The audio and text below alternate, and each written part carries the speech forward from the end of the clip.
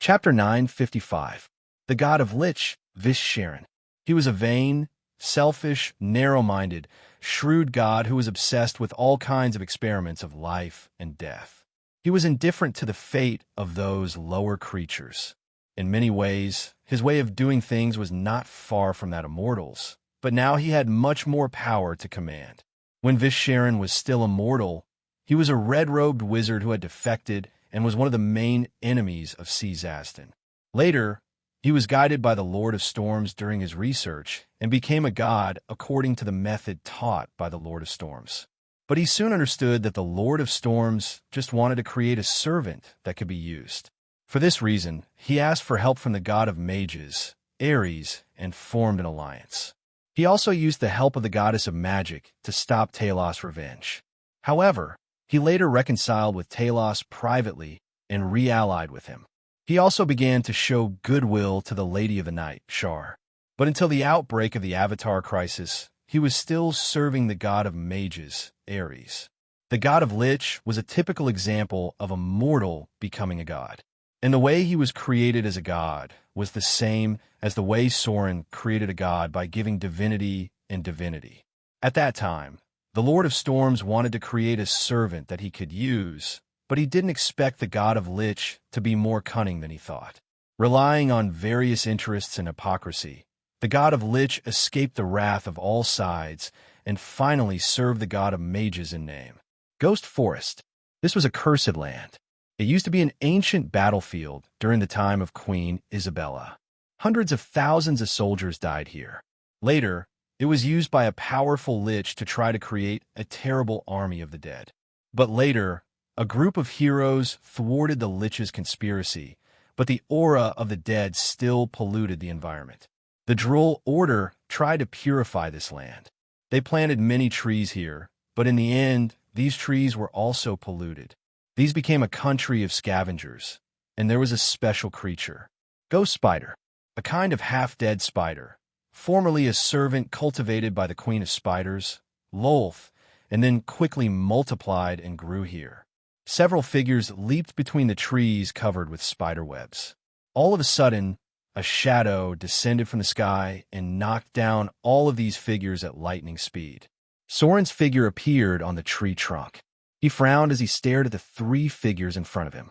Looking at their dark skin, he couldn't help but frown. Drow. And it was a female drow.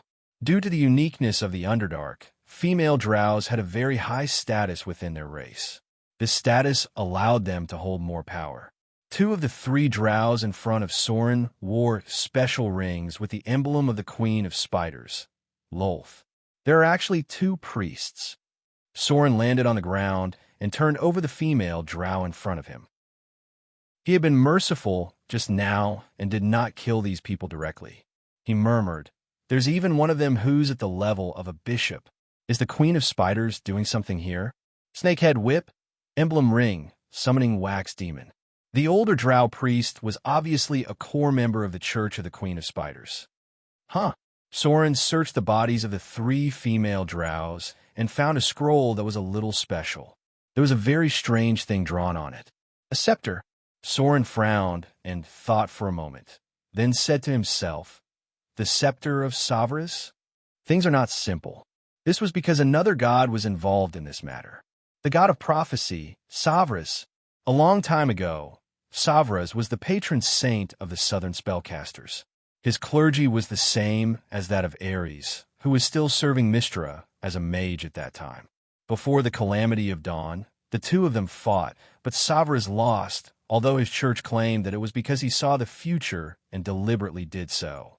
Atlas had seized a portion of Savola's divine domain and became the only guardian god of mages.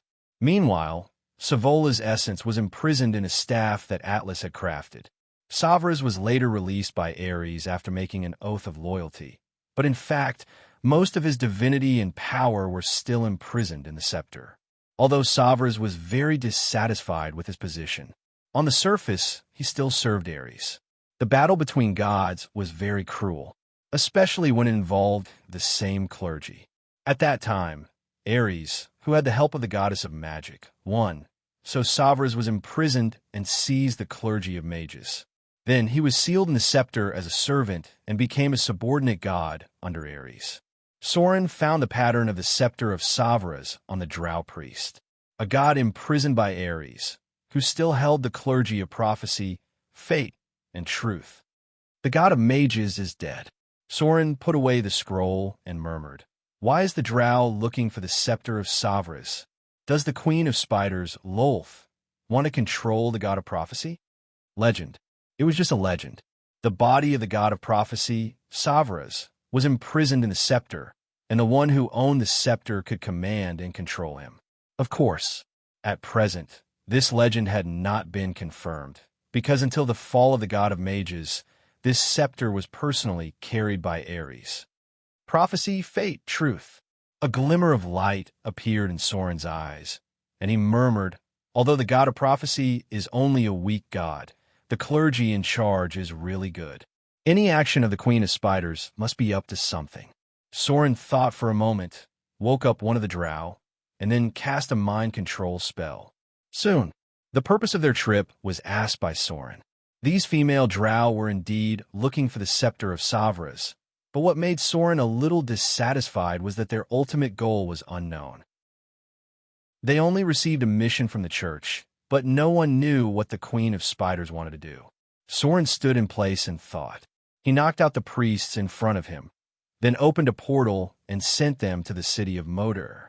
These people were not easy to deal with. First of all, Soren could not kill them because they were the priests of the Queen of Spiders. If they died, they must return to the kingdom of God. In other words, the Queen of Spiders could learn of Soren's existence through their death. Then, even if he killed them and erased the traces of their souls, the Queen of Spiders would still sense it. At that time, Soren would still be exposed. Therefore, the best way at present was to keep these priests alive, and when they were alive, they could not pray and contact the Queen of Spiders. Soren had to keep them unconscious until the end of his operation, and then they would be useless. The god of prophecy, the god of liches. Soren's figure moved to the other side of the ghost forest, and he murmured, "Both of the gods of the god of mages have appeared. The former is imprisoned in the scepter, and the latter is simply a fence-sitter related to the god of storm, and secretly serves the Lady of Night." It seems that the fall of the god of mages is not that simple. The struggle between the gods broke out. The god of liches served the god of mages, and the god of mages served the goddess of magic. The goddess of magic was an ally of the Lady of Silver Moon. The god of liches secretly allied with the god of storm, and also served the Lady of Night. This fence-sitter had connections with both sides. Under such circumstances, the sudden fall of the god of mages, no one could help but suspect the Lady of Night and the god of storm, who was related to the god of liches. Today, Soren also met the priests of the Queen of Spiders, so he had reason to believe that this matter was related to the Queen of Spiders. The Lady of Night was in charge of the Shadow Weave. For this ancient goddess, the power and priesthood of the god of mages was also attractive, and it could greatly weaken the power of the goddess of magic. Night fell. Soren quickly arrived at the place where the god of mages met with the accident. It had already turned into a huge crater. Meteorite? Soren saw at a glance that a legendary spell had been used here, and there were dense corpses of ghost spiders nearby.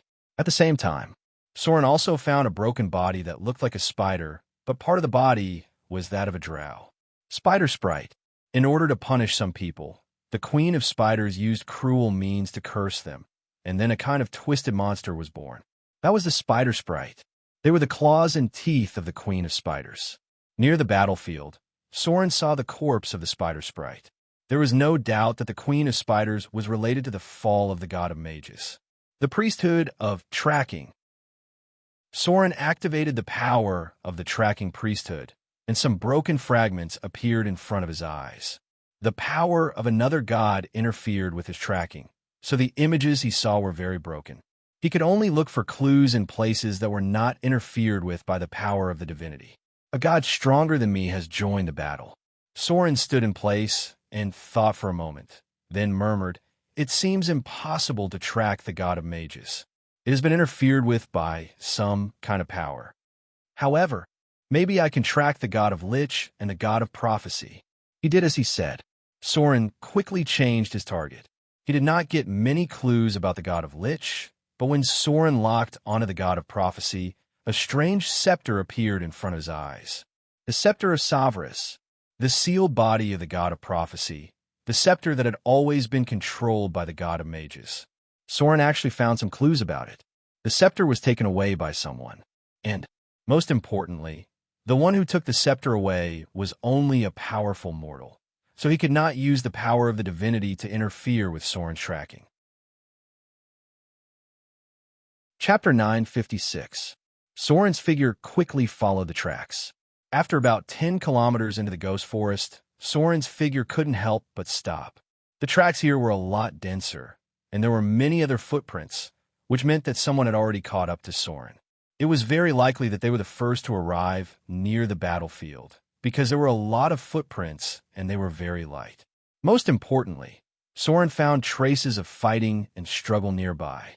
Did I get caught? Soren couldn't help but frown when he thought of this, but he quickly realized that this wasn't the case. These traces of fighting were left behind by someone else. A strange and gloomy aura quickly approached Soren, and a huge monster quickly approached within Soren's perception range, but it didn't make any sound. The spider webs around it were a lot denser. Soren seemed to have thought of something and muttered, "Mother Ghost Spider? This thing is quite smart. It actually knew to lure the enemy to the territory of a wild boss." Mother Ghost Spider. It was a very famous wild boss near Whiterun. There had been many adventurers who had tried to level it, but in the end, they had all failed. This was because the Mother Ghost Spider's monster level was 27, and its challenge rating was close to 24. It was a huge, half-undead creature that could directly trigger the immunity test with its eyes, and it could continuously cast the Finger of Death spell. The shadow that was quickly approaching Soren was the Mother Ghost Spider. When a huge shadow fell, a huge spider with a diameter of 6 or 7 meters with 12 legs and 8 eyes appeared in front of Soren. It seemed to be a little uneasy. As a powerful beast, it wasn't very smart, but even if Soren didn't show the power of a god, it still felt a deep sense of threat. But even so, a little bit of divinity was very attractive to it, and it was very eager to absorb the power of divinity, so it attacked purely on instinct. A silver-white stream of light appeared. Soren's figure disappeared, and in the next moment, 2 figures of Soren appeared in front of him, one on the left and one on the right. Shadow Domain. Death Domain. Soren's silhouette turned into a silver-white stream of light and slashed at the Mother Ghost Spirit Spider's body. The Mother Ghost Spirit Spider let out a painful howl. The divine weapon easily broke through its defense and caused great damage to it. The entire battle did not last long. This was because the Mother Ghost Spider's injuries were increasing at an alarming rate when it was facing the attacks of 2 Soren at the same time. It tried to kill Soren with its Death Trigger ability, but due to the activation of the Death Domain, its ability was completely suppressed. Soren could not trigger any test of death at all. Soren stabbed the divine weapon into the back of the enemy's head with a strange silver light. Then, a string of data appeared. Killed Wild Leader, Mother of Ghost Spirit Spider. Extracting target's soul energy. You've gained 105,000 slaughter EXP. Target has divinity. Extracting the target's divinity. You have gained 1 divinity point. With the death of the Mother Ghost Spirit Spider, the participating souls were bound by the domain, and then a gray-white soul crystal appeared. This was a legendary soul of the undead. There were not many valuable things on the Mother Ghost Spirit Spider. Soren only used it to cut off its eyes, and then quickly approached its cave.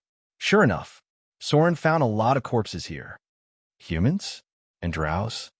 Soren saw the bones of humans and drows that were eaten. From the shape of the bones, he could easily tell that they were of different races. There were also scattered weapons nearby. It was obvious that these pursuers had fought back when they encountered the Mother Ghost Spirit Spider. Although the Mother Ghost Spirit Spider could not last a quarter of an hour in front of Soren, it was still an advanced legendary boss in the wild. It had no problem facing a team of legends, so it was naturally very easy to kill these pursuers. The person who obtained the Scepter of Savras was very smart. He deliberately led them here to ask them for help. He should have something very important on him. Soren observed the traces in the mother ghost spirit spider's nest. Everything told him a very important point. That was, the target had also entered the mother ghost spirit spider's territory and had also moved around its nest. But the mother ghost spirit spider did not attack him. It seemed that it did not find any trace of this person at all. What's going on? Soren looked at these deliberately left traces and could not help but fall into deep thought. He murmured, "The mother ghost spirit spider is a half-undead creature. Ordinary stealth and invisibility spells are useless against it. Not to mention, it has the ability to communicate telepathically, to be able to enter the mother ghost spirit spider's nest and not be attacked. Either this guy has some special ability, or he has a very powerful special item." Soren pondered for a moment. Then he continued to follow the traces. The speed of this target was not fast. It seemed that this person was a spellcaster, and in order to avoid being tracked, he did not even use fly and teleport spells. Fly was too easy to be exposed, and if there was no safe destination for teleport spells, then it was also very easy to be exposed and be tracked by deity-level enemies. This person was a veteran. Moreover, he was a very powerful legendary veteran. Soren continued to follow the traces left by the target, but the more he went, the more surprised his face became. This guy was a monster. This was because Soren had already killed the third wild commander boss in order to track his traces. The first one was the mother ghost spirit spider. The second one was Morgan the Witherer, fallen corrupted trance. The third one was Fuhrer the Rager, bugbear goblin leader. This guy seemed to have swaggered around the Whiterun commander bosses in the vicinity of Whiterun. There were traces left behind by him, but there were no signs of any commander bosses attacking him. This was simply unbelievable. Soren killed 3 legendary wild bosses in one go, but without exception, he found that although the target he was tracking encountered these enemies, there was no battle. What does this guy have on him? Could it be the power of the Scepter of Savras? That shouldn't be. I've never heard of the Scepter of Savras having such an ability. Soren fell into silence. Even in his memory, there were not many things that could do this. The target he was tracking now undoubtedly had a very important item on him, and it might even be another powerful divine artifact. Otherwise, there was no way to explain this phenomenon. This was a very troublesome problem. This was because if Soren did not have the tracking divinity, he would not have been able to find this target. And the strange item on him was very likely to cause some trouble for Soren. The next morning, Soren followed the traces and circled around Whiterun. Finally, he locked onto the target's final destination, the ancient red dragon. All the traces pointed to the mountain range where the ancient red dragon was. Unlike the previous traces, the target here had created a false impression. The first trace was easy to follow. Even a legendary level ranger could do it. The target was in the direction of the ruins of Silvery Moon. It started from the vicinity of Whiterun and passed by a city controlled by the Church of the Goddess of Magic. This false impression had deceived many people. Basically, all the pursuers followed this false impression to the city controlled by the Church of the Goddess of Magic. The second trace that was deliberately covered up pointed to the ancient red dragon. This guy did not leave the vicinity of Whiterun at all. Instead, after leaving for some distance, he suddenly disappeared. When the trace reappeared, he was already in the direction of the Red Dragon Mountains. After getting the Scepter of Savras, he did not want to hand it over to the Church of the Goddess of Magic. Instead, he led the pursuers to the Church of the Goddess of Magic. Who is this guy? Soren followed the traces and quickly approached the Red Dragon Mountains. Does he want to keep this divine artifact for himself? That's right.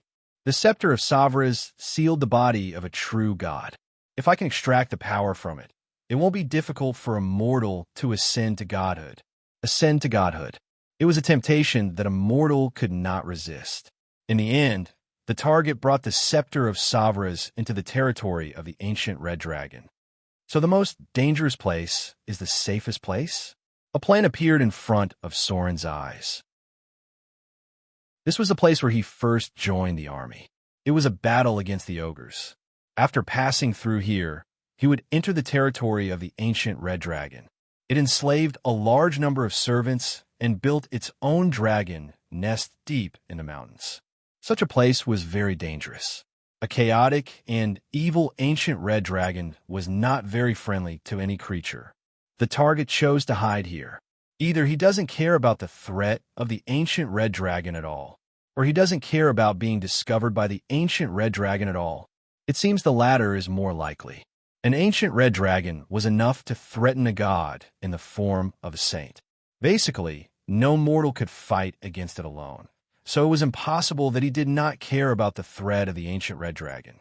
The biggest possibility was that the target had a way to avoid the ancient red dragon and could hide here without worrying about being discovered by the enemy.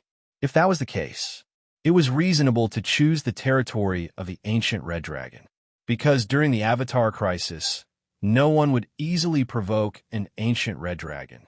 Even if it had amazing treasures, there was no reason for the gods to attack it. Even if there was only a 90% chance of winning, the gods were not willing to take the risk to slay the dragon and then gain some wealth that only mortals cared about. This was the best place to hide, as long as he was not discovered. With the ancient red dragon attracting the attention of the enemy, no one would think that the person who obtained the Scepter of Savras was hiding here. This was a very smart guy. P.S. Grandma can get out of bed and walk now. I love you guys. Moi. Chapter 9:57. Soren moved forward along the mountain range. After entering the red dragon's territory, he could clearly feel that the number of monsters had increased. Generally, when an old dragon built its nest, a colossal dragon would recruit monsters to guard its nest, and an ancient dragon would control even more minions. Soren saw ogres the most. Even though they had been defeated by Wyvern's army once, the chaotic and evil ogres and red dragons still gathered together. In addition, there were also gnolls, bugbears, dark creatures, and so on. They were all entrenched in the path leading to the red dragon's lair. They were responsible for preventing others from approaching. Wyvern's army had returned empty-handed because of this, and they had only seen the ancient red dragon a few times. More obvious traces began to appear in Soren's line of sight. Not only had the target entered the ancient red dragon's territory, but he had also gone deep into the mountain range. None of the monsters along the way had discovered his existence. Soren had the shadow, clergy, and his stealth ability was frighteningly high. It was normal for him not to be discovered by monsters. However, this guy was obviously not a rogue. It was a bit illogical for him to be able to avoid so many monsters. After moving forward for about 10 kilometers, Li Yunmu's group suddenly stopped moving. Soren found traces of a battle for the first time, although the battle had ended quickly. This is Melf's acid arrow. Soren leaned over and looked at the corpse in front of him, as well as the corpses of the bugbears. The whole battle ended quickly. It seemed that the target had accidentally encountered a group of bugbears, and there were traces of a bonfire next to him. According to Soren's guess, the target must have set up a bonfire at night and then suddenly encountered the wandering bugbears. This time, he was discovered by the enemy. Soren suspected that he did not use any of his items at that time. It looks like he was attacked while camping. His spellcasting level is not low. All the bugbears were killed by a single spell. The enemy's spellcasting speed is very fast. Soren looked at these traces and fell in a deep thought. According to the feedback from the tracking clergy, the battle should have started last night. In other words, the target had let down his guard after entering the mountain range, and had even chosen to set up camp in a tent, which wasn't too far away from Soren. However, after this battle, he should be a lot more cautious. Soren decided to chase after him. When night fell, he could already feel that he was very close to his target. However, Soren didn't find him. He only followed the trail and found some clues. The monsters in the area became denser. They were all creatures enslaved by the ancient dragon. There were even Taurens in the Underdark nearby. Soren bent down and looked at the rock in front of him, then muttered, It's around here. Has the target gone up the mountain? Go up the mountain? In front of him was a towering mountain peak. At the top of the mountain was a half-activated volcano. This was man-made. The ancient red dragon had transformed this place into a volcano that had yet to erupt with the help of the elemental turbulence in order to create a suitable lair for itself. As Soren approached the mountain, the number of monsters decreased significantly. He actually hid under the ancient red dragon's lair. This guy really has some guts. Soren followed the trail and soon saw a cave. It was dark inside, but it didn't affect Soren's dark vision. He carefully entered the cave. Then, something inconceivable happened. Soren felt the presence of a human, but he couldn't see him at all. It was like Soren wearing an anti-detection cloak. No shadow could hide in front of Soren, who had the shadow clergy. The invisible state of the target seemed to be caused by some kind of divine artifact. There was a very faint sound of breathing in the cave. It seemed that the target was very tired after running for so long. There was a security trap at the entrance of the cave, but it wasn't a problem for Soren at all. There was a magic circle set up in the cave. The target was lying on a long rock in front of him. This should have been the bear's lair. Time stop. Legendary spell. Soren couldn't see the target, which made him even more cautious. In order to make sure that there were no accidents, he directly cast a legendary spell, Time Stop. Everything was frozen. Soren's figure quickly approached and then rushed toward the target. Mortals couldn't be immune to Time Stop, which was one of the advantages that gods had against legendary spellcasters. An invisible energy barrier appeared. There were several defensive items on the target's body, and almost all of them were automatically activated at the moment of being attacked by Soren. Simulacrum. 2 figures of Soren appeared, and in an instant, the silver light of his sword turned into a curtain, and in the blink of an eye, the opponent's energy barrier was broken. Then, Soren pressed down on the target that he could touch, but couldn't see at all. Blood splattered. Soren slashed at the opponent, and then felt the staff in the opponent's hand. Almost without thinking, he cut off the target's arm, and then the staff fell into Soren's hand. A figure appeared. The effect of Time Stop was still there. After Soren took the staff, a guy who looked a little embarrassed but familiar appeared in front of him. Ildes. According to the original historical track, he inherited part of the divine power of the goddess of magic. This lucky guy should have become the new god of mages in the original history. But because of Soren took the initiative to help the goddess of magic in the Misty Forest, so Ildes lost a very important opportunity. However, as one of the best among the natives, he still got another adventure, and that was Ildes successfully found the legendary Archmage staff.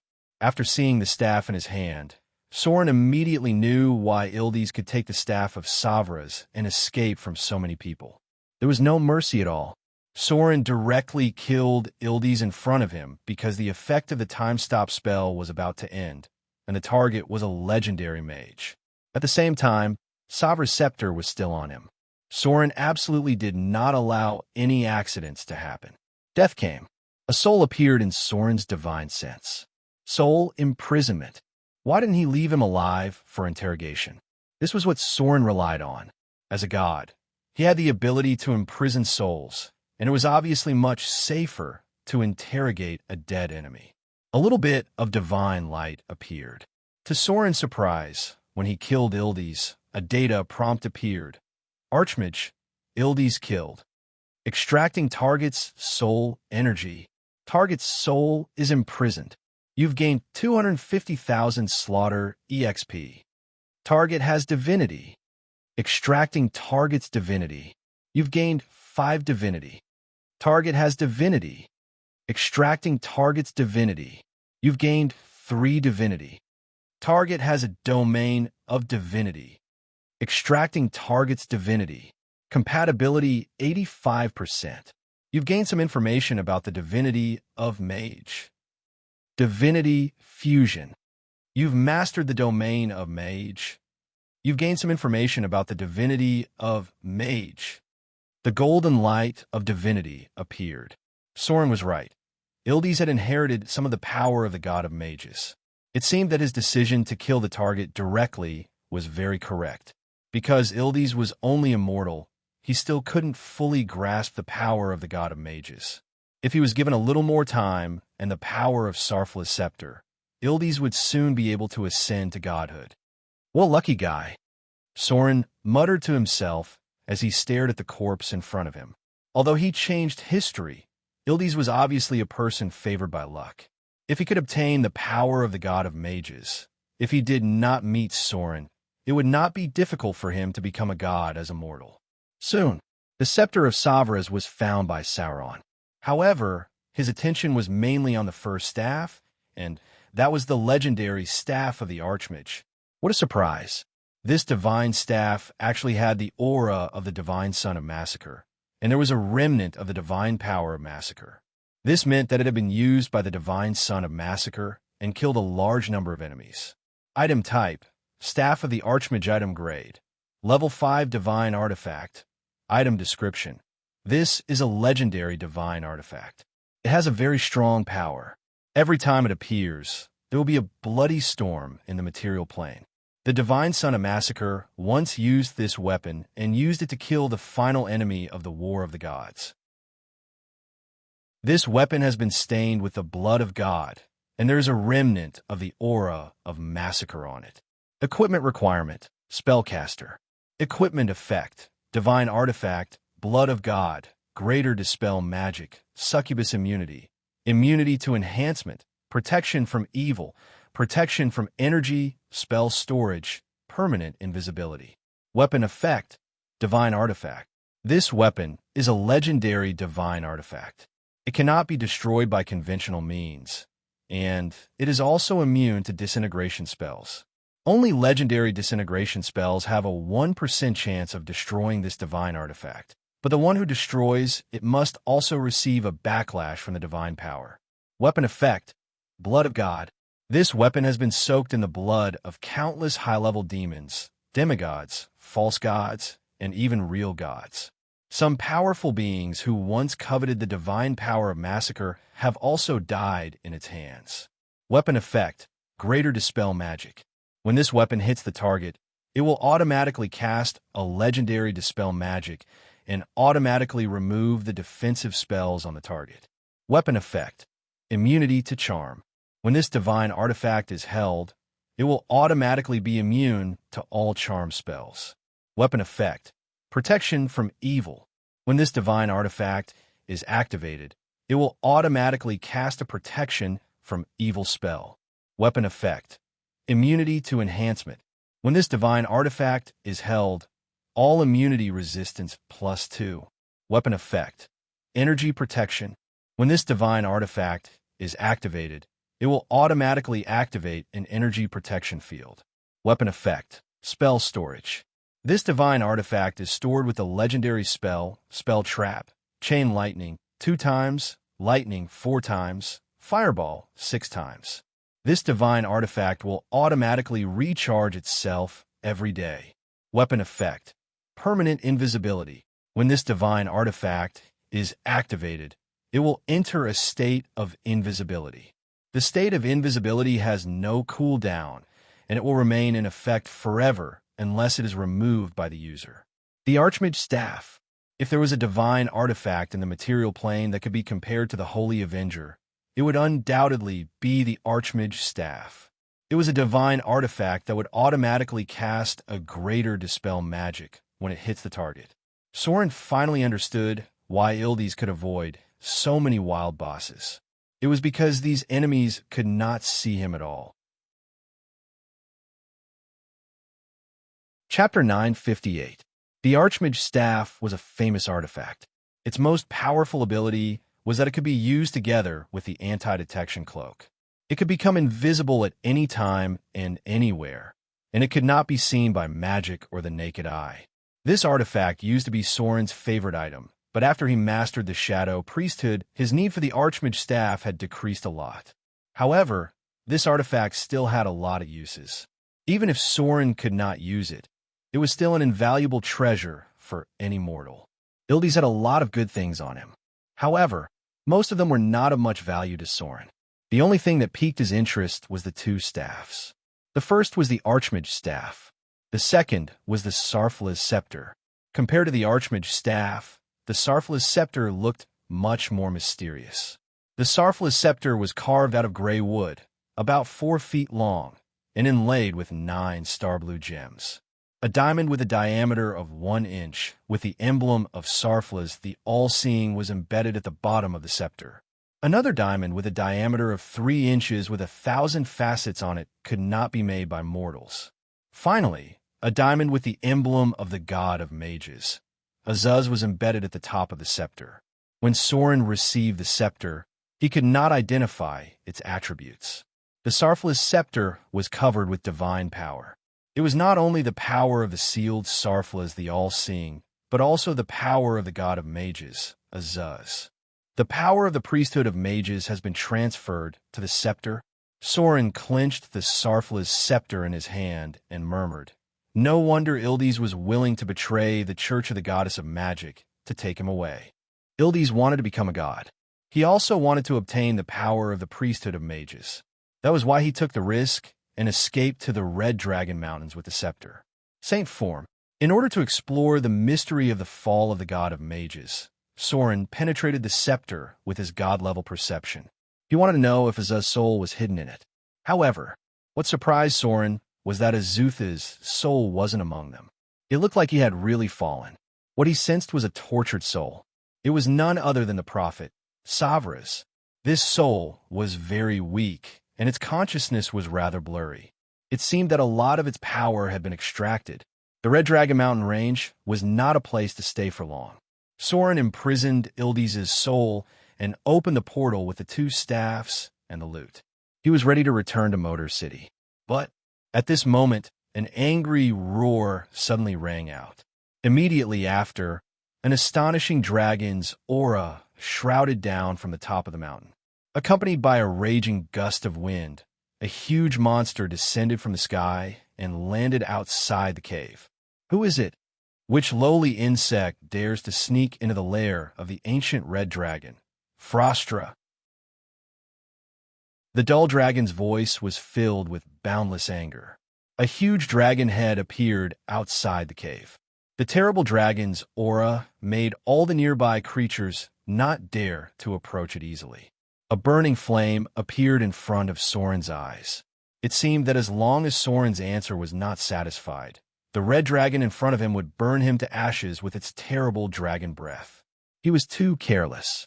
Soren had just killed Ildes. For a moment, he forgot the existence of the ancient red dragon, and he even forgot that he was under its lair. Ancient dragons were all very cautious. They had rich life experience. Under normal circumstances, the lair of an ancient dragon was many times more dangerous than that of an adult dragon. This was because they would fill their lair with all kinds of magic traps and warning spells over a long period of time. Ildes sneaked all the way here without using a teleportation spell. This was because the ancient red dragon's lair could sense the teleportation spell's mark near it. This was very likely to expose its existence. Soren was in a hurry to return to Motor City after killing Ildes. He forgot about this ancient red dragon for a moment. Just when he was casting a greater teleportation spell, the power of the spell alarmed the ancient red dragon. The surrounding space was sealed. The cunning ancient red dragon immediately cast Dimensional Anchor to lock the space. Soren could not leave unless he mobilized the power of divinity. However, at this time, Soren was not so afraid of an ancient red dragon. His figure slowly walked out of the cave. After seeing the staff in his hand, the ancient red dragon's eyes burst into a dazzling light in an instant. It said in a deep voice, "Human, give me the staff in your hand. The great Frostra will forgive you for offending me." The light of greed appeared. Even an idiot could see that the staff in Soren's hand was not ordinary. Not to mention, with the knowledge of an ancient red dragon, it was not difficult for it to recognize the scepter of Savras. Don't let greed blind your eyes. Soren's mouth showed a mocking smile. He slowly stood in front of the huge, ancient red dragon and said calmly, "Look at who I am first." At this time, the ancient red dragon looked away from the artifact with difficulty, and then it looked at Soren in front of it and reached out its hand. The next moment, the ancient red dragon Frostra's huge body trembled, and then its head immediately lowered. There was a trace of fear in its voice. "Shadow Lord Soren, Frostra doesn't know you're coming. Please forgive me for offending you just now. You can leave here at any time." The glory of the gods could not be hidden from the ancient red dragon. In particular, Soren did not hide his power, so when the ancient red dragon saw his holy form, it immediately knew his identity. Then, fear was born uncontrollably. Soren stroked the scepter of Savras in his hand, narrowed his eyes slightly, and looked at the ancient red dragon in front of him. He smiled and said, "It seems that there's a price to pay for offending you. Then, if you offend me, what price should you pay? Shadow Realm, Death Realm, Slaughter Realm." The power of the three realms shrouded the nearby space and blocked all the escape routes of the ancient red dragon in an instant. Soren slowly took a step forward and said with a chuckle, "How should I punish you? You should know that the price of offending a god is not light." Cold sweat appeared. The ancient red dragon in front of him could not help but take a step back. Its voice was no longer as strong as before. It whispered, "Great Shadow Lord, I'm willing to compensate you for the offense just now. Look, this is Mithril from the Underdark. This is a gem from the Southern Islands. I'm willing to give it all to you." There was a hint of pain on the ancient red dragon's face, but it still opened a space portal and then took out a large piece of mithril and hundreds of gems. For the dragons, being willing to take out their own treasures as an apology was already a great concession. After all, they were all misers. Soren accepted it without hesitation. As Soren accepted these things, the ancient red dragon's face also showed a hint of relief, because this meant that Soren accepted its apology. If Soren did not take these things, it was afraid that it would be ready to fight immediately, because no one could offend the majesty of a god and not pay the price. If Soren did not accept these things, it meant that the price it paid was not serious enough. The true god in front of it intended to make it pay a more painful price. P.S. First update. There's another chapter today. Chapter 959. That was the rule. A god was not a benevolent being, especially an evil god. Soren looked at the ancient red dragon in front of him. There was still a trace of uneasiness in his eyes, and then he slowly said, "I also need some dragon blood." Dragon blood? Facing Soren's request, the ancient red dragon did not hesitate to cut open its forelimbs with its extremely sharp dragon claws. Then a large amount of dragon blood gushed out. It collected it with magic, and then respectfully sent it to Soren. After offering a large amount of dragon blood with both hands, the ancient red dragon's expression became much more relaxed, because it was normal to offend an evil god with blood as the price. It had just offered an apology, but that was only its will. Whether the evil god was satisfied with it was another matter. But Soren asked for dragon blood, which meant that he was willing to let go of the ancient red dragon in front of him, offering treasures and dragon blood. In the ancient red dragon's view, Soren's request was very reasonable. It was very consistent with the identity of an evil god, and it was secretly relieved. For an ancient red dragon that weighed more than 50 tons, a little bit of dragon blood was nothing. The price of angering a mid-level divine evil god was something it could not bear. Soren waved his hand and put away the dragon blood. It was not the time to kill an ancient red dragon. Soren was 90% sure that he could defeat the ancient red dragon, but he was not 100% sure that he could stop the ancient red dragon from escaping, because dragons could fly, and even a true god might not be able to stop them in the sky. Soren sealed the teleportation spell, but he could not seal the ancient red dragon's ability to fly. If the ancient red dragon ran away after attacking, then Soren would not be afraid. But if the ancient red dragon took revenge on Mordor City, it would definitely be a very troublesome thing. So either he didn't attack, or he had to be 100% sure that he could kill the ancient red dragon. The light of the teleportation spell appeared again. When Soren's figure entered the portal, the ancient red dragon carefully let out a sigh of relief. For the turbulent period of the Avatar crisis, even a powerful ancient red dragon had to shrink its tail and behave, because God knew when it would be unlucky enough to meet a true God walking in the mortal world. Mordor City. After returning to Motor City, Soren immediately found Gloria. Recently, she had been living in the Arcane Tower. When Gloria saw Soren, she couldn't help but be surprised. When she saw the scepter in Soren's hand, she was even more surprised. The scepter of Savras? Gloria couldn't help but murmur. Soren nodded and handed over the scepter in his hand. He said softly, "The prophet, Savras. Let's see if it's suitable." No one was more suitable for this scepter than Gloria, because she was a legendary witch with the ability of divination. Facing Soren's scepter, Gloria hesitated for a moment, but after seeing Soren's determined eyes, she slowly held the scepter. A little bit of golden light emerged. The moment Gloria held the scepter of Savras, the golden light of divinity emerged. The power from the prophet, Savras, was absorbed by her and integrated into her body. This meant that Gloria herself was extremely compatible with the clergy of prophecy, wizard, truth, and fate. Especially the clergy of prophecy, her compatibility was quite high. This phenomenon didn't appear on Soren because he only had a little compatibility with the clergy of wizard. The light of divinity shrouded Gloria. Her figure flew up automatically, and along with the light of divinity, Gloria's original silver-white hair gradually disappeared and turned into soft black hair again. The clergy of prophecy. The power from the scepter of Savras began to transfer into Gloria's body. This was the greatest benefit of the Avatar crisis. It was easier for mortals to absorb divinity. How do you feel? When the light of divinity dissipated, the Gloria in front of him was completely different. There was an additional golden light in her beautiful eyes, which meant that she had become a demigod, and it was easier for her to advance than Vivian. The clergy of prophecy was completely prepared for her. Whether it was strength or expertise, Gloria was extremely compatible with it. I saw something beyond the prophecy.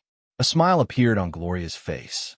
She gently lifted the long hair hanging by her ear and said softly, "It's a wonderful feeling. I've never encountered such a situation before. Even if I didn't cast any spells, I could vaguely feel some things that would happen in the future." Soren nodded and waved his hand to stop Gloria from saying anything. He said seriously, "No matter what you see, don't tell me. The future is always changing. The fate you can see is just a branch of it. What you need to do now is to familiarize yourself with the power of divinity. As a new demigod, you must learn to control this power, not be controlled by it. Also, be careful of Sarflas in the scepter. Although I've sealed his consciousness, he's still alive. Although I have sealed his consciousness, you must be careful not to be influenced by him." Soren sealed Savras. That was why Gloria could so easily obtain the clergy of prophecy. However, he couldn't completely eliminate him because Gloria still needed to take the clergy of truth, fate, and mage from him. Azuz fell. A part of the clergy of mage returned to Savras. Gloria could not only have prophecy, but also the other clergies. However, if Gloria accepted these clergies, then her relationship with the goddess of magic would be very delicate. She was Soren's woman, so it was impossible for her to become a subordinate of the goddess of magic. This was something that had to be faced in the future, but there was no rush to deal with it now. After handing the scepter of Savras to Gloria, Soren came to the fallen witch's laboratory. The divine light, just now, could not be hidden from her. Obviously, the fallen witch already knew what Soren brought back. "Did you prepare something good for me?" After seeing Soren's figure, the fallen witch couldn't help but lift her long hair and smile. She said charmingly, "Don't forget that I'm also proficient in prophecy. I can feel that you brought me something extraordinary." Solon smiled when he heard this. There was no need to be so polite to the fallen witch. He directly took out the archmage staff and handed it to her. He said in a deep voice, "You still want to go to the sigil, right?" The fallen witch nodded and said softly, "If I want to build a real floating city, I have to go to the sigil. Soren also understood this point. He took off his cloak and handed it to her. He said, "This is the Archmage staff.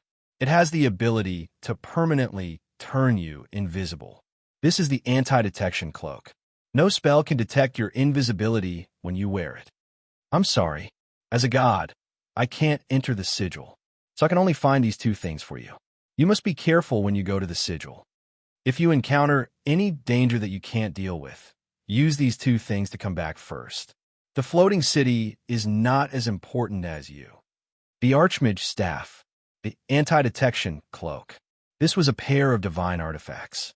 After wearing it, unless the enemy had the eye of truth, they would not be able to detect the existence of the fallen witch.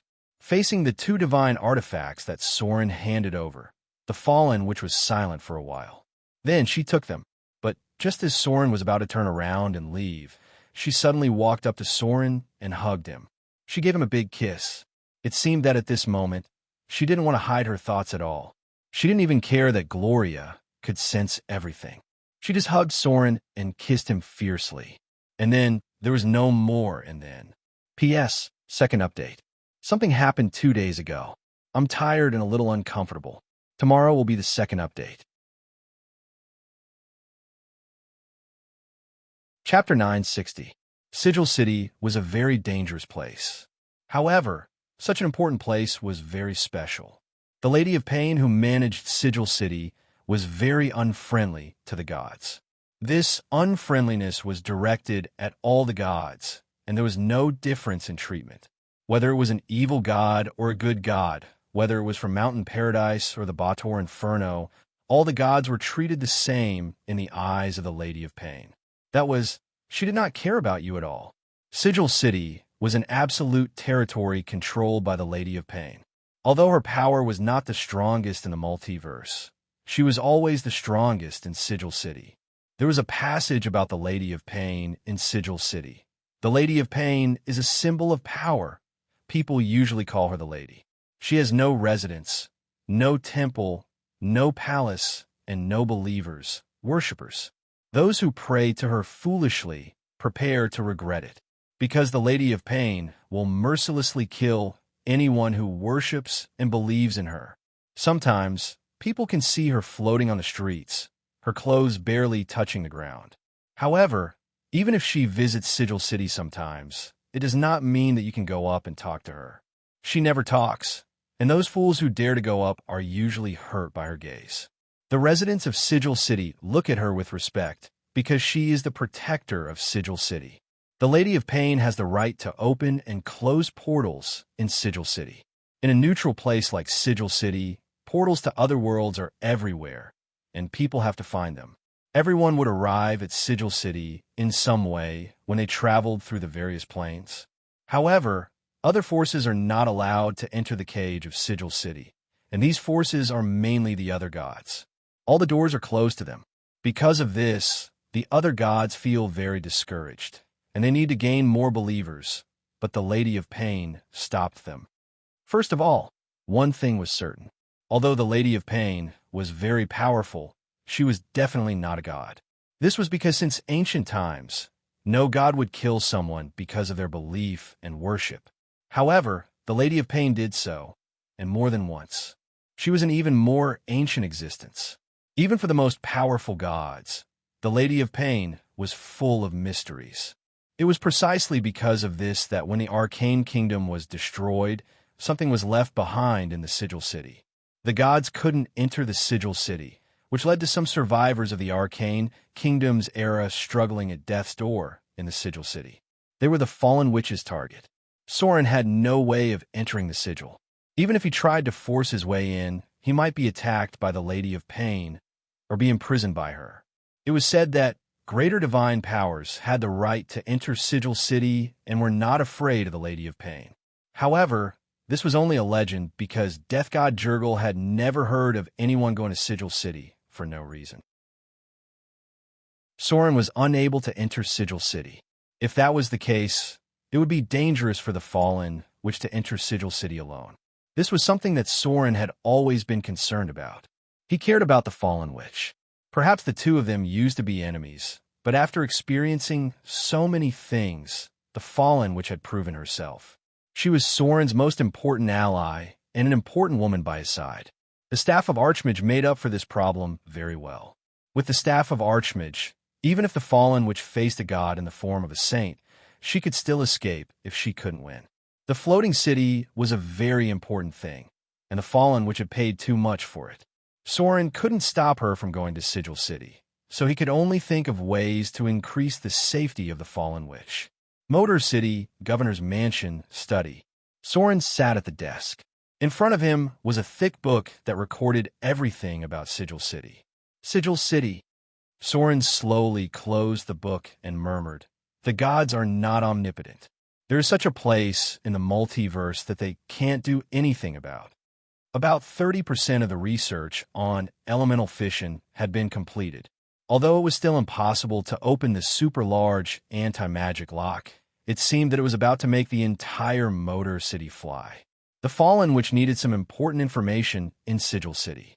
For this reason, she had already prepared to go, and after getting the help of Soren, she had already begun to plan her itinerary. All the preparations were about to be launched. The Fallen Witch was about to go to Sigil City. Gloria was perfecting the Golem Factory and studying the prophecy. Clergy, Vivian was familiarizing herself with how to become a true god, and Soren had also begun the most important step before the plan. On this day, the most dazzling newcomer in Motor City, the talented rogue, the legendary rogue named Ugly Monkey, returned after completing the mission in Shipwreck Bay and was summoned to the temple by Soren. In a magnificent temple, the statue of Soren was in the center. After continuous transformation, Soren's temple had become a giant god temple, and when he was promoted to a greater divine power, the temple would be expanded to the size of a pantheon. Of course, the real pantheon should belong to a greater divine power, just like the real pantheon in the astral world, where all the gods had a mirror image in it. It was said that there was once a greater divine power god who ruled many divine systems, and a pantheon was also created at that time. Of course, legends were just legends, and there was nothing that could be verified, because so far, all the known gods had only appeared close to a greater divine power, but there had never been a true greater divine power. In the temple, Soren's figure appeared. He was shrouded in golden light, and in front of him was Ugly Monkey, who was kneeling on one knee. This was a very good newcomer, who rose in endless slaughter and promoted to legendary strength in just a few years. Although there was also Soren's favor, his ability and temperament were undoubtedly excellent. This was a talented, hard-working, and smart believer, and also the mainstay of Soren's church. But today, Soren had an almost certain death task for him. Above the temple, Soren looked down at Ugly Monkey in front of him, and a majestic voice came out. "You proved your loyalty to me, and also proved your ability to me. Now, I have a very important but dangerous task for you. Are you willing to accept it?" Ugly Monkey's figure knelt on one knee. His expression was solemn, and he looked at Soren resolutely and firmly.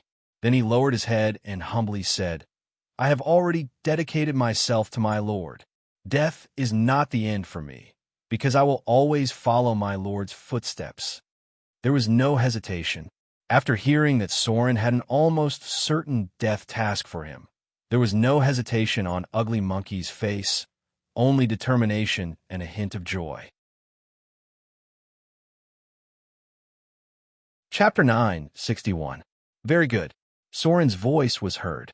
His golden eyes stared at the Ugly Monkey in front of him, and then he waved his hand, and the light of divinity fell.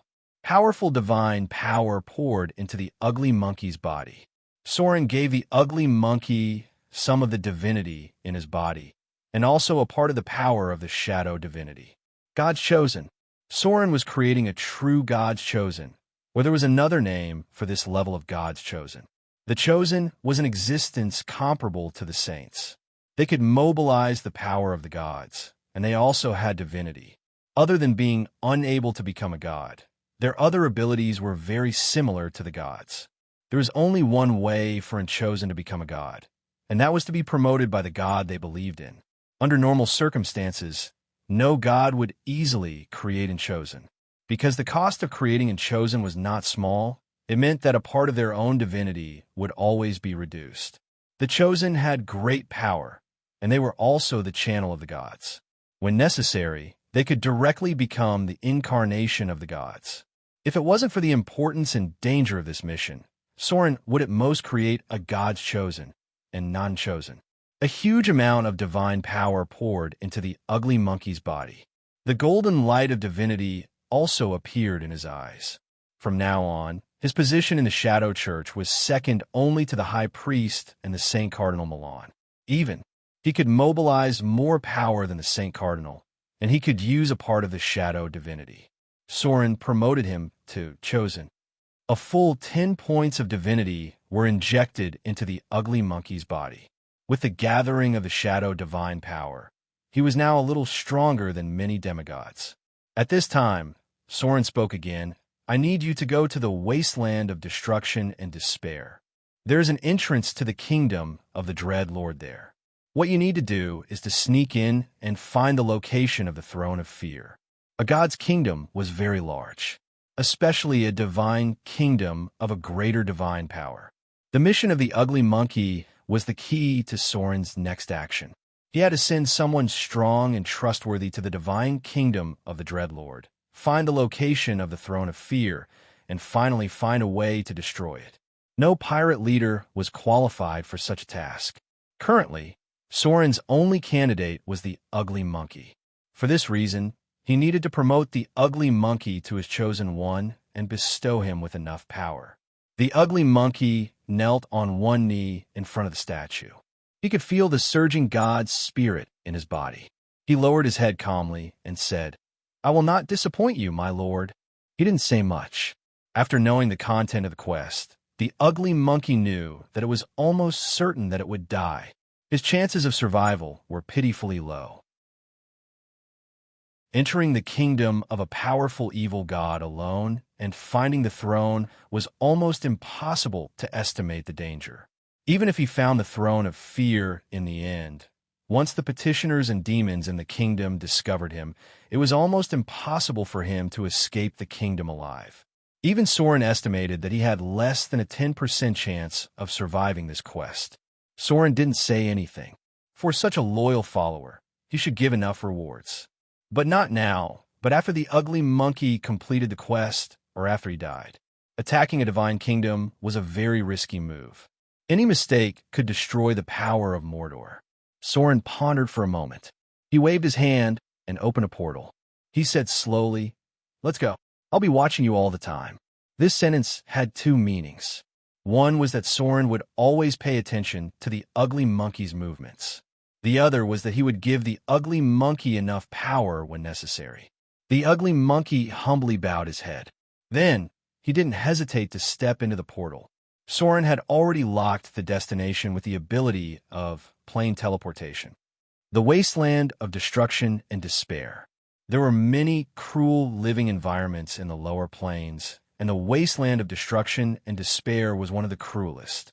The wasteland of destruction and despair was not only uninhabitable, but it was so harsh that it was difficult for creatures to survive. This loaf contained a broad plain of black sand, a plain of plain granite, and a precipitous valley surrounded by steep, sharp walls of obsidian. Except for the river of blood, there was no water flowing through this wasteland. Although there was no sun in this plain, it was still very hot. There were no plants growing here, and there were almost no healthy creatures living here. Dark clouds covered the gloomy sky, and the earth was wrapped in darkness. Just like its name, this was a land full of destruction and despair. It was also the territory of the evil gods in the lower plains. There were 5 evil gods living in the wasteland of destruction and despair. They were the Dread Lord, the goddess of misfortune, Ben Saba, the god of revenge, Hall, the goddess of torture, Lauvida, and the goddess of poison, Talona.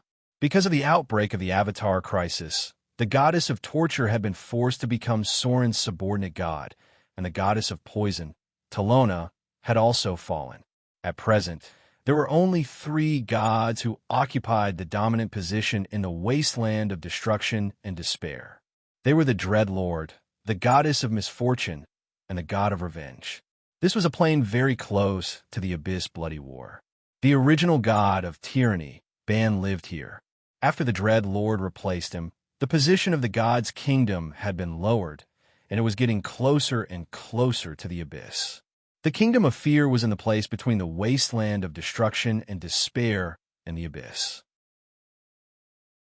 The most important symbol in the wasteland of destruction and despair was the River of Blood, which flowed all the way to the 8th layer of the Abyss, the Sea of Blood. This was the territory dominated by the goddess of misfortune, Ben Saba.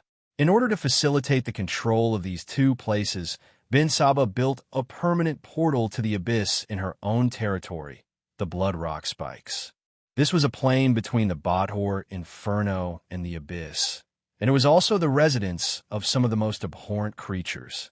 In addition to the devils, demons, and Ugros that escaped from the Bloody War, creatures such as parrots, hellhounds, and hellbees also lived in the wasteland. Almost all the souls that came to the wasteland of destruction and despair were mortals with hatred. They would become petitioners called larvae. The larvae's appearance was very similar to the abyss worms, but there was a little difference. Most of the larvae were medium-sized worms, and their heads were similar to the appearance of mortals. Larvae, like the abyss worms, existed as currency, food, and materials. This was a very dangerous area, because it was too close to the god's kingdom of the 5 evil gods. Even the boldest adventurers did not dare to enter easily, because this place was more terrifying than exploring the abyss. At this moment, a flash of teleportation appeared. As the portal gradually disappeared, Ugly Monkey's figure appeared in a vast plain of black sand. As soon as he appeared, a hungry hellhound that was wandering nearby pounced on him in a frenzy. This was the wasteland of destruction and despair. In this barren and desolate place, where even souls could not survive, most of the creatures were full of extremely strong hostility. P.S. Second update. Please recommend me.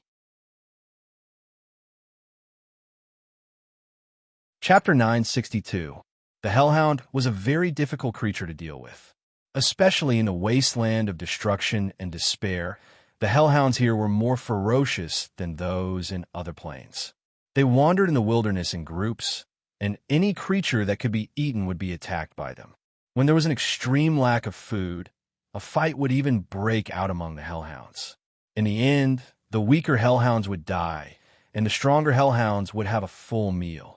Facing the incoming Cerberus, Ugly Monkey did not panic at all. He lightly shifted his feet and swung his sword in reverse. The sharp blade pierced through the Cerberus' throat. After a painful wail, the Cerberus stopped moving.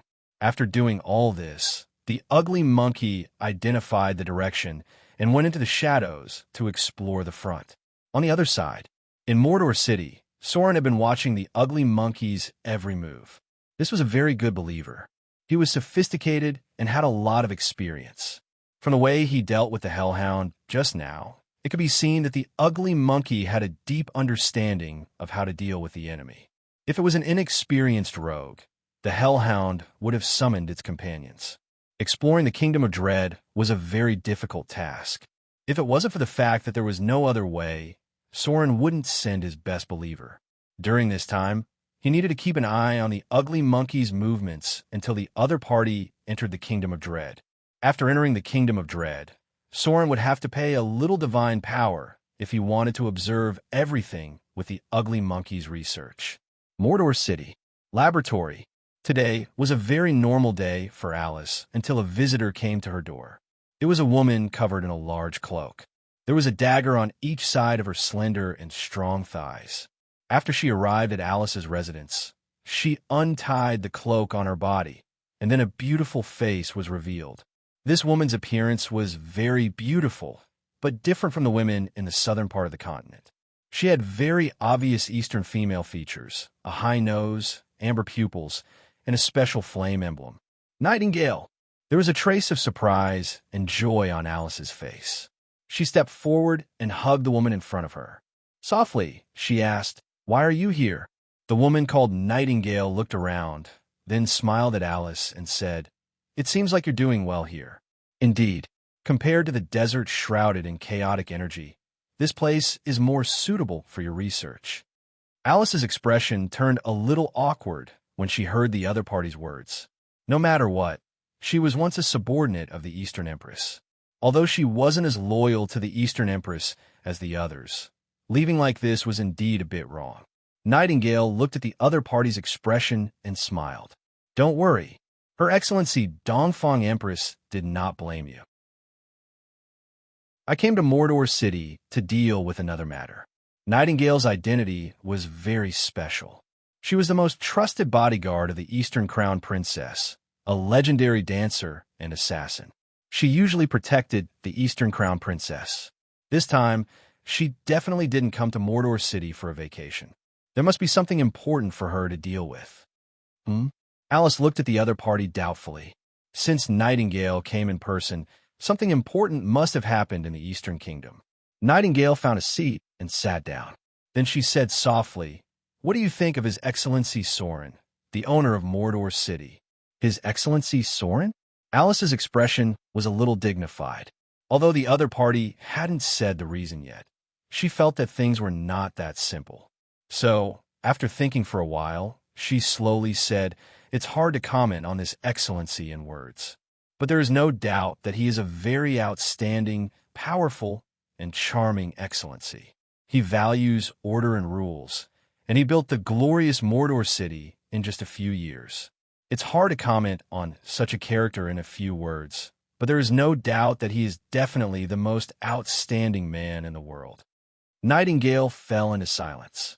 After a while, she whispered, "Values, order, and rules? Is that so? How does he treat his allies?" Allies? Alice fell into silence when she heard the words. She thought for a while and said, "Allies? His Excellency Soren values promises very much. So if he is an ally, he should also abide by his promises, right? Did something happen?" Nightingale sighed and said, "Yes. Her Excellency the Eastern Princess is in trouble." The ancient evil appeared.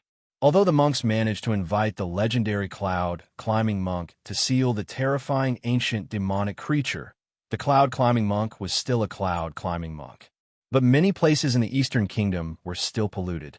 The entire southern part of the Eastern Kingdom had no harvest under the magic of the ancient evil, and the polluted land could not survive at all. Later, a lot of things happened. The Eastern Princess was forced to take down the islands in the East Sea. Now, the entire Eastern Kingdom and the ports in the south are under our control. Alice frowned when she heard the words. She quickly grasped the key point and murmured, "The ports in the entire East Sea are under your control, including the Wave Sand Island and the Black Reef Island?" Nightingale nodded and said yes. Alice frowned even more and said in a low voice, "You killed all the original allies of His Excellency Soren?" "Yes," Nightingale said frankly.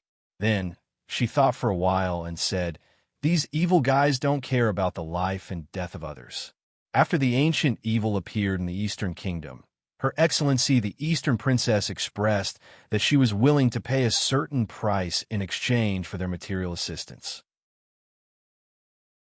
But I didn't expect them to be so greedy, and even their leader had excessive thoughts about Her Excellency the Eastern Princess. "Then, let's kill all of them," said Yifutian. The Eastern Kingdom was similar to the city-state model. There was no real kingdom in the entire Eastern Kingdom. Many cities were ruled by secular forces, monasteries, and nobles. The existence of the Eastern Princess was like the queen of the central city-state. She secretly controlled about 1/3 of the Eastern Kingdom, and she also had her own forces in many cities. Alice thought for a while and said, "You came here in person this time to replace those original people as partners of Mordor City?" Nightingale shook her head and said, "Not just Mordor City. My mission this time is to get the recognition of His Excellency Soren. Her Excellency the Eastern Princess hopes that we can become allies of a true god." Alice looked at the other party and said, "When did this happen?" Nightingale seemed to know what she was asking and immediately said, "A few days ago. At present, The fleet of Mordor City should not have returned yet. Don't worry. We didn't attack them. We know the severity of this kind of thing. The news should not have been sent back yet. I came here first, and there was an official messenger sent by Her Excellency the Eastern Princess. Alice thought for a while, and then said, "What do you need me to do?" Nightingale smiled and said softly, "Help us persuade His Excellency Soren and let him accept our control of the East Sea. We won't change any of the rules he set. It's just that we will be responsible for all the trade in the Eastern Kingdom in the future. His Excellency Soren will just change a partner, and nothing else will change." Alice let out a sigh of relief and said softly, "If that's all, I can try to help. Have those people been dealt with?" Nightingale nodded and said, "They've all been dealt with. Don't worry. We won't be careless about this kind of thing. For an evil god, there are some rules that he cares about very much. We won't make such a low-level mistake." Alice thought about it seriously and said, "That's good. You come with me tomorrow to meet His Excellency Soren. This matter must be dealt with. Otherwise, if Mordor City is angered, the consequences will definitely be more serious than you think." The next day, today, Soren received very bad news early in the morning. The news came from the Eastern Kingdom, and the content was related to Soren's past partners. The allies who had formed an alliance with him, the monk organization, and the leader of the Ronin who controlled the coastline of the Eastern Kingdom were all wiped out overnight. The coastline trade of the entire Eastern Kingdom came to a halt. Although the fleet of Mordor City was not attacked, this matter could be big or small. The key was to see what the people who replaced the original people in charge of the eastern coastline thought. Soren would never allow the eastern route to be interrupted, so if necessary, he would personally send a fleet to the Eastern Kingdom and directly bring the eastern coastline into his own control. "My lord, Lady Alice wants to see you." Just as Soren put down the information in his hand, the voice of the guard came from outside the door. Soren raised his eyebrows and said, "Let her in." He had just received the news, and Alice took the initiative to visit him. It seemed that this matter was related to the Eastern Princess. Looking at the entire Eastern Kingdom, only the monastery and the Eastern Princess had the ability to eliminate his former allies overnight. "Your Excellency Soren." Alice's figure quickly appeared in front of Soren, but there was another female figure next to her, an Oriental dancer. She was also a very good assassin. After Soren glanced at the other party, he knew the identity and profession of the other party. The Great Shadow Lord. The Oriental dancer on the side stepped forward slightly and bowed. She didn't know whether it was intentional or not, but her full breasts and cleavage were exposed in front of Soren. She raised her head and smiled. "My name is Nightingale. I am the personal guard of Your Excellency, the Eastern Princess. I came to Mordor City this time for the change of the owner of the East Coast. We are not hostile. In order to avoid misunderstanding, Your Excellency, the Eastern Princess sent me first. In a few days, there will be an envoy of the Eastern Princess officially arriving." So it was the Eastern Princess who made a move? Soren frowned slightly when he heard the words. Seeing his frown, Alice and Nightingale next to him couldn't help but be nervous because this was a terrible, true god. Once he was angry, the consequences would be absolutely unimaginable. Soren paused for a moment. Then his eyes fell on Alice next to him. Then he withdrew his gaze and said lightly, "Sit down and talk." It seemed that he had made the right bet. When Nightingale saw Soren's expression, she knew that her decision was right. It was a wise choice to find Alice before meeting Soren officially. Or else, at this moment, Soren's attitude towards her would definitely not be so friendly. Chapter 963. Soren was very angry, but he also had his own concerns. After glancing at Alice next to him, he nodded with a cold expression and said to Nightingale in front of him, "I see. Let Princess Dongfang come and talk to me in person." Hearing Soren's words, Nightingale had a lot of things that she wanted to say. She didn't even have time to say the conditions that she thought were very good. At this time, Alice gently pulled the corner of her clothes and shook her head. At this time, Nightingale understood that the whole thing was not a matter of whether the conditions were good or not, but something more serious. There were some things that she didn't understand, but Alice, who was beside her, already knew. When Solon opened his mouth, Alice heard an unquestionable tone from his mouth. "That's good." Nightingale bowed respectfully to Soren, then said, "I'll pass the news to Princess Dongfang immediately." After that, Alice pulled Nightingale away. Before walking out of the room, Alice turned to look at Soren, then bowed slightly to express her gratitude.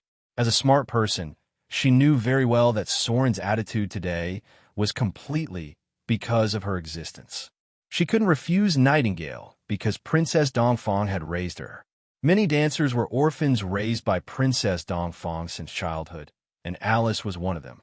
Soren's behavior this time was tantamount to helping her return the favor, and then she had to make a decision. That was to really belong to Mordor City, or to still side with Princess Dongfang in her heart. Arcane Tower, astrology platform. Gloria looked at the information sent in front of her, then looked up at Soren and whispered, "You made the right decision. Mordor City doesn't have much spare power to control the Eastern Kingdom now. The Windspear Hills and the South Coast have already restrained half of our forces. Even if we take down the East Coast, we have no spare power to control it." Gloria said to control, not to occupy the East Coast. With the strength of Mordor City, it was not difficult to send troops to the East Coast, but occupying did not mean ruling.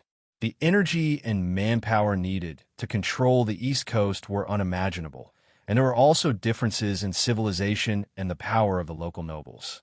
If they wanted to completely control the East Coast, Mordor City must send a fallen, which level existence to personally guard the East Coast. But at present, this was impossible. This was also Soren's biggest concern.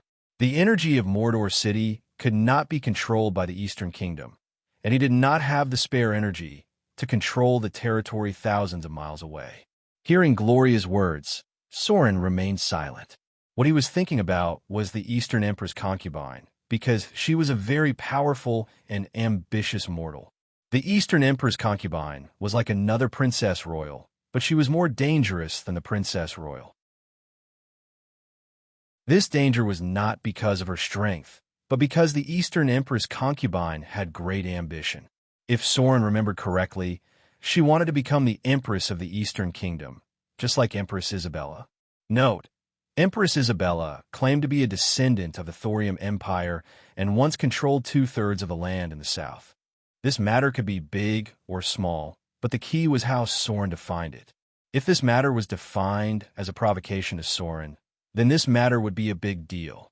It would threaten the status and rule of Mordor City, and it would make many enemies eager to make a move. But if this matter was defined as another person wanting to replace someone else as a partner of Mordor City, then the impact of this matter would be much smaller, and it would not cause Soren's camp to deviate. That was why Soren asked the Eastern Emperor's concubine to come and talk to him in person. This was a very important issue. Otherwise, he would have to reconsider his attitude towards the East Coast. Although the group of people who were eliminated were not Soren's subordinates, they had signed an alliance agreement with him after all. Gloria gently lifted her long hair, walked to Soren's side, held his hand, and slowly said, "For us, Alice is more important than the Eastern Sea Route. The Golem's cooperative combat ability is being studied. Alice's value is far beyond the Eastern Sea Route. This matter may be an opportunity to let her join us completely." As the mistress of Mordor City, Gloria needed to consider a lot of things, and now she grasped the most important point, that was Alice's position in this matter. Soren was stunned when he heard that. Although he dealt with this matter because of Alice, he did not consider her as important. "She is very important." Gloria met Soren's gaze and explained, "She has mastered a lot of important knowledge about Mordor City. If this knowledge is brought to others, it will definitely create a threat to Mordor City. Although you brought her back, she doesn't really belong to Mordor City yet. We must use this matter to make her express her stance and make her stay in Mordor City completely." Golem Factory. This had always been Alice's responsibility. Her field of research also included the production of golem puppets. Soren didn't know the value, but Gloria knew very well that Alice already had the ability to build a golem factory independently. This alone meant that she couldn't leave Mordor City. "Okay," Soren nodded and said, "I will take care of this matter." Gloria smiled and shook her head and said softly, "You need to deal with the Eastern Empress concubine. Leave Alice to me. I'll talk to her in person." As a true god, the ruler of Mordor City, Soren was actually not suitable to talk to Alice in person, because this was tantamount to forcing her to express her stance, and there was no room for maneuver. But if Gloria talked to her, then the situation would be eased a lot. As the mistress of Mordor City, Gloria knew this very well, so it was obviously more reasonable for her to talk to Alice. Soren soon realized this.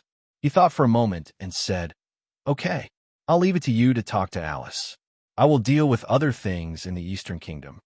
Because of the outbreak of the Avatar crisis, the trade of the Eastern Kingdom had shrunk by about 1/3. Although this money was not a lot, Soren valued the influence of the Eastern Kingdom and Mordor City's ability to control the sea. If the East Coast was out of the control of Mordor City, then the nature of the whole thing would be much more serious. Soren didn't care about the money. Soren didn't care who did business with him. What he cared about was Mordor City's absolute control of the sea and Mordor City's absolute hegemony over the four seas. Mordor City was an island in the sea. If the control of the sea was challenged, then the consequences would become quite serious. P.S. First update. Grandma was discharged from the hospital these 2 days. Futu also caught a cold recently. Chapter 964. The matter of changing the owner of the Eastern Sea route was not urgent, because the news had not reached the south coast so quickly, but this matter could not be handled carelessly because it was related to the ruling power of the city of Mordor. Soren was waiting for the arrival of the Eastern Empress. In this matter, he was actually forcing the Eastern Empress to make a statement and admit defeat. As a mid-level true god, Soren also had the qualifications and strength to do so. The Eastern Empress did not care about him and went to war with the wanderers and monks of the East Coast. This was simply a silent slap to Soren's face. In the alliance agreement, there were offensive and defensive alliances. If it wasn't for the Eastern Crown Princess's discretion in doing things, she would have directly eliminated the other party. Otherwise, if there were still people who could stand up and ask Soren for help, Soren might really have to go to war with the Eastern Crown Princess because of the alliance agreement. There is no alliance agreement without allies.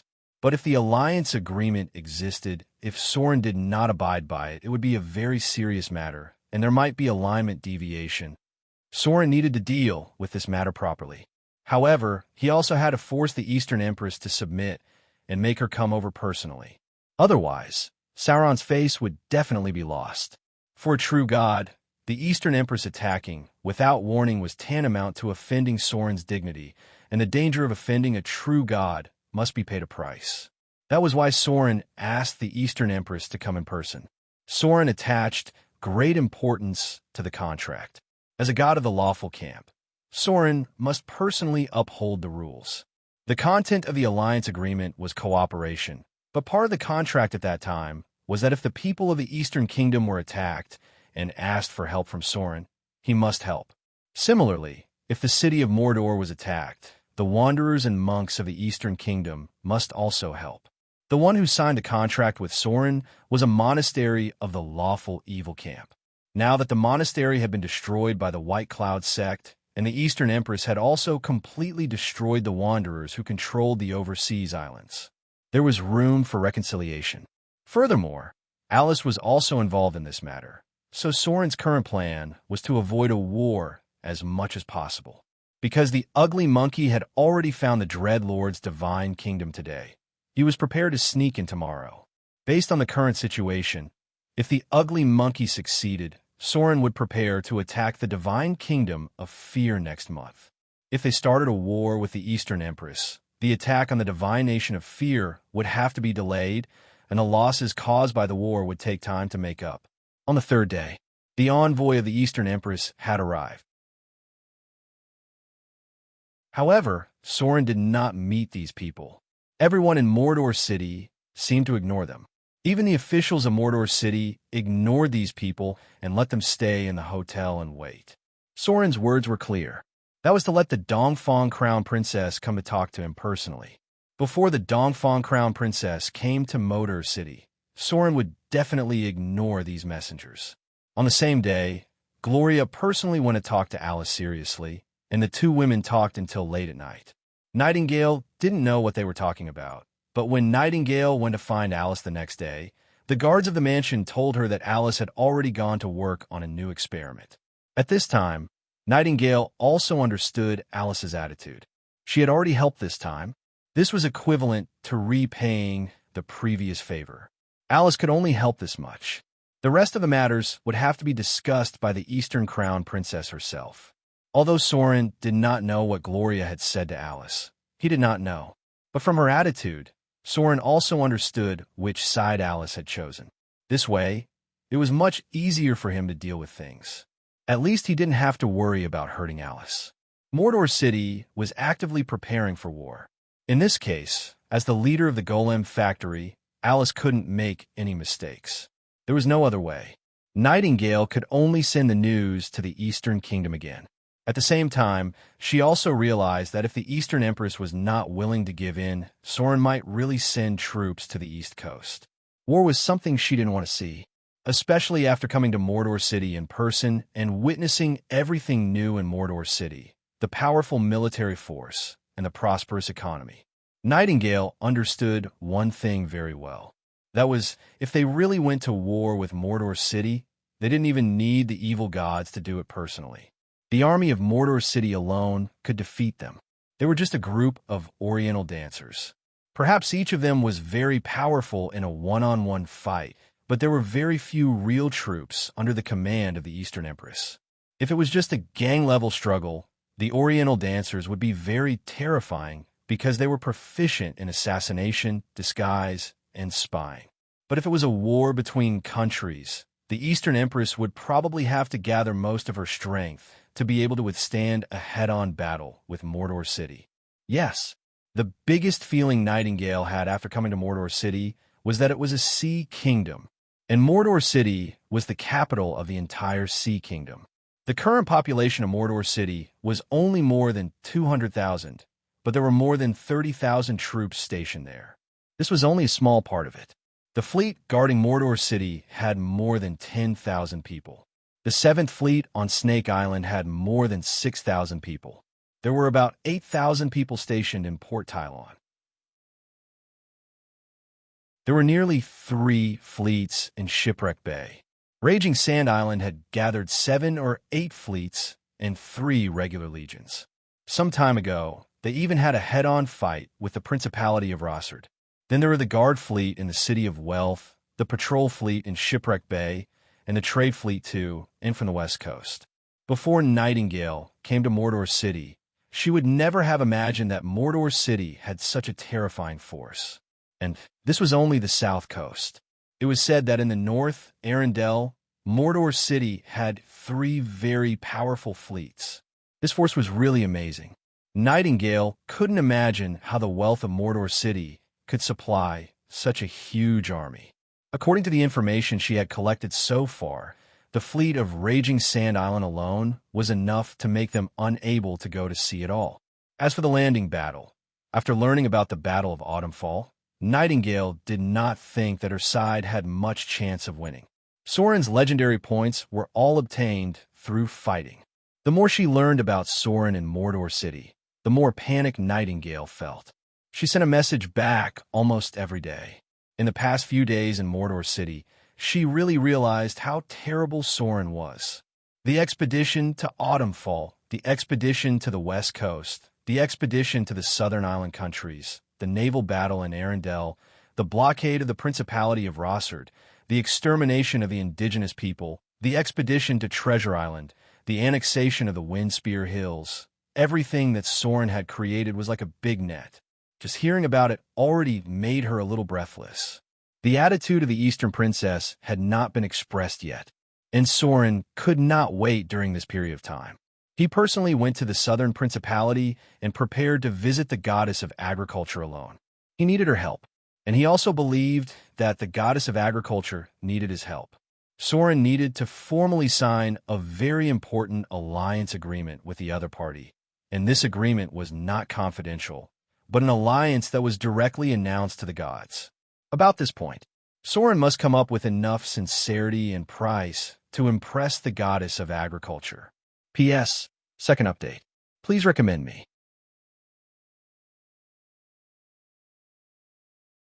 Chapter 965. The goddess of agriculture was a very special existence among the gods. First of all, she was the daughter of Mother Gaia, so she had a special status in the natural god system. Because the greater gods of the natural god system had fallen or left, the entire natural god system was dominated by the goddess of forest and the goddess of agriculture. The goddess of forest was the daughter of Father Oak, and the goddess of spring, water, and peace was her sister, but served the goddess of agriculture.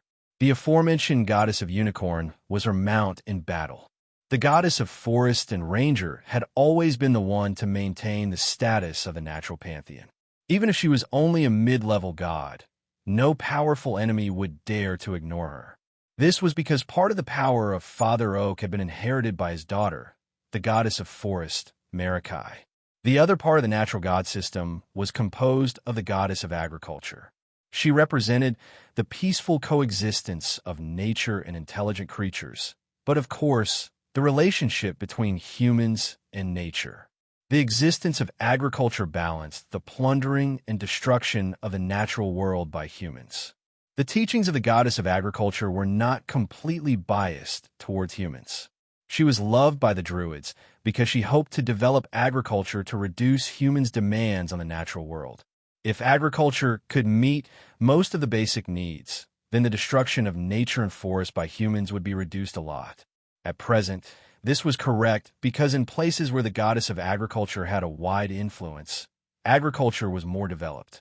People reduced their demands on nature and forests, and more wealth was created from the land. Half of the goddess of agriculture belonged to the natural god system, and the other half belonged to the human god system. Her existence was special because of the relationship between Mother Gaia and the god of light. Although her combat power was not clear, no one would easily provoke her. Soren needed her support. This was because both Mother Gaia and the god of light were powerful gods. At present, Mother Gaia was still sleeping, but this ancient god could wake up at any time, and her strength was not to be underestimated. The Southern Principality.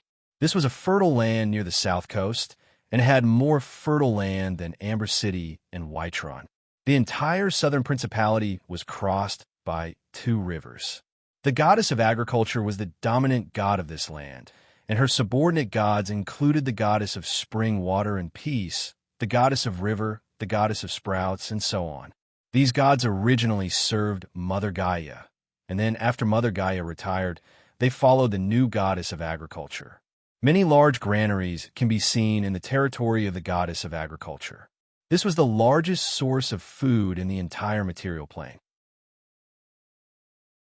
Almost 70% of the food trade in the south was provided by this place. The believers and priests of the goddess of agriculture had built a large number of barns to store food. The amount of food stored here exceeded that of any kingdom on the continent. However, although she was a god of good alignment, the goddess of agriculture also had her own limitations. She did not have much ability to mobilize the food here. She could control the resources in the church, but the wealth of the believers was not under her control. Therefore, even if there were refugees everywhere, the goddess of agriculture did not have the spare energy to help. This was exactly the opposite of Soren's control of the city of Mordor. In the Southern Principality, it was the secular forces, manor owners, nobles, and chambers of commerce that dominated the Southern Principality. They were willing to serve and believe in the goddess of agriculture, but if they were asked to take out their accumulated wealth to help others, these people might all turn against them in minutes. However, even so, the number of refugees in the Southern Principality was the smallest. The nobles formed an army to guard against evil creatures and prevent refugees from entering this fertile land. The entire Southern Principality's farming was two-season, which was incomparable to the Outer Islands. Almost every town and village here had an altar and temple of the goddess of agriculture. After every harvest, a grand harvest festival would be held here. Soren's destination was Harvest City. A city protected by the goddess of agriculture should also be the most beautiful city in the material plane. This was a garden-like city. Soren saw many beautiful manors before he got close. These manors were almost planted with many flowers and plants. It looked like a retro, futuristic city green, but it was much more harmonious and beautiful. This was where the true believers of the goddess of agriculture were. They were called herders by the outside world. Most of them were gardeners, farmers, and droll. They pursued the balance of nature and agriculture. Although they served for farming, they still loved nature. The biggest difference in this city was that all the fertile land would not be transformed into farmland.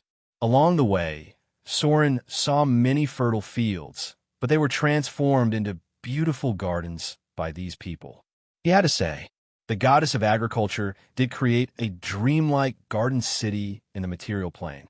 Soren walked on the wide and flat road. He was observing the entire harvest city, and through this observation, the goddess of agriculture's truest thoughts, just like the order, rules, and promises of Mordor City. That was Soren's true thoughts, so it extended to the interior of Mordor City. It was difficult for people who ignored the order to survive in Mordor City. This was the influence of the gods on the secular world. This city also represented the idea of the goddess of agriculture, because the gods had their own ideas, and this idea was first fed back to the core territory controlled by the church. It seems that the goddess of agriculture advocates the balance of nature and agriculture. Soren watched all this silently. He could feel the calmness and peace of the goddess of agriculture. She did not want to turn her back on nature, but she could not bear to be hostile to human beings, so she tried to act as a balancer among them. This land retained the beauty of nature. Unlike other places in the southern principality, most of the fertile land had been transformed into farmland as much as possible. There were dense and beautiful forests, small and exquisite gardens, and granaries erected next to the village. In the distance, there were dug rivers and streams. This was a beautiful land. To some extent, it was more beautiful than Mordor City, but Soren felt that it was a bit unreal, especially under the shadow of the Avatar crisis. After seeing the destroyed Amber City and the defeated Whiterun City, he felt that all of this was like a castle in the air. Many people gathered in the village ahead. Soren approached like a traveler and observed for a while. These people were holding a wedding. Holding a wedding on a freshly plowed field was a very ancient tradition that had been maintained since the time of Mother Earth. Some devout believers would hold a wedding on the freshly plowed land, and then the newlyweds would spend their first night here in the evening. This was an ancient tradition that had been passed down for thousands of years because they could get the blessing of Mother Earth and let their children multiply. The Church of the Goddess of Agriculture still maintained this ancient tradition. The wedding of the couple was presided over by a priest, and the wedding banquet was held next to the field. When night fell, the newlyweds would make their beds on the freshly plowed land, and then they would spend their first night here to get the blessing of Mother Earth. Nature and human beings. This was a difficult problem to reconcile.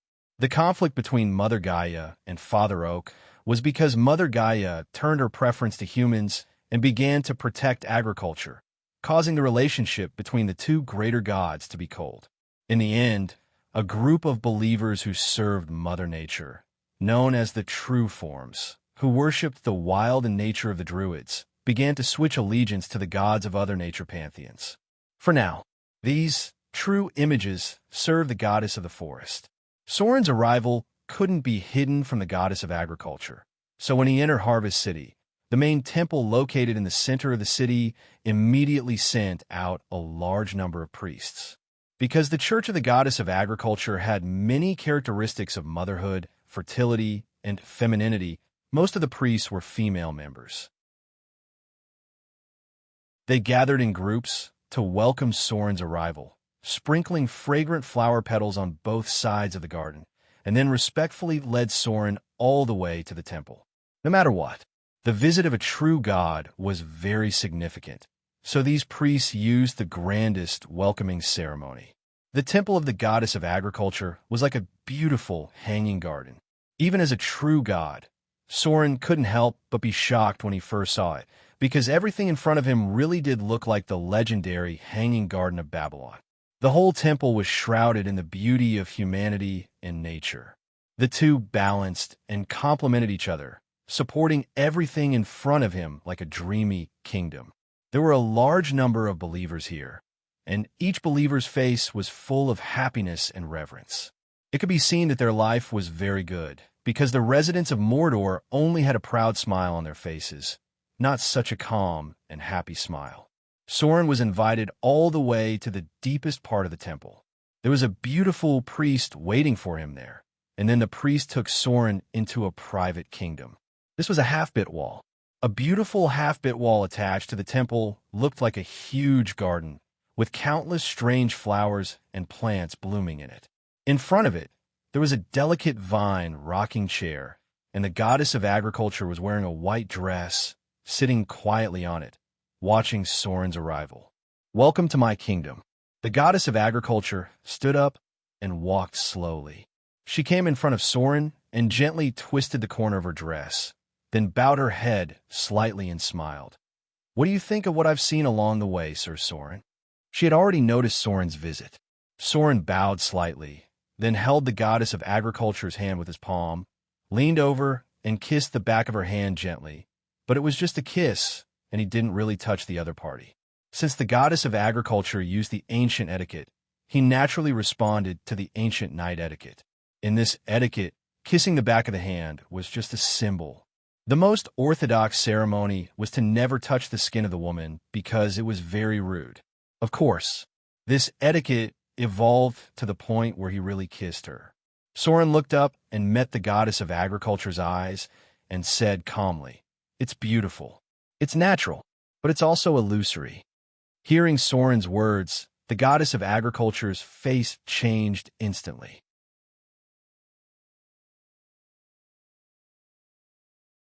Chapter 966. There was a trace of displeasure on the goddess of agriculture's face. She had sacrificed a lot for her beliefs, and Soren's words obviously had a trace of negation to all of this. If there were other gods with a more violent temper, they would have already turned hostile, but she was the goddess of agriculture after all. At this moment, she just quietly looked at Soren, waiting for him to say what he was going to say next. The goddess of agriculture thought that Soren would say a lot of things. But Soren did not do so. He just smiled and sat on the recliner in front of the goddess of agriculture and said calmly, "You should have been to other places, right?" The goddess of agriculture frowned slightly when she heard this. Soren looked at the beautiful scenery around him and smiled. "It's really good here, much more beautiful than my country. I've traveled to many places along the way, and some cities have been completely destroyed. Countless people have been displaced, and many people are starving. North of the Agate River, you can see piles of bones everywhere, both human and other creatures. The peace and beauty here is only because the manor owners and nobles have stopped the refugees from approaching. They have been turned away and blocked on the other side of the river." Soren sighed softly and then said, "I don't deny your ideas. It's just that everything you want to create can't be created with the current foundation of civilization in the material plane. If it's just a small place, you should be able to realize your ideas here. But this is only the southern duchy, an insignificant place in the whole continent, and a very small piece of land in the material plane. The area of the southern duchy was not as large as the south coast. It was about 1/30th of the continent's area, and an even more insignificant place in the whole material plane. Arendelle was more than 3 times larger than this place. The influence of the goddess of agriculture had always been limited to this land, and as long as she left this land, her influence would decline sharply. What are you trying to say? The goddess of agriculture's tone was a little unhappy. Soren looked up and met her gaze, and said seriously, "You have the most believers in the material plane, and you have also inherited the priesthood of Mother Earth. But have you ever thought about why you haven't been able to advance to a great divine power until now?" Yes, the goddess of agriculture had always been a mid-level divine power. Although she had the most believers in the material plane, the power of her godhead still hadn't improved. If Soren only had a few 100,000 followers, then the goddess of agriculture had at least a few million followers. Almost every race related to agriculture had her followers, but such a large number of followers was still not enough for her to become a greater divine power. The reason was very simple. Although the believers of the goddess of agriculture were huge, the quality was not up to standard. Farmers were the ones who believed in the goddess of agriculture the most. This was a very large base, but this base also meant that their faith was not devout enough. Every farmer would pray to the goddess of agriculture before sowing and harvesting. But that was it. There were too many pan-religious farmers, and it was impossible for 10 pan-religious farmers to lose out to one more devout believer. The goddess of agriculture's priesthood and her church's practices made it impossible for her to cultivate enough fanatics. Therefore, even if she had a large base, the number of fanatics she had was probably less than 1/10 of Soren's. This was also the reason why the goddess of agriculture had not been able to level up for so long. Other than the territory of Harvest City, her church could not fully control the southern duchy. Hearing Soren's words, the goddess of agriculture could not help but fall into deep thought. Soren continued, "I've been to many places along the way, and I can see that although there are your shrines everywhere, these manor owners and nobles only know how to ask for your help. They believe in you not because they really worship you, but because you can bring them a good harvest. I heard that several oracles of the church have been rejected by the nobles recently. The goddess of agriculture had issued an oracle to accept refugees from the outside world, but this oracle was disobeyed and was not carried out at all. The goddess of agriculture's expression was a little uneasy. She said in a cold voice, 'Why are you here? Are you just mocking me?' Soren shook his head. He stood up and walked in front of the goddess of agriculture, then stretched out his hand and said softly, 'On the contrary, I'm here to seek cooperation and to help you become a greater divine power.' 'Help me?' The goddess of agriculture looked at Soren in confusion. Soren's priesthood was very different from hers. She did not know how Soren could help her. Civilization. Soren seemed to see the doubts in her heart and said slowly, 'Only a strong enough civilization can change all of this. Without enough civilization as a foundation, ignorance and barbarism will never be able to realize your ideals. And I can help you do this.' The goddess of agriculture laughed and said with a hint of sarcasm, 'Civilization? The civilization of the arcane empire?' 'No.' Soren shook his head and said, 'It's more rational than the arcane empire. What I want to create is a more harmonious civilization, a peaceful coexistence between man and nature. Although I haven't done it yet, I have seen to what extent I can eventually achieve in the future.'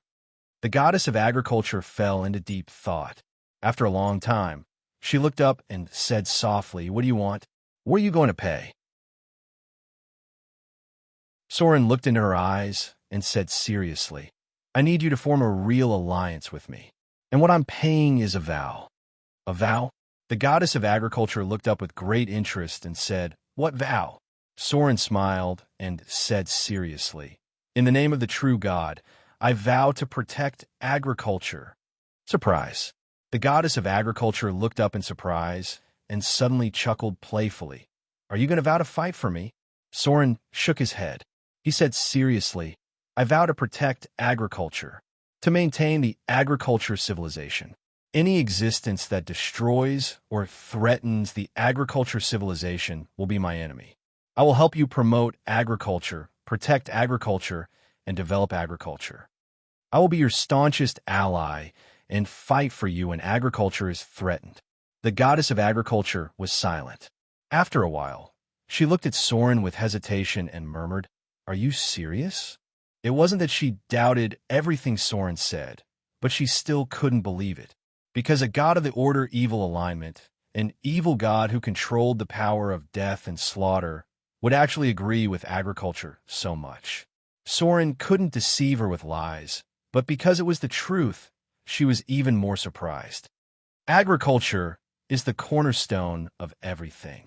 Soren nodded slowly and reached out his hand to the goddess of agriculture again, and said calmly, 'I'm serious.' A smile appeared on her face. The goddess of agriculture quietly looked at Soren in front of her, and then a smile appeared on her beautiful face. She gently held Soren's hand and said slowly, "Okay, I promise you." All this time, the goddess of agriculture didn't have a real fighting god. Whether it was the goddess of spring water and peace, the goddess of river, or the goddess of sprouts, none of these gods under the goddess of agriculture could fight. The agriculture civilization itself was very fragile, and it just so happened that it needed a strong power to protect it. War would destroy agriculture, plunder would destroy agriculture, tyranny would destroy agriculture, and almost all kinds of disasters would bring a heavy blow to agriculture. This was also why the goddess of agriculture could only live in one place. It wasn't that she didn't want to, but she didn't have the ability to expand. Prosperous agriculture was almost always driven by social order, and when turmoil came, agriculture would inevitably weaken. Soren's vow meant that he would fight to protect the agriculture civilization. From now on, all races related to nomadic fishing and hunting would be hostile to him, and tyranny, chaos, turmoil, and war were also enemies he needed to fight against, because these would also destroy agriculture. Soren's vow meant that he would face all the enemies of the goddess of agriculture. A golden light appeared. When Soren and the goddess of agriculture reached a contract, the golden light of divinity had spread, and almost all the gods knew that they had signed an oath of alliance. Although the two gods didn't announce the content of the oath, this kind of oath that all the gods could sense was at least at the level of the pantheon, which meant that they could only make an oath in the name of a true god. At the same time, a short oath also echoed in the ears of the other gods. In the true name of Soren, I swear to protect agriculture. It was a very simple sentence, but the chain reaction was huge. Almost in the blink of an eye, in all the temples that worshipped and served Soren in the entire material plane, there was suddenly an additional wheat emblem. And in all the temples related to the goddess of agriculture, the emblem representing Soren also appeared in them. An alliance of attack and defense. This was the highest level oath of the gods, which meant that the two gods had become the strongest allies. In the half-plane, a divine light appeared, and then a woman with beautiful long hair like a waterfall appeared in front of Soren. She first bowed slightly to the goddess of agriculture, and then smiled and saluted to Soren. Lord Shadow, goddess of spring water and peace Edis, a lesser god, and also a god of the goddess of agriculture. The most hostile god was the god of the hunt, Malor. Perhaps because Malor died in the hands of Soren, she was very friendly to Soren. Then, the light of two other gods appeared. After Soren and the goddess of agriculture made an oath, her three gods arrived immediately. The figures of the river goddess and the sprout goddess appeared in the half-plane. They nodded slightly to Soren, and then turned to look at the goddess of agriculture in confusion. All of this was completely unexpected. No one would have thought that Soren and the goddess of agriculture would suddenly make such a high-level alliance.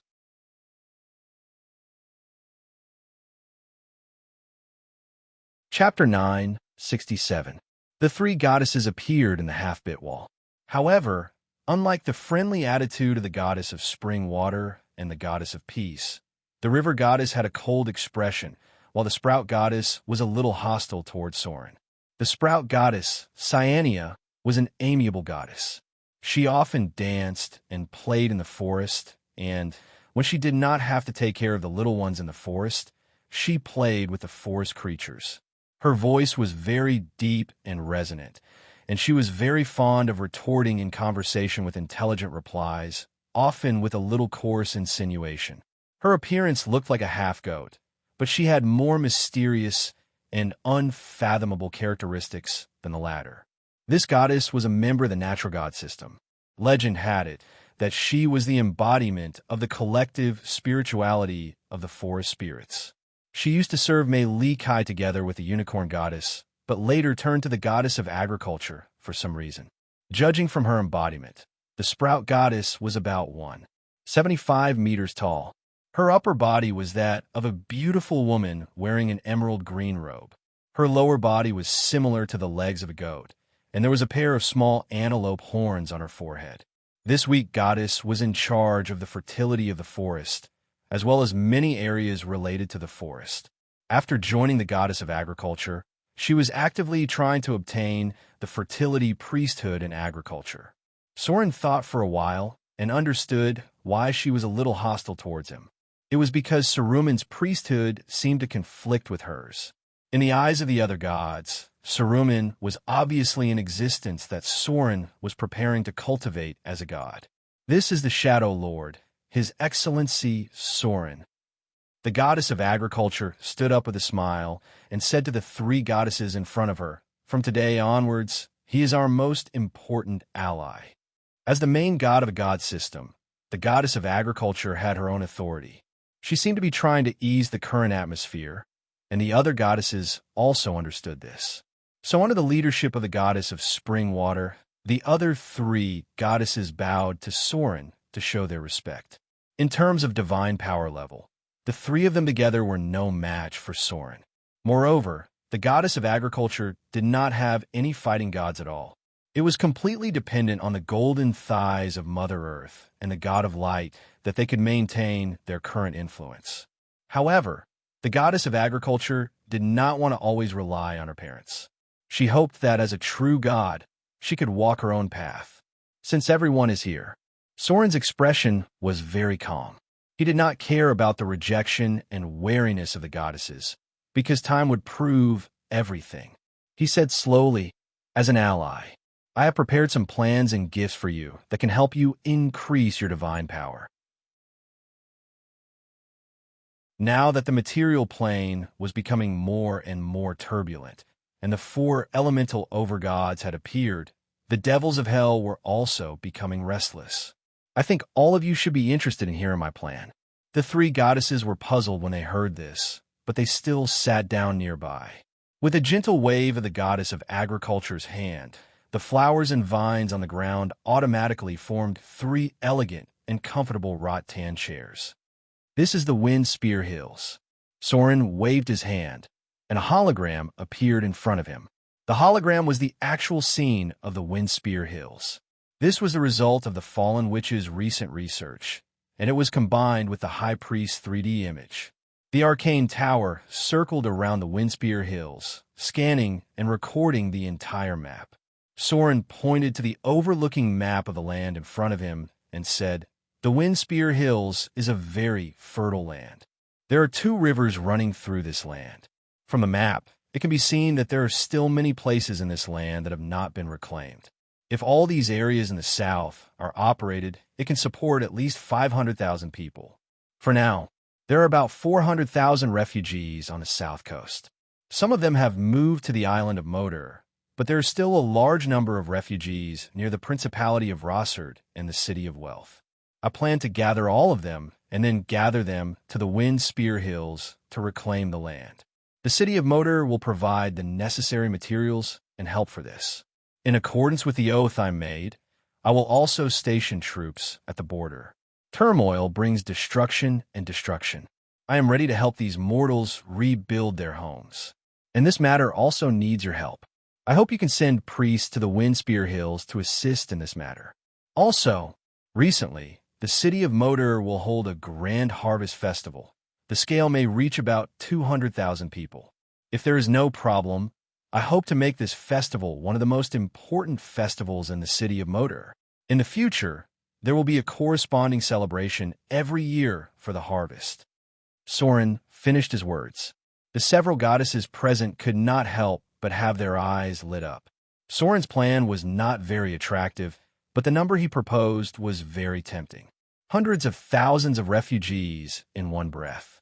In this desperate situation, as long as there was a little guidance from the priests, these people would become devout believers. Soren asked them to send priests. Obviously, he was willing to give up a large number of these people as their believers. Unlike Soren's priesthood, these goddesses' priesthoods were closely related to ordinary people.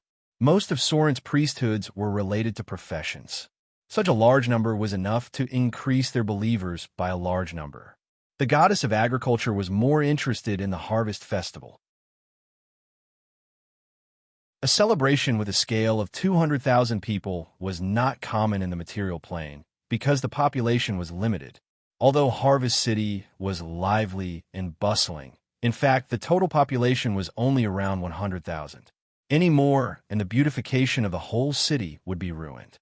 Too many people meant that eating, drinking, and shitting would seriously pollute the city's environment.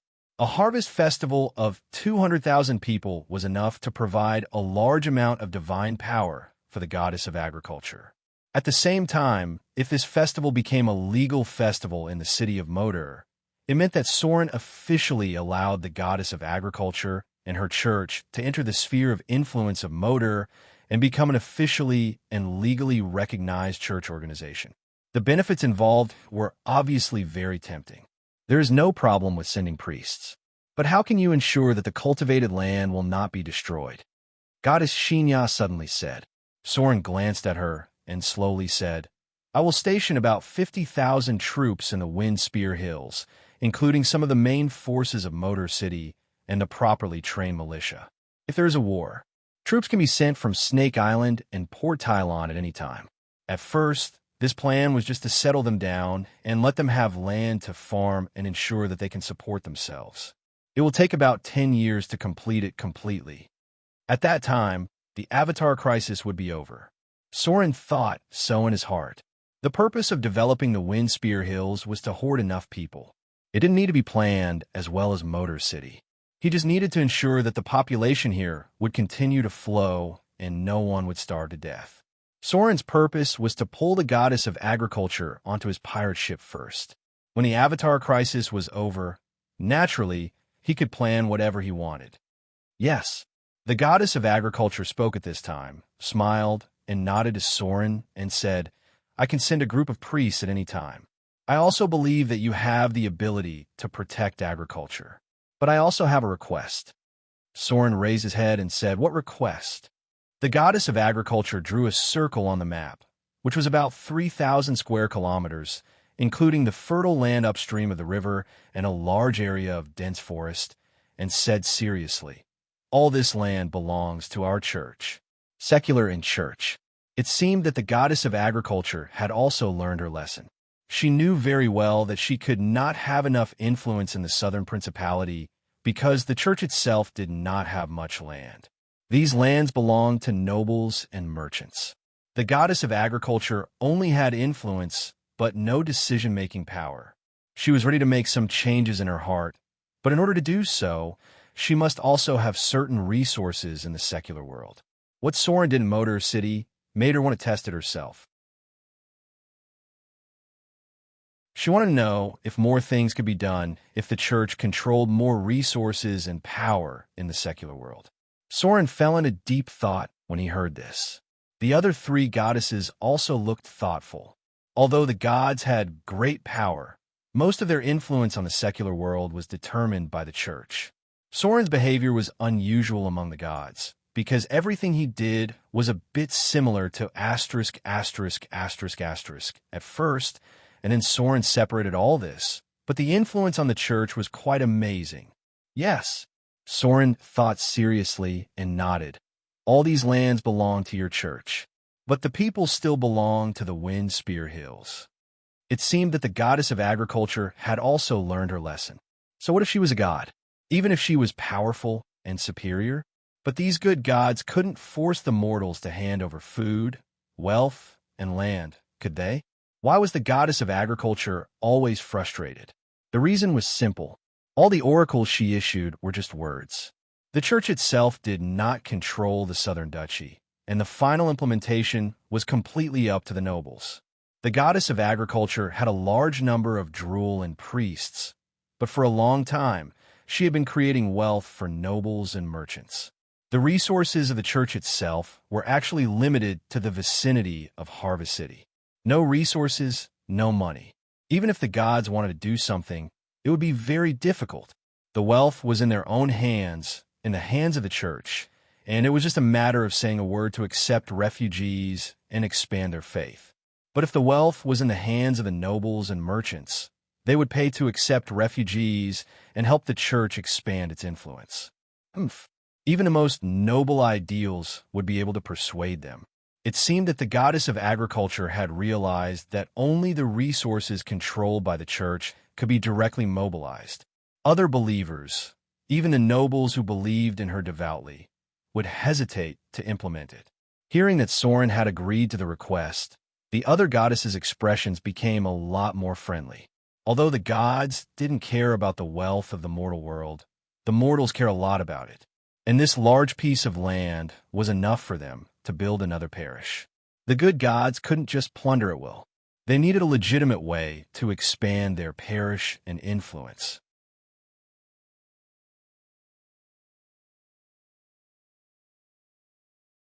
Chapter 968.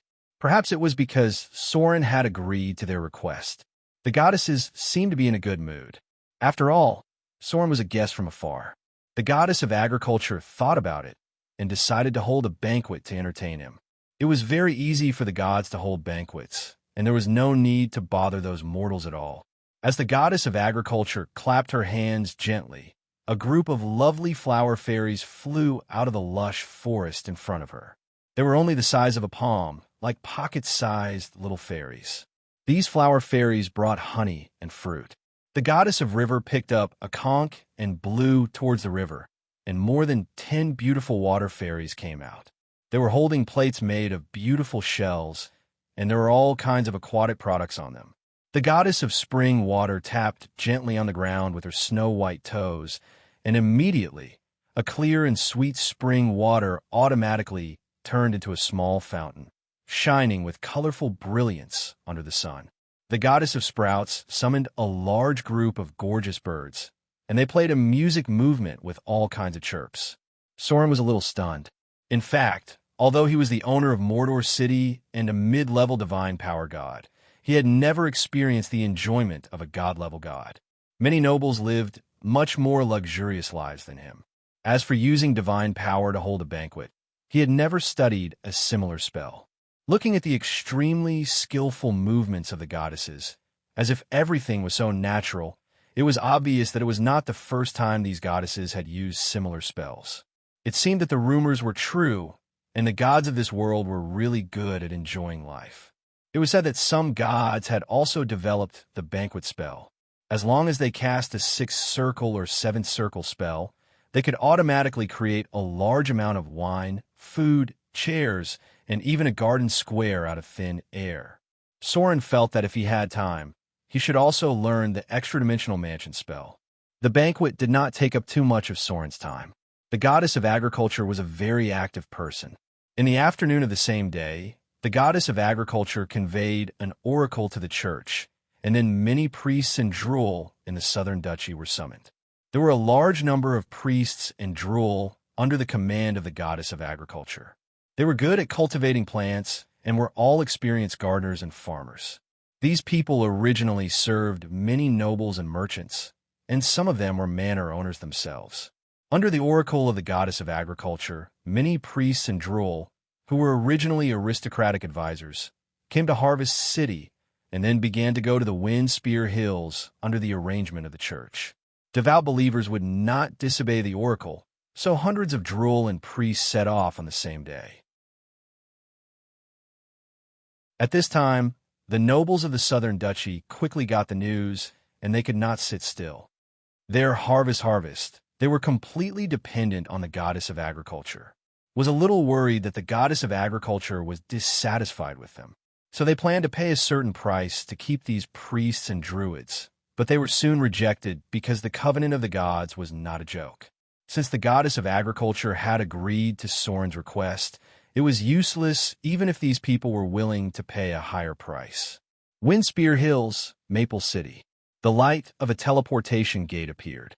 The first to come out was a mature and elegant white-robed priest with the emblem of the goddess of agriculture on her chest. She was a legendary archbishop. The one in charge of receiving her was Adele Isabella, and behind her was another noblewoman who looked somewhat similar to her. Adele nodded slightly to the archbishop in front of her and said in a friendly manner, "My lord has arranged everything. Please come with me. We have arranged temporary accommodations for you in the mayor's mansion. The temple is under construction, It will be completed in about a week. The first batch of priests had a total of 12 people, all of whom were high-grade priests, led by an archbishop. Then there were 3 other independent droll. Many of the priests of the goddess of agriculture were part-time droll, and they were all experts in controlling plants. The archbishop smiled and nodded. No hurry. Can you show us around? Adele Isabella smiled and said, There's no problem at all. Let's go to the temple area first. The archbishop's purpose was simple. She needed to see the sincerity of Mordor City and its strength. Although the goddess agreed to cooperate with the Shadow Lord, the specific progress of the trial and the number of priests needed to be sent over would depend on the actual situation. A church had its own rules to operate. Unless the value here was amazing, she would not advocate sending a large number of priests from the southern duchy to the Windspear Hills. The temple area. As a city that was not too big, there were only a few temples in the temple area of Maple City, and they were all remodeled. The most obvious one was the Temple of the Shadow Lord, then the Temple of his god, the Whipping Girl, and then the Temple of the Goddess of Wealth. The other temples were not seen, and the one currently under construction was the Temple of the Goddess of Agriculture. In charge of the construction of the temple was a group of half-elves, including witches. They were responsible for controlling more than 20 clay golems, and most of the physical labor was done by them. The main body of the temple was made of white marble. At present, only the framework of the building was completed, and there were still many open spaces nearby that had not been transformed. This temple covers an area of 5,000 square meters, and 1/3 of it is currently used. Adele smiled and introduced to the group of priests behind her. We are only responsible for the main framework. How to arrange and transform the temple will be done by you. After all, each temple has different characteristics. The archbishop looked at everything in front of her in surprise. With just a glance, she knew that the cost of building this temple was not cheap. Just the marble alone cost a lot. Even in the southern duchy, such a temple would require at least a bishop to preside over it. After a while, she frowned. She felt that she needed to mobilize people quickly because the temples built by these half-elves were not in line with the beauty of the goddess of agriculture at all. There was no harmonious beauty of balance between nature and people. She said a few words to a drool behind her, and then said to Adele, Since this is a temple to serve our Lord, we'd better send people to help. This is Master Callie. He knows how to arrange this temple. You have built a lot, but some places are not in line with our Lord's preferences. The characteristic of the city of Mordor was its magnificence. So the specifications of the temple were also based on this. But the temple of the goddess of agriculture was very delicate. The archbishop felt that he should send people to participate in advance. Otherwise, it would be too troublesome to transform later. No problem. Adele smiled. Then she took the group to the commercial and residential areas, and finally came to the refugee shed outside, where a large number of refugees had gathered. For now, Adele pointed to the refugee shed in front of her and said, We have taken in about 6,000 refugees, all of them with families, which is easier to manage. These people will be used to reclaim the land, and all the tools and seeds will be provided by the city of Mordor. But they need you to send people to take charge of management and teaching. There's a lot of wasteland nearby. As long as it is reclaimed, it should be self-sufficient next year. According to our calculations, the city can expand to the size of 50,000 people. The current population is more than 18,000 people, so we can still take in about 32,000 refugees. A city of 50,000 people. The archbishop and the others looked at each other with a surprised expression, because other cities had about 30,000 people, and 50,000 people was already considered a big city. The fact that the city of Mordor could calculate such a scale meant that they were very confident in the management of the city. Even if it was such a small city, they were confident that they could complete the material deployment and attack of 50,000 people. At the same time, the archbishop also found that many places in the city were being transformed. The most obvious were the sewers and ditches, and the roads near the market were also being repaved. The archbishop looked around and suddenly said, Why are there gray dwarfs here? Not far away, there seemed to be a blacksmith shop. About a dozen gray dwarfs were busy. They were drinking and working, often picking up the jug after a fierce knock. Adele smiled and said, "These are the residents of the city of Mordor. They are blacksmiths who are good at forging. At present, the farming tools for the refugees are made by them. In the future, the weapons of the city guards will also be provided by them. These gray dwarfs will not live in this city. After completing these works, they will return to Mordor." After all, at this point, Adele smiled and pointed out, this kind of excellent blacksmith is also in high demand in Mordor. The Duergar's weapons were all refined ironware. The city of Mordor seemed to have a lot of steel resources. The archbishop only glanced at them and found that the quality of these farming tools was very good. Most of them were steel rather than pig iron. A priest picked up the weapon and looked at it. He could not help but exclaim, "It is indeed a fine product." The gray dwarfs did not like to deal with outsiders. The bearded gray dwarf just snorted when he heard the words, and then continued to do his own thing. If it were not for the great Shadow Lord's request, they would not have come to this broken place. There was no good wine or super large furnace here. It was much worse than Mordor. Maple City is expected to recruit 3,000 troops. Adele glanced at the archbishop in front of her and smiled. After all, this is a very special time. So we hope that the Church of Agriculture can also provide some manpower. Of course, we will provide all the weapons and equipment. One word, rich and powerful. Adele's every word expressed the wealth of Mordor City, as if she didn't care about this expenditure at all. In fact, she did not care, because Soren's plan to lay out the bottomless abyss had already begun to pay off. A steady stream of steel and rare minerals were being imported from the bottomless abyss into Mordor, and this expenditure was just a drop in the bucket. P.S. The first update.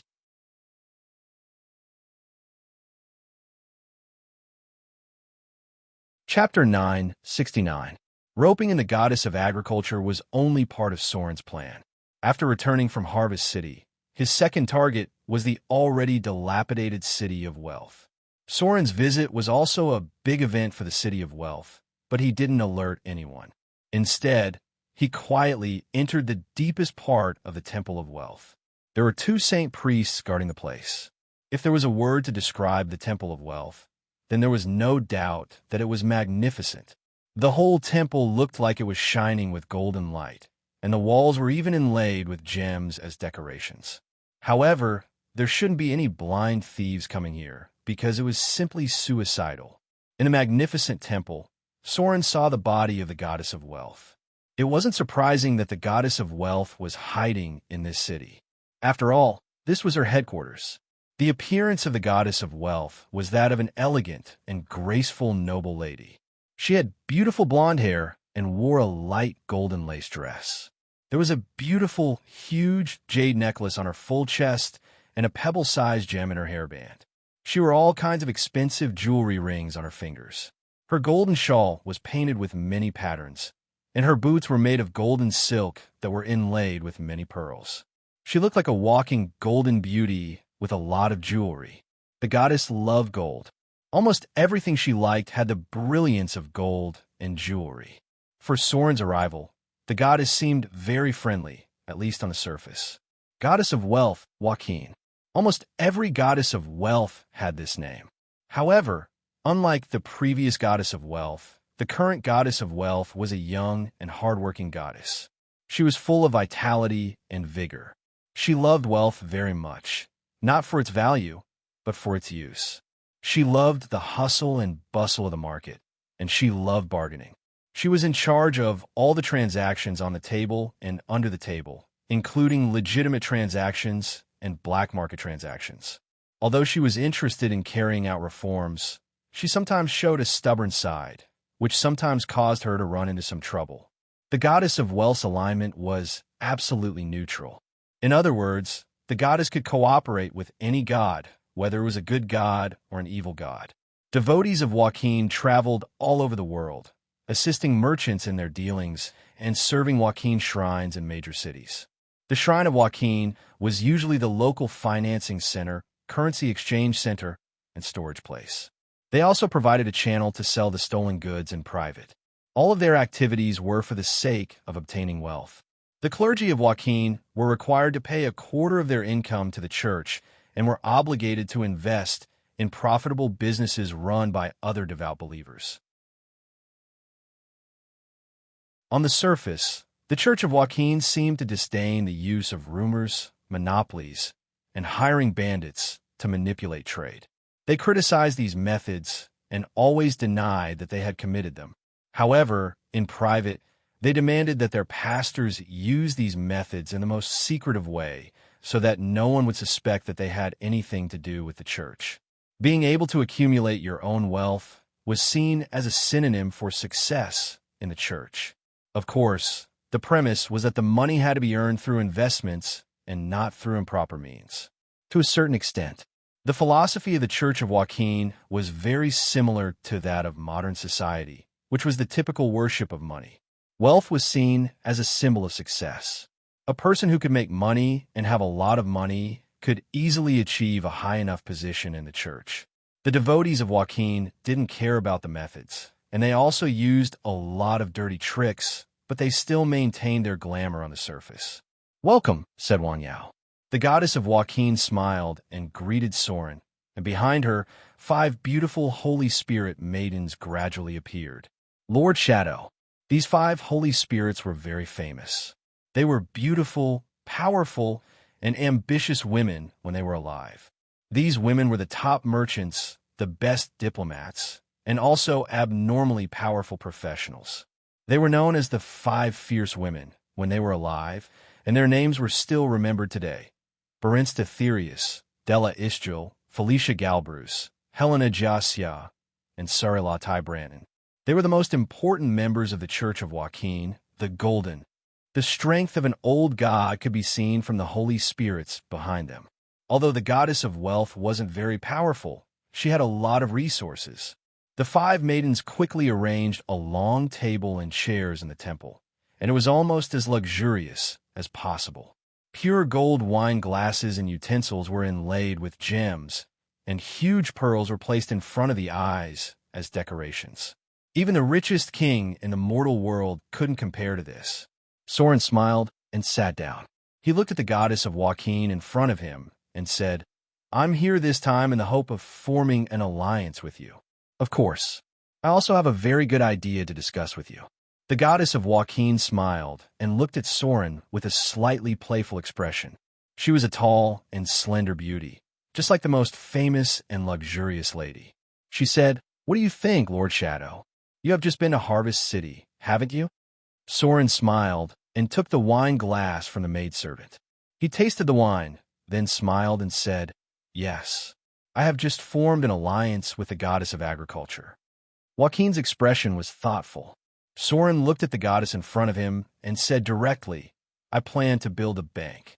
A bank in the truest sense of the word. Let's start with Mordor City. So I think Lady Joaquin should be interested in this." Joaquin's expression changed slightly when she heard this. Then she smiled and said, "I don't know what Lord Soren thinks. If you don't mind, maybe you can tell me." Bank. Just by hearing the name, it must be related to her priesthood. After that, the goddess of wealth waved her hand and signaled the 5 maidservants to leave. Soren thought for a moment, then began to slowly describe. He didn't talk about how to build a bank, but the role of a bank and its future prospects. To some extent, Soren described the bank of the future, a bank that everyone needed, that could be used in any transaction, and a very important role for deposits. The current level of civilization. Most ordinary people didn't have extra wealth, so naturally, it was impossible for them to save money. At most, it was needed by nobles and merchants, but most of the time, they protected themselves. Soren described a different situation, an era where everyone had extra wealth and everyone needed to save money in a bank. Joaquin listened quietly, but later her expression became more and more excited, as if she had seen the scene described by Soren. She could almost foresee that if all this was achieved, her power would become stronger and stronger, and she would almost certainly enter the realm of great divine power. At this time, Soren proposed an alliance agreement. Without any hesitation, The goddess of wealth simply agreed, because she knew very well that it was impossible to achieve everything described by Soren with her own power. This was a mutually beneficial cooperation. She had what Soren needed, and Soren had what she needed. This alliance was not as strong as the goddess of agriculture's. Soren didn't ask for an alliance agreement because he couldn't trust Joaquin as much as he did the goddess of agriculture, and the goddess of wealth didn't see the real benefits, so she might not be willing to risk everything with Soren. However, unsurprisingly, Soren persuaded her. At least the prospect of everyone having wealth, everyone needing to use a bank, and anyone could become her believer convinced her. The goddess of wealth couldn't resist this temptation at all. If all this could be done, her believers would no longer be limited to merchants, and everyone would be closely related to her clergy. So, the goddess of wealth seemed to be a little impatient. "Sir Soren, when will our plans start?" Soren smiled and shook his head. "No hurry. Building a bank is not an easy task. It requires enough power and credibility. And at present, the mortals haven't accumulated much wealth. From the current situation in the material plane, only Moder, Port Tylon, Shipwreck Bay, and Arendelle have the ability to build a bank. It will take some time to prepare, and we need strong enough armed forces. After all, there are many dragons in the material plane. The biggest trouble in building a bank was nothing else. Yes, it's those damned dragons. These pure-blooded dragons, who couldn't control their brains at the sight of wealth and gold, were definitely the biggest enemies of the bank when they went crazy.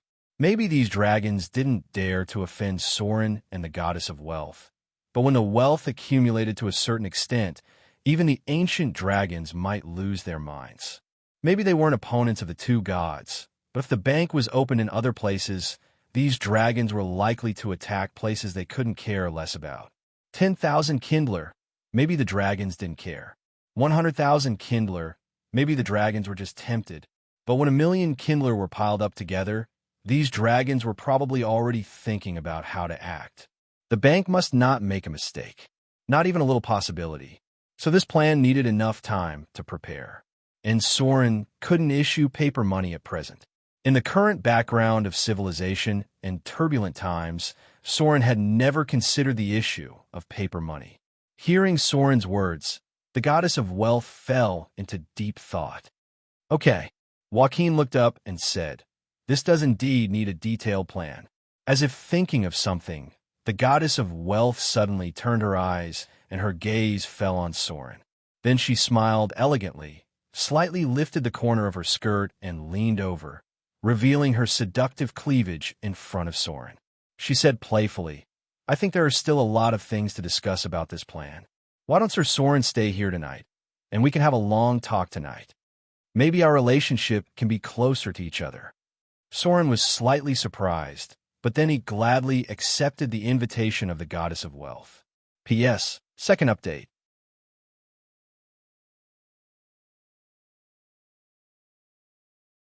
Chapter 970. Mordor City, Redwater Town. This land was close to the sea. Whenever there was a catch, there would be a large number of red fish swimming back. The nearby rivers were all red, which was how the name came about. At this time, it was already August. Because the time of town construction was different, the wheat harvest was also early and late, and Redwater Town was the last batch of harvested towns. At this time, most of the food had been dried and collected, and a man dressed as an official was going door to door with his entourage to count. Mordor City had its own rules. All the food sales could not be done privately. The surplus food was uniformly purchased, and then the city hall would stabilize the price. The price of food was set according to the market price.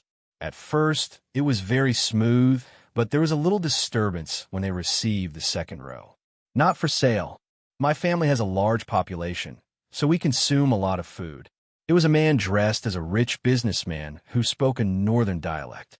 At this moment, his small eyes squinted and looked around. It seemed that he was arguing with the official in front of him. Peter frowned and looked at the man in front of him. His purchase of food had been very smooth, but he didn't expect to encounter trouble here. He glanced at the servant behind the man and said, How many people do you have in your family? How much food do you consume? What is this year's harvest? Come, bring me the file of his registration. Soon, the attendant took a file from the mayor. Peter just glanced at it and couldn't help laughing. He said, "There are only 12 people in your family. Can you eat so much food? I heard that you have acquaintances in the port. Are you planning to sell food privately?" Speaking of this, Peter's expression suddenly became cold. The rich businessman broke out in a cold sweat when he heard this. He didn't want to sell food. He just wanted to hoard it. Now the world was getting chaotic. The price of food had been rising. If there was a way to transport it out and sell it, it would be the best. But this thing couldn't be said openly because Mordor City had recently introduced a new law. All the food was strictly prohibited from private sales, otherwise they would go to jail. Peter had seen a lot of such people along the way. At this time, he said without hesitation, food is purchased at the market price. Hoarding and private sales are strictly prohibited. Violators will have their fields confiscated and sent to hard labor. After saying that, Peter didn't hold back and directly ordered people to get the food. Then, after calculating for a moment, he threw a bag of silver coins in front of the other party. "This is Mordor City." Peter thought for a moment and came before the rich merchant in front of him. He said in a deep voice, "It's not the Northern Territory, nor is it the Southern Sea. The first thing you have to learn here is to abide by the rules. Otherwise, you will definitely have to pay the price." Ever since the City Hall had requested for a unified management of food, they had encountered a lot of trouble. Some people wanted to stockpile food, fearing that prices would rise in the future. Some people planned to secretly transport the grain out and sell it because of this year's bumper harvest and the increase in grain prices. For this kind of situation, the officials of Mordor City had always been unreasonable because the current policy was food control. Those who were unwilling to sell food because they were dissatisfied with the price of Mordor City were all captured to do hard labor. Sauron's rule was never blindly benevolent, and there were many evil people among the officials of Mordor. They would follow the rules, but their methods were cold enough. This year, the price of food on the mainland had been rising. Many of the first batch of people who harvested in Mordor City, whether they were civilians or rich merchants, had the intention to transport the food outside to sell. In this case, the City Hall's measure was compulsory purchase. At this time, there was no need for any reason at all, because without Mordor City, they would not have what they had now. If they could not count on their gratitude, they could only use the law to maintain it. At the same time, in the port area of Mordor City, ships full of food were also ready to go. This year, Mordor City ushered in a bumper harvest, but all the food was forcibly purchased by the City Hall at the market price. At this time, these ships full of food were ready to go out to sea, and the fleet would transport them all the way to the Windspear Hills. This time, the government order had little impact on ordinary people. Because the price of Mordor City had always been stable, the merchants were the ones who were most affected. They expected to earn double or even triple the price by selling food privately. However, everything in Mordor City was to serve Sauron. In the face of the general trend of developing the Windspear Hills, anyone who had their own plans would be crushed. The City Lord's mansion. The dissatisfaction of the merchants was passed to Gloria through some channels, but after learning about this matter, Gloria just said lightly, "Catch a few leaders and deal with them." The plan of the Windspear Hills could not be interfered with. Gathering refugees meant a large consumption of food, and in the future, they would need Mordor City to provide a steady stream of supplies. For these merchants who only wanted to make profits, Gloria did not mind catching a few examples and killing them. A small episode did not have much impact. However, some people still found some clues from the clues. Mordor City had implemented a food control decree, and then other supplies seemed to be restricted to a certain extent.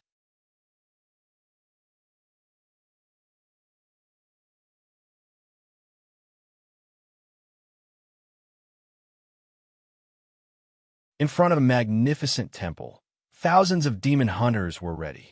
Since controlling 2/3 of the land in the Kingdom of God, the heroic spirits in the Kingdom of God had temporarily slowed down their expansion. A large number of potential petitioners were transformed into new forms of demon hunters. At this time, most of the heroic spirits in the kingdom of God had become demon hunters, and the number had reached thousands. Metals from the Forgotten Land were continuously sent into the kingdom of God. These resources were forged into weapons and armor under the day and night work of the petitioners. At this time, the combat legion in the kingdom of God had expanded to more than 10,000 people. Unlike the army in Mordor City, most of the petitioners in the kingdom of God were middle-grade and high-grade professions.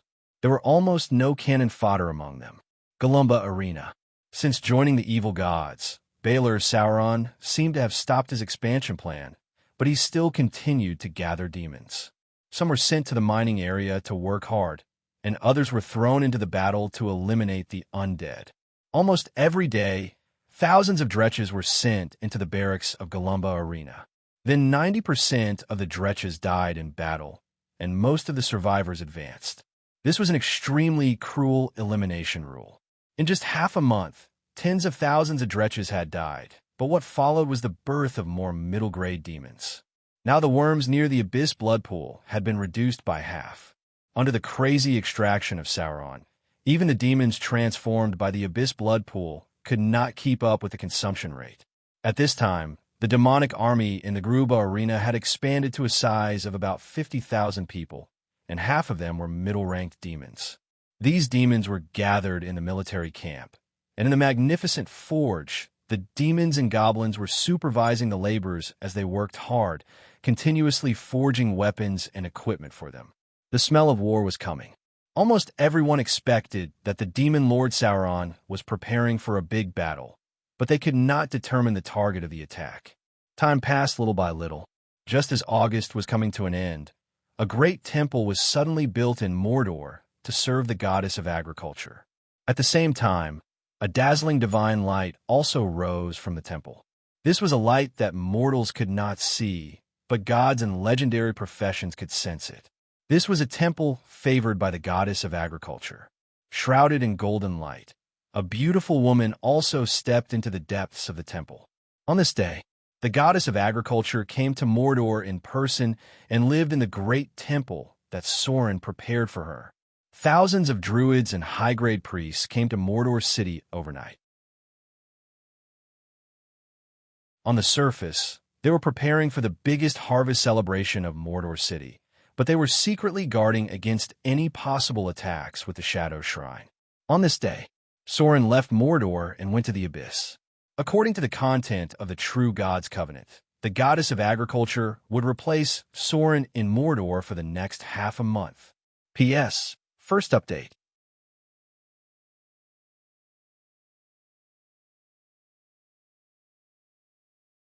Chapter 971. What? Harvest celebration? In a magnificent palace, a woman with an extremely charming appearance was sitting on the throne. She was wearing a scarlet dress and looked like a beautiful and poisonous enchantress. The Duke of Red Dragon's wife looked down at the man kneeling on one knee in front of her and frowned. Why did Mordor City suddenly plan to have such a grand harvest celebration? Are they going to please the goddess of agriculture? Send people to continue to pay attention to the movements of Mordor City. Let General Kutra come in to see me. After that, the Duke of Red Dragon's wife rubbed her forehead tiredly. She never dreamed that Sauron, who she didn't care about at first, would become a god, and now he had become the Lord of Shadows. She missed the opportunity to eliminate him when he was at his weakest. Now Sauron had become her most terrifying and dangerous enemy. Every time she thought of Sauron's existence, she couldn't help but tremble slightly, and a trace of fear appeared in her heart.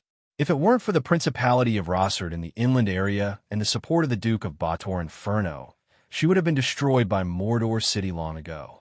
But even so, the Duke of Red Dragon's wife had been carefully paying attention to everything in Mordor City. There were many people like her. Although they were far away in the Outer Islands, every move in Mordor City affected the hearts of countless people. Soon, a burly general came in.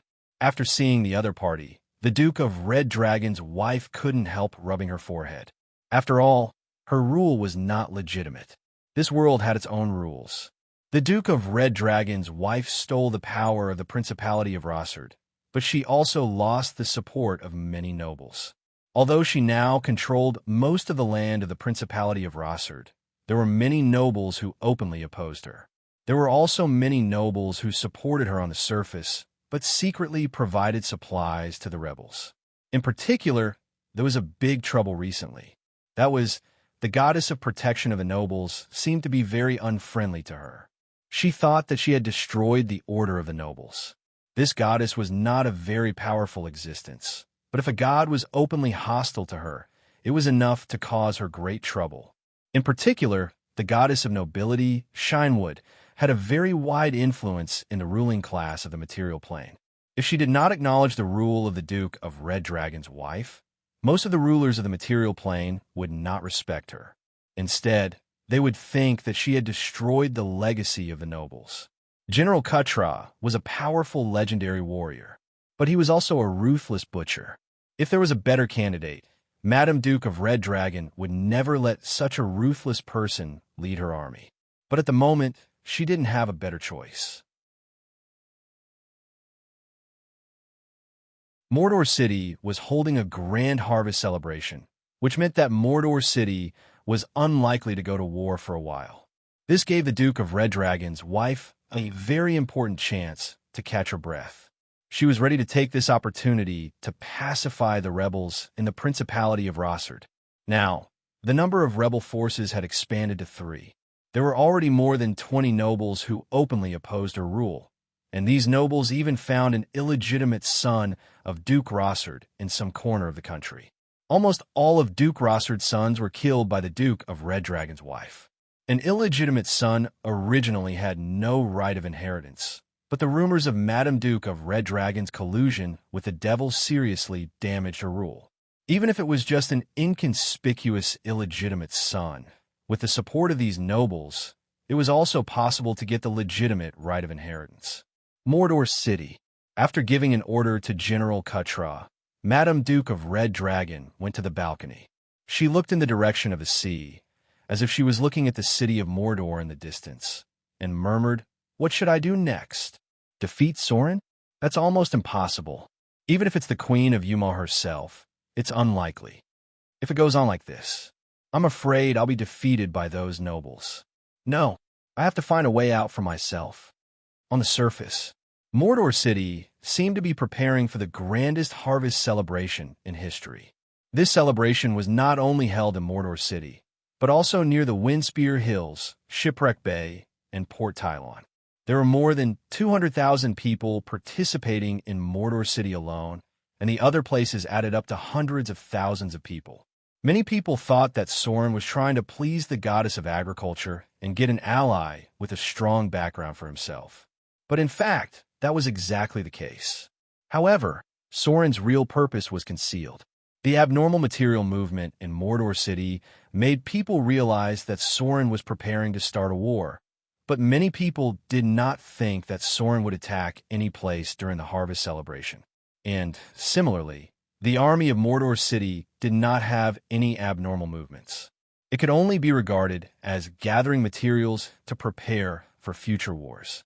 Almost no one thought that Sauron's purpose was not in the material plane, but the frequently mobilized materials were also sent to the bottomless abyss. What Sauron really wanted to do was bolder than they thought. Even the crazy Queen of Spiders could not predict that Sauron would attack the Kingdom of Fear during the Avatar crisis. Am I going to die? In the deep darkness, a thin figure was staggering forward. His body was covered with all kinds of wounds. If he was an ordinary person, he would have died long ago. But a powerful force was still tenaciously supporting his life.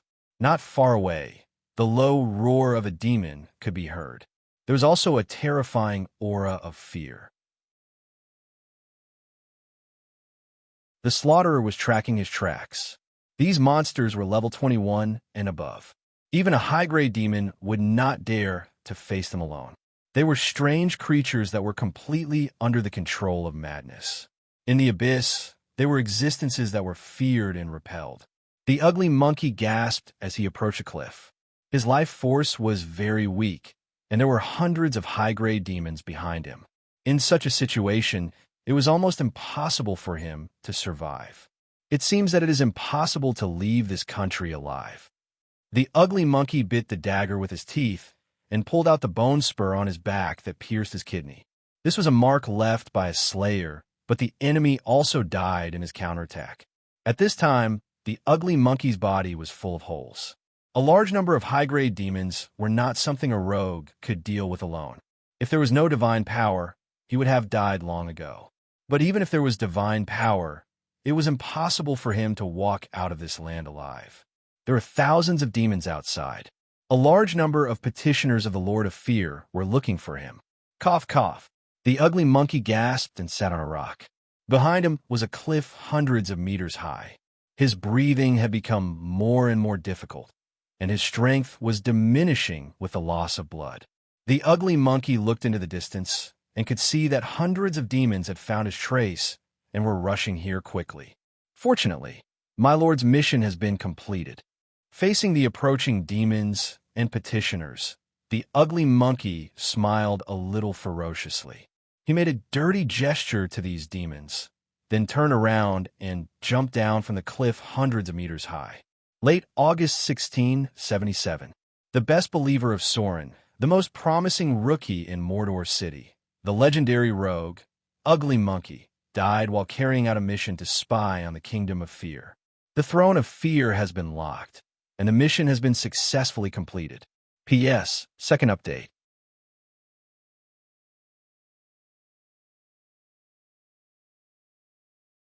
Chapter 972. The Ugly Monkey was dead.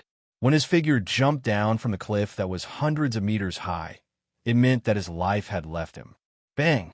The body of the ugly monkey fell into the dark canyon. The body that was full of holes finally breathed its last breath, and then the light of the soul emerged. The shadow of the ugly monkey emerged from the body. His expression was very blank, as if he didn't have his own consciousness at all. Even legendary professions would enter a state of chaos at the moment of death. The ugly monkey didn't know himself and didn't have his own consciousness. This state would gradually recover with the time of death. When the soul reached the underworld, many memories would be recovered. But this was the gods' kingdom of fear, which belonged to the gods. Therefore, no god of death came to this world. The gods' kingdom was the private world of the gods. If one died here, they wouldn't be attracted by the river Styx, and no messenger of the god of death would come to pick them up. If no one took him out, the soul of the ugly monkey would wander in this god's kingdom until he was completely assimilated by the god's kingdom and turned into a killer with the strength of a legendary professions. However, Soren couldn't give up on the ugly monkey. At the moment when the ugly monkey died, a powerful divine power invaded this god's kingdom, and then a crack appeared in the void. A golden light emerged. A huge palm appeared in the sky. This palm was dozens of meters long and was completely made of golden divine power. It fell from the sky and grabbed the soul of the ugly monkey. Then it directly broke the plane barrier and left the god's kingdom of fear. At the same time, inside the god's kingdom of shadow, a large number of petitioners and believers gathered in front of the temple. The person in charge was the promoted Saint Cardinal. Tens of thousands of petitioners gathered in front of the temple to pray. The divine light, made of the power of faith here, was shrouded by a force. It converged into a golden light pillar that rose and broke through the sky. A crack appeared. Then the huge golden palm appeared again.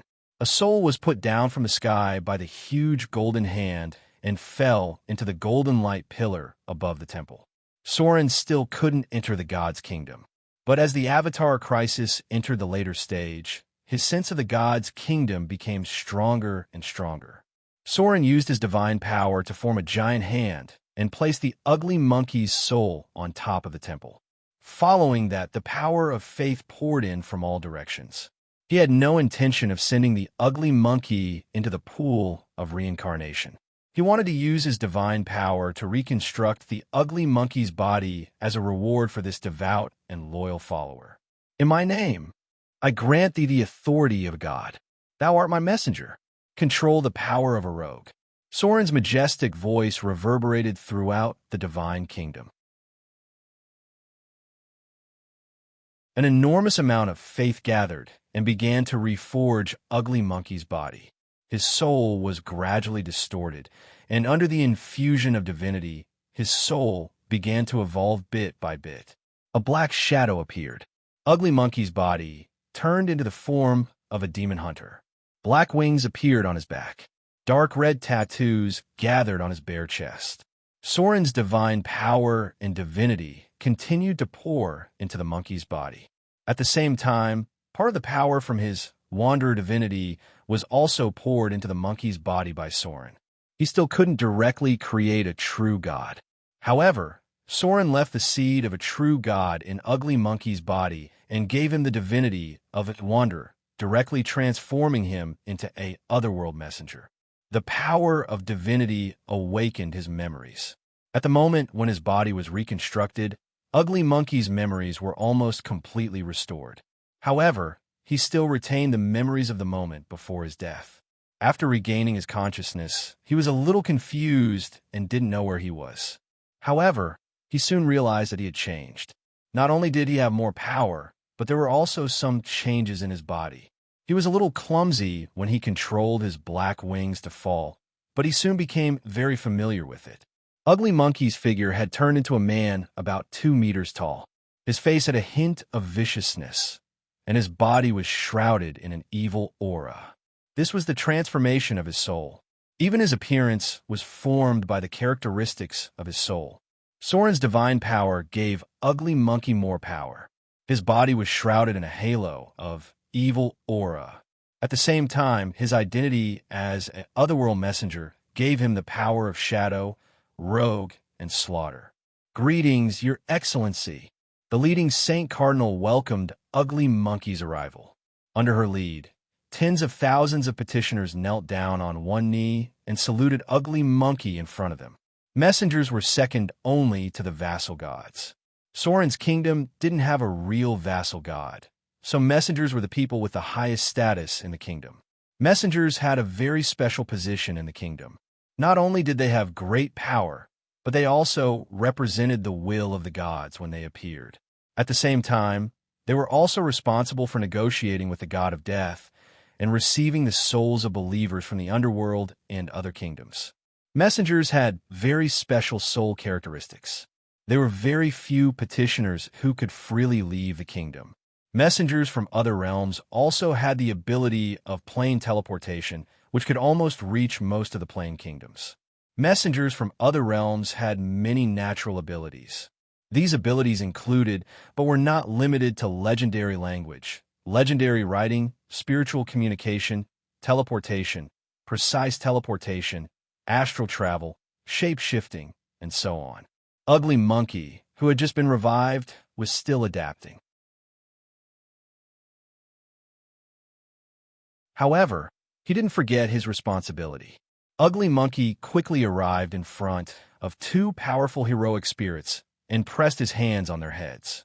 With the light of divine power, Ugly Monkey injected his own divinity into the 2 most powerful heroic spirits. In the name of Ugly Monkey, I bestow upon thee the power of otherworld God's servant. The light that shrouded the temple turned into 2 rays and entered the bodies of the 2 heroic spirits. Then their forms began to change. This phenomenon was called promotion, which was a direct promotion of the soul in the kingdom. Shadow wings appeared on the backs of the 2 heroic spirits. They didn't turn into the form of demon hunters. Instead, they were directly shrouded in shadow energy. Dark shadows covered them, and they looked like vague outlines. The light of divine power turned into sharp blades, and the power of faith shaped into armor. The strength of these 2 heroic spirits directly broke through the legendary realm and reached the power of advanced legendary. They were the otherworld God's servants. They were subordinates promoted by Ugly Monkey. If they were in the upper realm, they could be understood as shadow angels. In other words, they were created by the gods and Soren's battle servants. Otherworld god servants were similar to Saint Cardinal, but they couldn't be transformed through conventional means. They had to be personally created by Soren or the otherworld god servants. War is coming. My lord ordered me to lead the heroic spirit army to attack the kingdom of fear. Ugly Monkey's figure flew up. Soren's promotion directly turned him into a creature above the demigod level. He looked down at the army of petitioners in front of him and said in a deep voice, 3 days later, I will open the door to the kingdom of fear and attack the kingdom of fear. It was the time of the Avatar crisis. Soren didn't have the ability to revive a legendary believer, and he had to bring back Ugly Monkey's body. What he could do was to send Ugly Monkey into the kingdom of fear and turn him into a god servant. For Soren, Ugly Monkey, who had sneaked into the kingdom of fear, was undoubtedly the best candidate for commander. The heroic spirits in the kingdom of fear would be led by him and become the main force to attack the kingdom of fear. Ugly Monkey's death was a pity. However, Ugly Monkey's death was also a success. That was, there was finally a petitioner who could command in Soren's kingdom of fear. A Saint Cardinal wasn't enough to lead everything in the kingdom of fear, but a god servant from another world could be trained. Ugly Monkey was dead, but he also came back to life. He was transformed into a god servant and replaced Soren to carry out the task of guiding the souls of believers. He would also be the main force in this kingdom of fear's war. The bottomless abyss. Near the hot lava, Soren panted slightly and withdrew his power. Promoting Ugly Monkey cost him a lot. It cost him 12 divinity points and hundreds of divine power points. Ugly Monkey was a very good believer. He was worthy of Soren's training. Therefore, Soren gave Ugly Monkey a little power of the Ro clergy. This way, he could consider training him to be a Ro god in the future. The Galumba Arena was another key to attacking the kingdom of fear. First of all, this was the bottomless abyss. They could directly reach the desolate land of despair through the portal. There were often a large number of petitioners in a kingdom of fear, and these were all consumed by the demon army. During this time, the demon incarnation Sauron stopped using battles to level up demons. Instead, he kept accumulating the number of dretches. At present, there were nearly 100,000 dretches in the Galumba Arena. There were also a large number of abyss worms bought from demons, night witches, and hags. These abyss worms were hatching in the blood pool. When their corruption was complete, the number of dretches would increase again. Motor City. The golem factory that had been operating continuously for a long time stopped today. A large number of witches were busy assembling the golem puppets that had been manufactured. Motor City had experienced several attacks from the lower planes. These attacks brought a lot of losses to Motor City, but they also obtained a lot of soul crystals after defeating the demons. The soul crystals were consumed on these golem puppets, and some of the mid-grade and high-grade soul crystals came from the depths of the Bator Inferno. For this reason, Soren even sold a divine artifact as a commodity. In the basement of the golem factory, dense clay golems were lined up at the front. These were all combat golems that had not been activated after they were manufactured. They were different from the golems sent to the construction site. These clay golems were all injected with the combat ability, Focus on Defense. Behind thousands of clay golems were rows of stone golems. Although the number had decreased a lot, it had reached the scale of 2,000 or 3,000. Then there were the more powerful and rarer steel golems. Most of the steel from the bottomless abyss was consumed here. There were more than 600 steel golems. They were not made by the apprentices, but by a group of witches. Almost all the soul crystals from the Bator Inferno were consumed here. Finally, there were the 24 diamond golems. They consumed almost all the rare minerals from the Bator Inferno.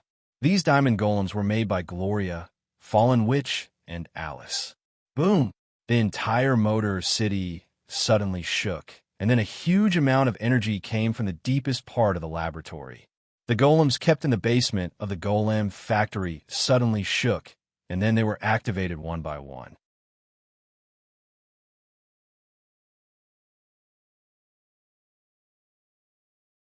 Chapter 973. Is it going to start? Gloria stood at the top of the arcane tower, looking down at the entire city of Mordor, and murmured, I don't know if Vivian is ready.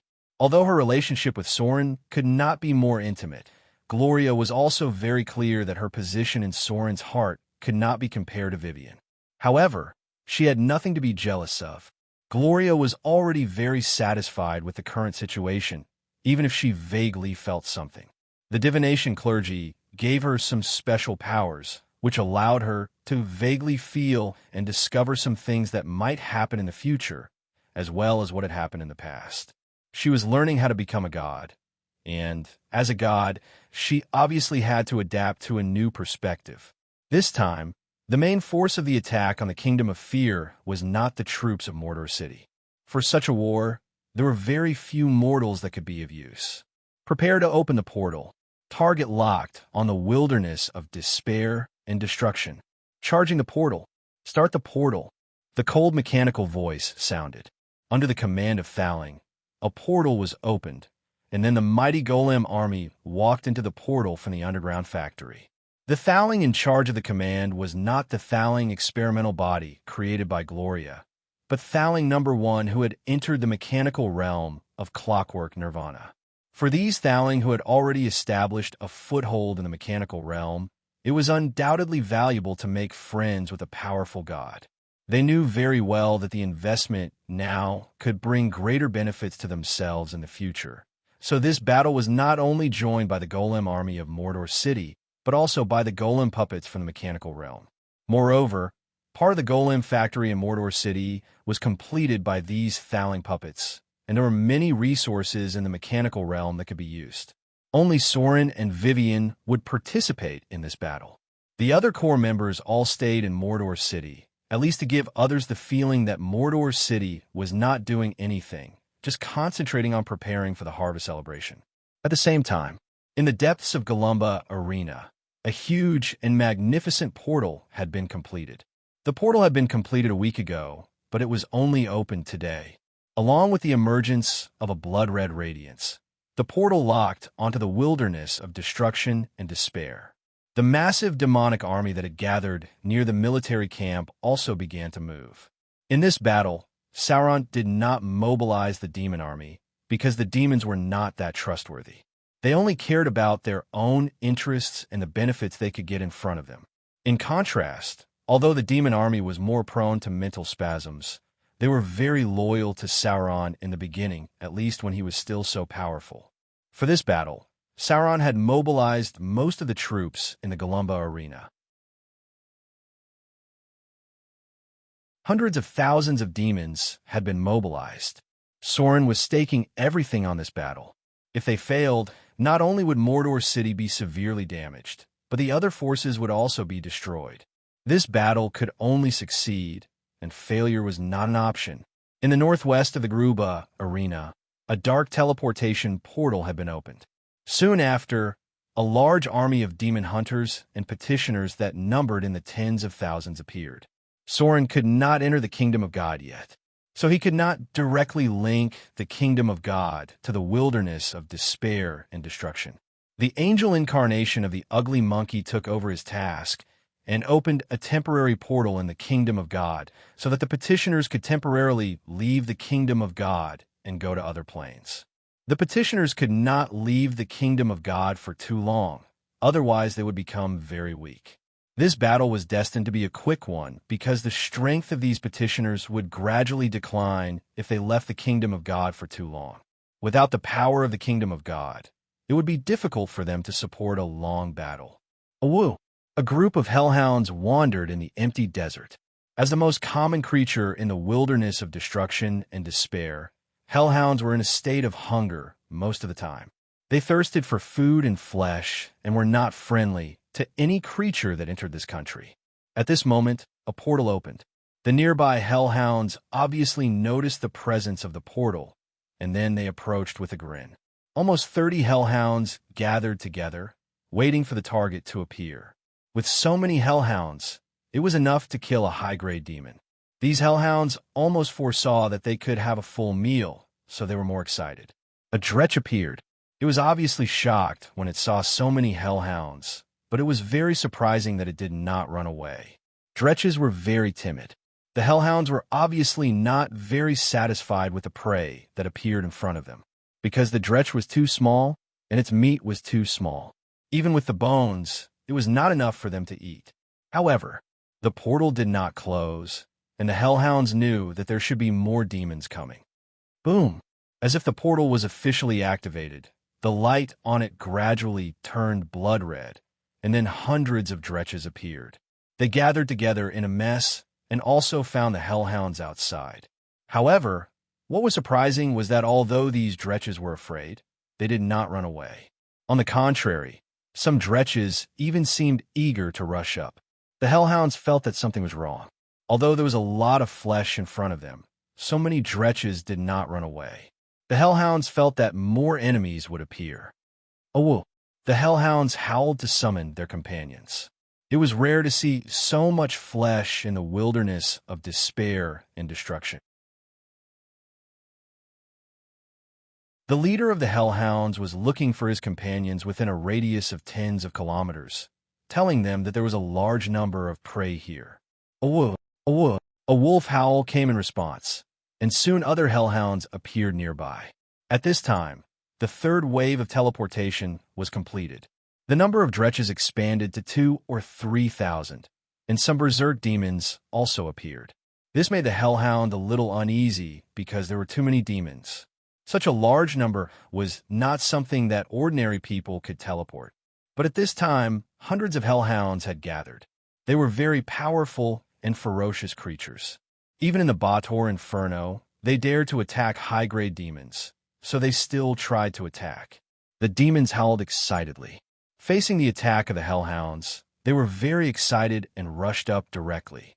A large space near the teleportation circle was emptied. Then the next batch of demons arrived. This time, there were more people teleported. Not only were there a large number of dretches, but there were also many middle-grade demons, including a small team of succubus that could fly. The succubus quickly attacked. After they found the hellhounds, they immediately led the team to surround them. Some Voros went around from the side and seemed to intend to kill all the hellhounds in front of them. The situation quickly reversed. The hellhounds became panicked. At this time, the teleportation circle flashed again, and with a scorching breath, more than 10 flaming demons appeared behind the teleportation circle. Then more and more demons poured out. Assassins, soul judges, Glabrizu, six-armed snake demons, and a large group of high-grade demons appeared and announced the death penalty for these hellhounds. And these high-grade demons did not care. Before the battle, they would eat some hellhounds as an appetizer. The domain of flames expanded. With the rapidly increasing temperature, a terrible demon finally walked out of the teleportation circle. Baylor Lord Sauron. As a true god, Sauron's original body could not participate in this battle. His role was to break the throne of fear at the end. In the previous battle, he could only rely on his demon incarnation and the oracles from another world. Because of the Avatar crisis, the kingdom of God still rejected him. Sauron tried to restrain these demons as much as possible. As chaotic and evil existences, demons were very good cannon fodder because many of them were simple-minded and bloodthirsty. However, it was very troublesome to command them.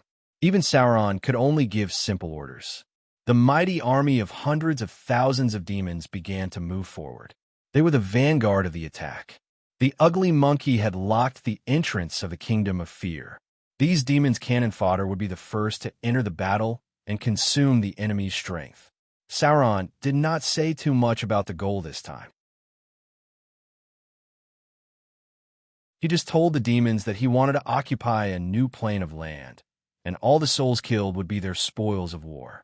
Of course, as the main force, the greater demons naturally knew that the real goal was the kingdom of fear.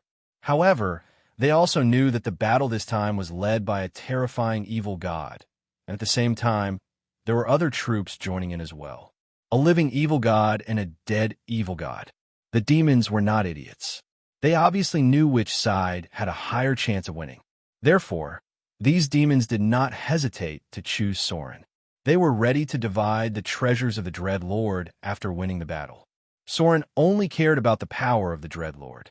As for the other treasures, he did not mind sharing them with others.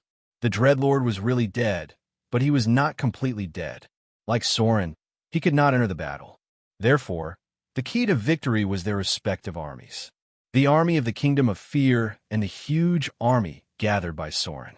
If the Dreadlord won, then Soren would not be able to launch a second attack in a short time. And if Soren succeeded, the throne that held the soul of the Dreadlord would be shattered. Dozens of miles away, different from the noise of the demons, this place was filled with cold mechanical sounds. Tens of thousands of golem puppets had finished gathering. At this moment, they were quietly waiting in place, ready to speed up and enter the battle at any time.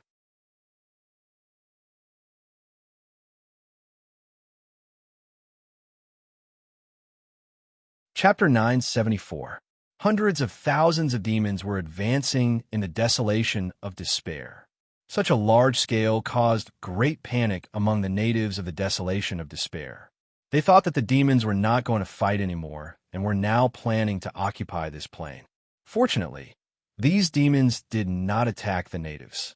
They just kept moving forward and gradually approached the location of the Blood River. Because the number of the demon army was too large, it was almost impossible to hide from others after the official action. The first to notice the abnormality was the goddess of misfortune, Ben Saba. Her kingdom was in the blood sea of the bottomless abyss, and the Blood River in the desolation of despair and destruction was one of the entrances. When a mighty army of demons gathered, a trace of divine radiance appeared above the Blood River. Then, a beautiful woman in a dark red robe with a veil over her face appeared on the Blood River. She stood on her snow-white toes and looked at the army of demons in front of her. As if she thought of something, she couldn't help but frown. This was the oracle of the goddess of misfortune. She was also the incarnation of the goddess of misfortune. Now, everything that she could see, the goddess of misfortune could also see clearly.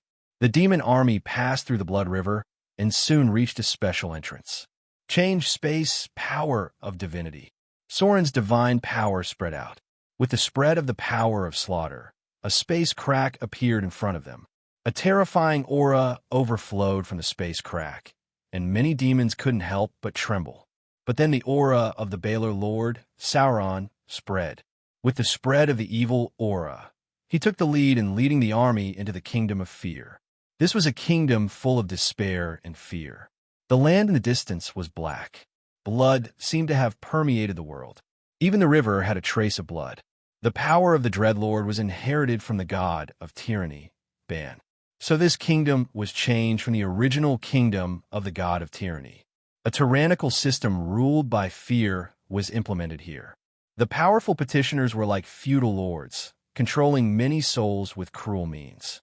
Demons were also one of the residents here. The Dreadlord had a large number of high-grade demons loyal to him. They stole souls from other kingdoms. In addition to the petitioners, there were also a large number of souls who were forced to reincarnate. In front of the entrance was a huge fortress. The divine kingdom of fear was divided into 8 lands, and the rulers of these lands are the right-hand men of the Dreadlord. 5 of the rulers were petitioners of the Dreadlord, while the other 3 were high-level demons under his control. The fortress in front of them was one of them. It was called Blacktooth Fortress, and it was the first line of defense of the Kingdom of Fear. Groups of petitioners appeared on the walls of the fortress. The petitioners of the Dreadlord were transformed into Dark Guards and Dread Dominators. Ordinary petitioners were similar to humans, and some of them were transformed into demons. Among all the petitioners, the Lord of Fear was the most difficult to deal with because as early as the reign of the god of tyranny, Ban, the Lord of Fear was in the form of a petitioner. The Dread Lord inherited this. The highest level in the Divine Kingdom was the form of the Dread Lord, a terrifying creature covered in black armor and holding a giant sword. They had amazing combat power, and their bodies were surrounded by a spirit of fear. The core of the entire kingdom was fear.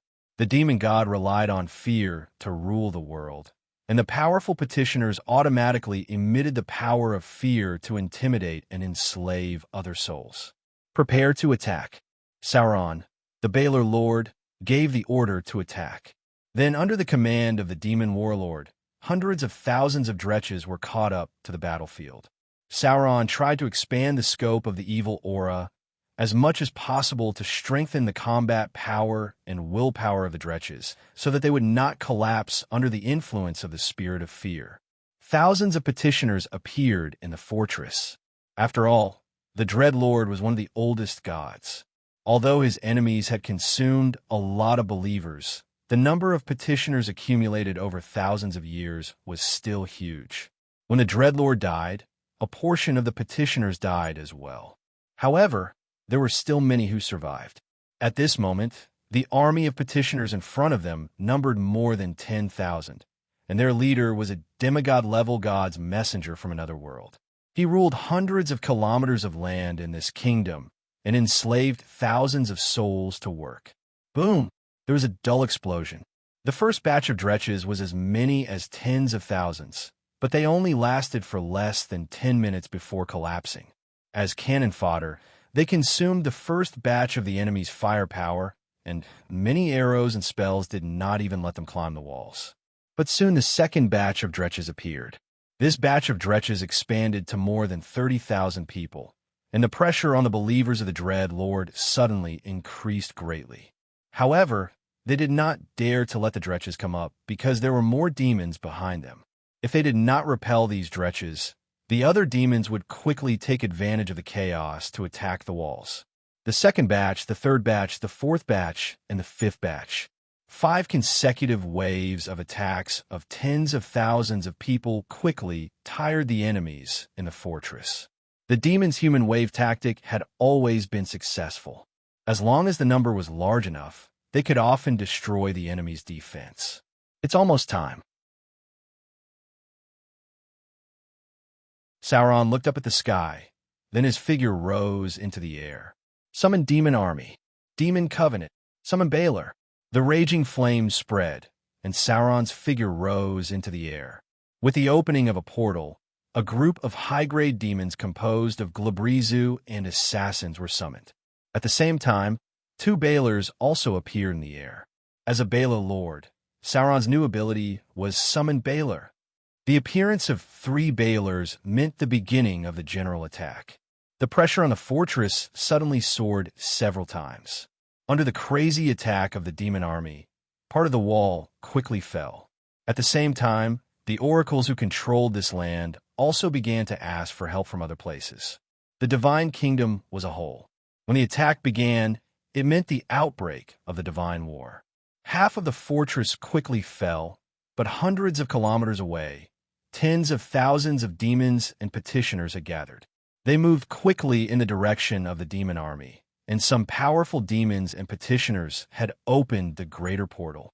With the light of teleportation, at least a dozen high-grade petitioners and demons arrived on the battlefield. The enemy's support had arrived.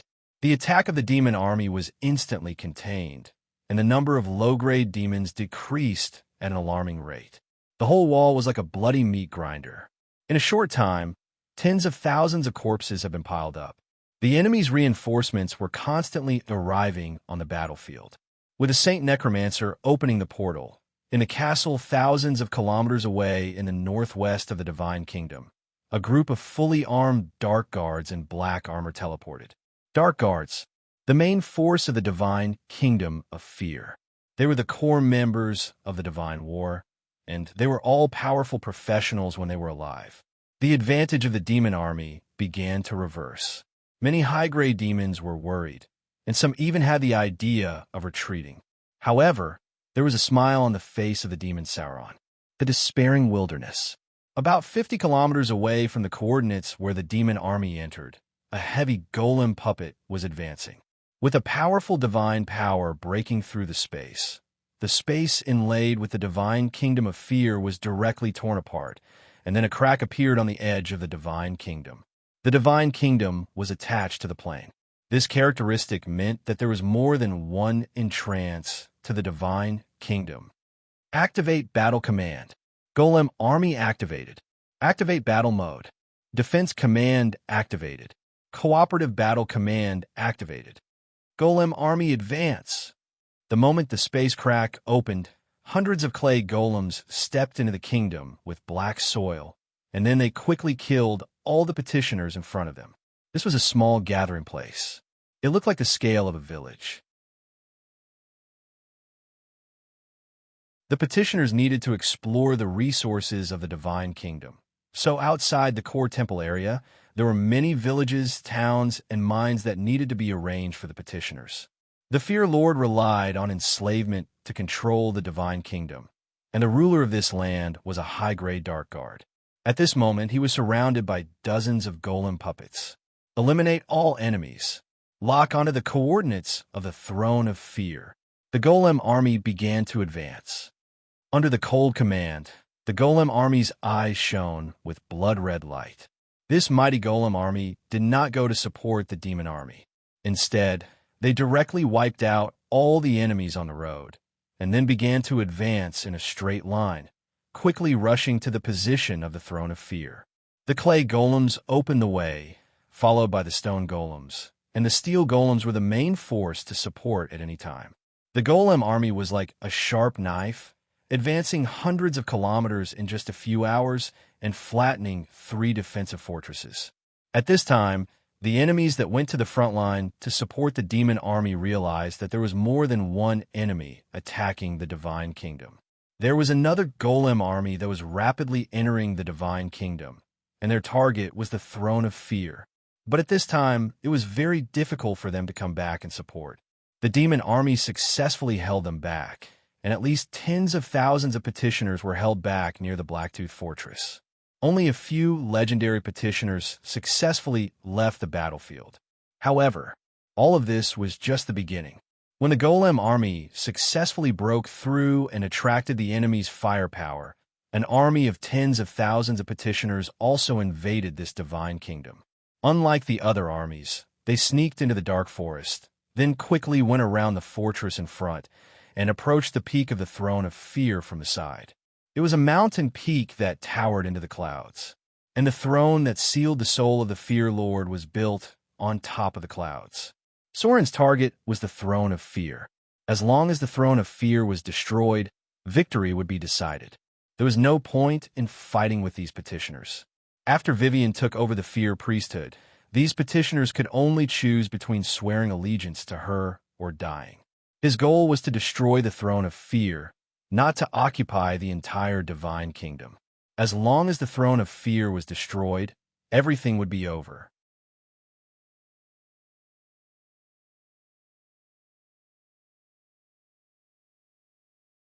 Chapter 975. There was a saying in the art of war, "What's false is true, and what's true is false." The demon legion that attacked first was not completely a distraction, especially after the Golem Legion's large-scale advance led away most of the reinforcements. Succubus Legion Advance. Operation Assassin Demon.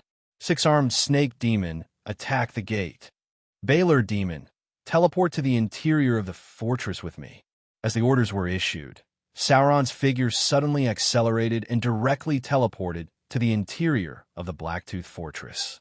Then, with him as the center, some strange demons appeared. These demons also had a pair of demon wings, but it was not enough to support long-distance flight.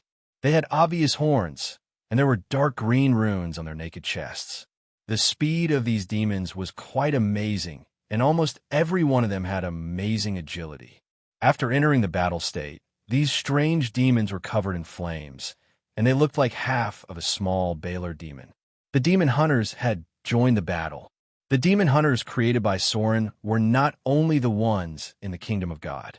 Near the blood pool in the Galumba arena, there was another group of demon hunters with pure blood and more demonized bloodlines. Not all of them were transformed from the souls of Soren's believers. Many of them were high-quality souls that Sauron the Baylor demon found in the abyss. These demon hunters were created by Sauron, and they only obeyed his orders. They belonged to the fighting force outside the Demon Legion. The number of these demon hunters was not large, about 200 or 300 people, far less than the number of transformed demons in the kingdom of God. However, when they entered the battle, their suppression was very obvious, especially with the cooperation of the Succubus Legion to dominate the air. The demon hunters' sudden advance instantly brought great pressure to the dark guards. The change between the true and the false happened in an instant. The reinforcements of the Blacktooth fortress turned to intercept the Golem Legion, and Sauron decisively pressed the most elite troops at this moment. The battle was completely reversed in an instant. The addition of the demon hunters tore apart the enemy's defensive line, and the result of that was that the enemy fell into the sea of demons. Almost all the demons who wanted to retreat at first roared and pounced again. Now was the best time to snatch the spoils of war and snatch the souls. Even the other high-ranking demons who had been slacking began to work hard. They were ready to take down the fortress and ask for rewards from His Excellency Sauron. In just a short while, when more than 10,000 demons broke through the defense line, the defense system of the Blacktooth fortress completely collapsed. As long as the enemy couldn't gather together to form an effective defensive line, it would be a tragedy. The demons pounced forward, biting and slaughtering. Soon, a large number of the defenders in the Blacktooth fortress died. Even the dark guards died under the siege of the high demons. At this moment, the demonic army, which was used as a distraction, instantly became the main force of the attack. After harvesting the souls in the Blacktooth fortress, Sauron immediately ordered the army to advance. Over 100,000 demonic army swiftly advanced toward the Throne of Fear. The change in reality happened in the blink of an eye. When the petitioners who went to support the Golem army had just gained a foothold, the demonic army had already advanced more than 100 kilometers. After conquering several places in a row, the demons' morale was higher and higher. Basically, without Sauron's urging, the demons pounced forward, eager to snatch more souls in this battle. At the same time, some powerful dark guards were hunted down, and their divinity was scattered to some of the high-ranking demons. Even Rachel, who followed Sorin, gained some divinity. The other assassin demons and 8-armed snake demons gained more divinity. What they wanted to do the most at this moment was to kill more enemies with divinity. The situation was suddenly reversed. The demonic army advanced faster than the Golem army. The demon hunters were like a sharp knife that led the demonic army to advance quickly. With the support of a huge number of demons, the petitioners who were less than 10,000 were almost instantly devoured. At the same time, in the vicinity of the Dark Forest, a group of up to 1,000 demon hunters and heroic spirits were advancing. They all had a trace of the power of shadow. These troops quickly approached the Throne of Fear in a semi-stealth state. While the demonic army and the Golem army attracted the attention of the demonic army, they quickly went hundreds of kilometers deep into the Kingdom of Fear.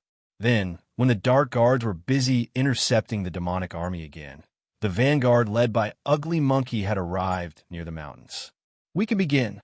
Ugly Monkey glanced at the Saint Cardinal beside him and nodded. "Prepare the teleportation portal." More than 10 high-ranking priests who accompanied them stood up. Under the leadership of the Saint Cardinal, they set up a teleportation portal at an astonishing speed. Then, they locked the coordinates to the Dark Forest. Along with the radiance of the teleportation portal, groups of heroic spirits in armor walked out from it, followed by an even larger number of petitioners. Among Sorin's believers, there were a large number of combat-type professions. Many pirates would also enter his Kingdom of Fear after they died. Therefore, Sorin, as a combat-type deity, had a high quality of petitioners. Through the teleportation portal, he quickly transferred more than 30,000 soldiers to the Kingdom of Fear. These troops had already approached the Throne of Fear. At the same time, the slaughterers who had been guarding the Throne of Fear had also discovered them. There were tens of thousands of powerful demons and petitioners guarding the Throne of Fear. At the same time, there were also terrifying slaughterers wandering around. This was the last line of defense of the Dreadlord. No matter what happened outside, these troops responsible for guarding the Throne of Fear would not leave. Only by defeating them could Sorin's petitioner army get close to the Throne of Fear. The first wave of confrontation quickly broke out. Ugly Monkey had fallen while exploring this place. Therefore, He knew the terrain and the number of enemies around the Throne of Fear very well. As a god's messenger from another world, he led the demonic hunter army to attack first and quickly attacked the Dark Guard's line of defense. The priests at the back were casting divine spells. After the petitioner army gathered, they began to press forward. There were only about 10,000 demons here, but most of them were very powerful. They were the last resistance to approaching the Throne of Fear. The news of another army approaching the Throne of Fear was quickly spread to the other Dark Guards. On the path of the Golem army, a large number of enemies who had the ability to teleport gave up on fighting. They directly teleported to the Throne of Fear. Then, they saw more and more enemies below the mountains. Under the light of the teleportation spell, the number of demons and petitioners quickly increased to more than 20,000. This was the will of the Dread Lord commanding them.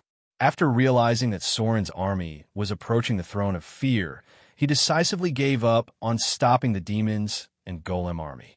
Instead, he gathered most of the elites under the Throne of Fear to stop the strongest petitioner army. P.S. First update.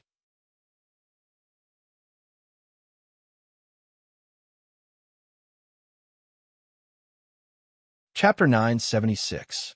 On a mountain peak that pierced through the clouds, a throne made of white bones and dark green rocks appeared. It was suspended in the air, and in the center was a huge black stone pillar. The height of the mountain peak was close to 3,000 meters, and the height of the Throne of Fear was more than a few hundred meters. The whole throne was almost close to the clouds, and one could overlook the whole kingdom of Fear from it. There was no path to the Throne of Fear. Unless one had the ability to fly, one would never be able to enter the Throne of Fear. The Dread Lord had already expected this. His remaining divine power turned into barriers and sealed off the sky around the Throne of Fear, not allowing anyone to come close. There were 3 lines of defense under the Throne of Fear. The first line was the advanced devils on the periphery. These devils were all enslaved by the Dread Lord and did not have the freedom of their own souls. They would protect the Throne of Fear with their lives because if the Throne of Fear was breached, these devils would all die. The second line of defense was formed by the most devout petitioners. Most of them were top-level Dark Guards and Dreadlords. They were fanatics when they were alive and would not take a step back in the face of any enemy. The last line of defense was the slaughterers created by the Dreadlord's divine power. They were very terrifying creatures, and any one of them could challenge an army. There were more than 10 of them under the Throne of Fear. They prevented anyone from getting close to the throne, including the other petitioners in the Kingdom of Fear. The sudden increase in the number of enemies brought great pressure to Soren's heroic spirit army. The ugly monkey's attack was stopped, and under the enemy's desperate resistance, he slowly retreated to his original position. At this moment, there were already 50 to 60,000 Dark Army gathered under the Throne of Fear. Almost all the enemies in the Kingdom of Fear who had the ability to teleport had arrived.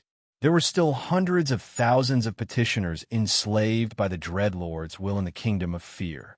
They were getting ready to surround and destroy Soren's heroic spirit army.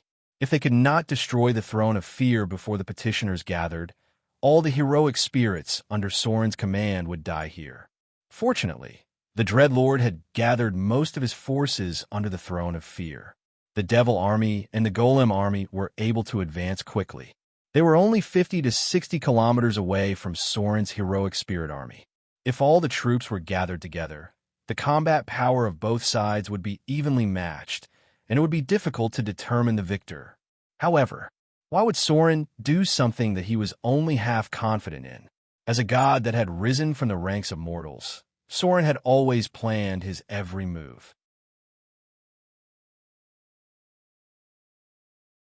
How could he not prepare some final moves at this crucial moment when he was attacking the Throne of Terror? Get into formation. Following the roars of the heroic spirits, thousands of petitioners lined up into 3 military formations. The demon hunters also flew into the air, while the saint priests began to prepare a large-scale buff spell. Divine spells of this level could not be completed by her alone. The person behind all of this was Sora himself. His divine power was continuously channeling into the bodies of the saint priests. Teams of black-armored dark guards appeared. The Dread Lord had enslaved a large number of demons. Most of them were middle-grade and high-grade demons. As it was close to the border between the Bottor Inferno and the Bottomless Abyss, he had also enslaved many demons from the crack. The Dark Guards were still the main force of the Divine Kingdom. These terrifying creatures were similar to demons, but they maintained a human form and looked similar to the demon hunters. The Dark Guards were a very difficult creature to deal with, especially the Dark Guards created by the Dreadlord. They could also evolve into the more powerful Dreadlord. Dreadlord. Challenge rating, 21. This was a kind of semi-holy creature.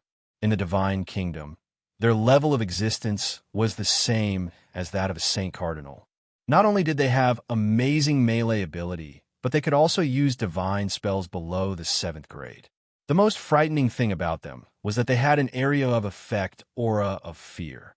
Since the fall of the god of tyranny, fear replaced strife as the core of the Dreadlord. At that time, the power of the aura of fear was given to the powerful petitioners. The aura of the Dreadlord was up to an astonishing diameter of 100 meters. In other words, the biggest difficulty of the current battle was that more than 10 Dreadlords would spread out and cover an area of 1,500 meters with the power of the aura of fear.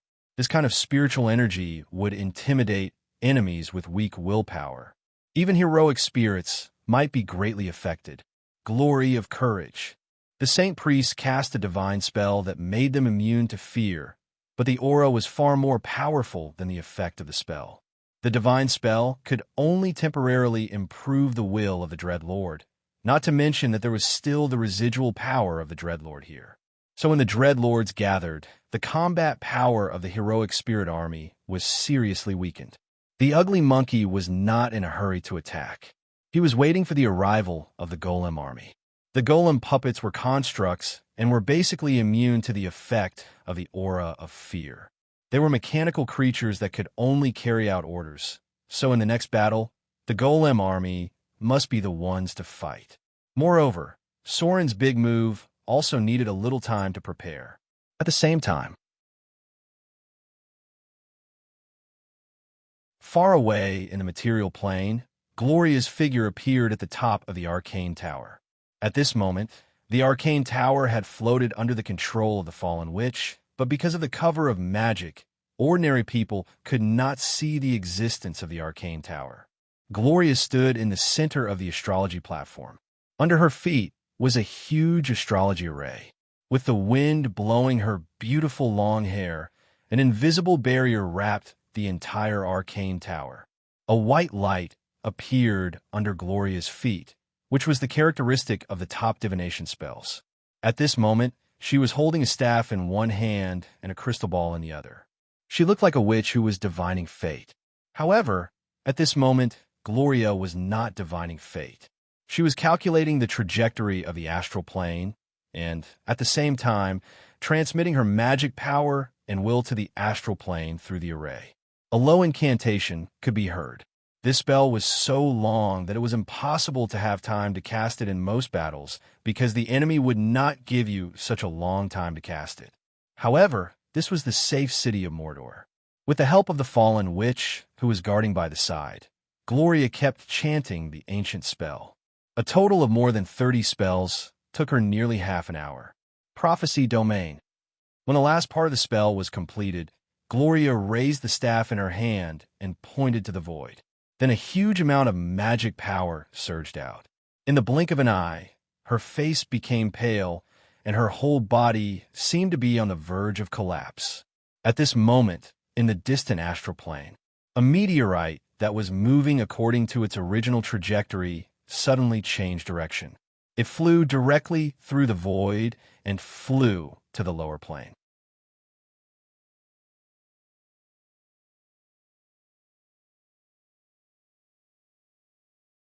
Chapter 977. There was still a stalemate on the battlefield. However, with the arrival of the Golem army, the pressure on the Dark Guardians increased significantly. They gave up the initiative to attack and turned to defend the Throne of Fear. Ugly Monkey had not given the order to attack. The golem puppets formed a line of defense in front of the Einherjar army. They seemed to be waiting for the arrival of the demon army, or something else. From time to time, Ugly Monkey would look up at the sky and then silently calculate the time, as if he was thinking about the opportunity to attack. Time ticked by. The figure of the Baylor appeared in the distance, but it was not on the route of the Einherjar army, but on the other side of the Throne of Fear. Demons were not easy to control. It was almost impossible for them to fight together. If they attacked in the same direction, it might lead to internal strife. Sauron, the Baylor Lord, attacked the flank. At this time, most of the low-grade demons had died. Almost all the surviving demons were promoted to middle-grade demons. Some of the high-grade demons also plundered the power of divinity from the Lord of Fear. It's almost time. Ugly Monkey seemed to sense something and looked up at the sky. All of a sudden, the weather on the whole battlefield changed drastically, and then a powerful wave of divine power appeared. A crack suddenly appeared in the sky above the Kingdom of Fear. Sauron's divine power covered the whole battlefield. He broke the space of the Kingdom of Fear and then guided a terrible spell into this world. It was a huge meteorite about 1 kilometer in diameter. After entering the Kingdom of Fear, it immediately turned into a huge fireball. This terrible meteorite immediately fell at high speed after entering the Kingdom of Fear. Its target was the enemy under the Throne of Fear. Meteorite. It was the most effective spell to destroy a city among the legendary spells. It was also the signature spell of the Northern Witch Council. It was a legendary spell involving prophecy, astrology, spells, and so on. Under normal circumstances, only the leader of the Northern Witch Council could master it. The power of this spell was far beyond that of Meteor Burst. The two were not even on the same level. Sauron had seen the power of Meteor with his own eyes. The Eye of the North had destroyed the steel fortress of the Githyankis with a single meteor. Currently, there were only 2 people in the North who could master this spell. One was the Eye of the North, and the other was Gloria, who had been trained as the successor of the Northern Witches. It was just that Gloria came to Moder City because of Sauron, and more importantly, Sauron gave her the Scepter of Savras. With the power of prophecy, Gloria could lock onto meteorites in the astral plane and use spells to control them. Rumble. A terrifying impact erupted in an instant. When the meteor crashed, the ground shook and the nearby mountains crumbled. The only thing that remained unchanged was the main peak that supported the Terror Throne. Huge waves of air mixed with dust flew up to a height of hundreds of meters, expanding like a mushroom cloud. By the time the priests cast their spells to dispel the side effects of the meteor spell, a huge crater with a diameter of about 1,500 meters had appeared in front of them. Cracks had appeared on the ground around it. Thousands of demons and petitioners had died under the meteor spell. If this terrifying spell was used on Mordor City, it would be enough to completely turn Mordor City into ruins. On the other side, all the demons under Sauron's command opened their mouths in surprise. There was a sense of relief on their faces. Although Meteor Burst took a long time to prepare, it was very fast. The meteor fell in an instant, and the next moment, more than half of the enemies in front of them were cleared. Attack! The high-grade demons who had just plundered a lot of souls were excited. As the crack in the sky gradually disappeared, they obviously realized that the evil gods had joined the battle. This meteor burst greatly weakened the enemy's power. The high-grade demons who had just plundered divinity from the Lord of Fear were eager to move. They seemed to want to get more souls and more power. The Einherjar, under the command of the Ugly Monkey, also began to launch a surprise attack. Meteor Burst did not cause any casualties to them. Only a small number of golems had a little malfunction because of the terrible impact of the meteor. Now they were paralyzed in place and could not move. The ones with the most casualties were the Dark Army, guarding the Throne of Fear. At this moment, their front line had completely collapsed. All the defensive lines became a joke under the meteor spell. Apart from enemies who could escape by using teleportation spells, almost all the enemies within the range of the meteor spell were killed. The path leading to the Throne of Terror was immediately cleared out, creating a vacuum. Sword of Destruction, Wail of the Banshee. The first to attack was not the ugly monkey, but the little figure who had been hiding in the team. Two figures like little angels were the first to break through the line of defense of the Dark Army and reach the bottom of the Throne of Fear. With the fragments of space torn, a dark magic sword appeared in her hand. Then, there was a large-scale wail of the Banshee. The legendary deadly spell that ignored levels suddenly shrouded many dark guards. The terrible infrasound invaded their brains, and then the enemies fell one after another. Vivian and Lillian. As a true god, Soren could not enter the kingdom of God, but Vivian and Lillian, who had not been officially apotheosized, could. This was their fated battle. Even Soren could not stop the little girl's will. They joined the battle with the Einherjar and were ready to face their own destiny. They were also their most terrible enemies. The Lord of Fear. There were only a few surviving sons of fear in the material plane. Vivian had almost gathered more than 90% of the divine power of fear. Two independent consciousnesses each control the body. The main body and the simulacrum played an unimaginable cooperation. Under the storm-like spell bombardment, hundreds of demons fell in the blink of an eye. However, just as the two little girls were going on a killing spree, some terrifying figures appeared. They looked like distorted aliens. They locked onto Vivian's position with their scarlet pupils and then quickly approached them. Slayers found. Activate Diamond Golem Battle Command. Diamond Golem's attack. Dull footsteps were heard.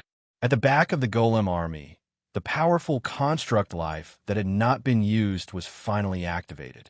These Diamond Golems, with a challenge level above Legendary, advanced quickly. No demons or petitioners could stop their footsteps. The Diamond Golems that were modified by Alice had a challenge level of up to 22. Even the Balers were not enough to fight against them in a head-on battle. The all-out attack began. Ugly Monkey sent out all the troops while he led the Demon Hunter army and rushed to Vivian's side, protecting the little princess of Motor City as she gradually approached the Throne of Fear. Soren's power alone was not enough to completely destroy the Throne of Fear. Vivian had to do it together.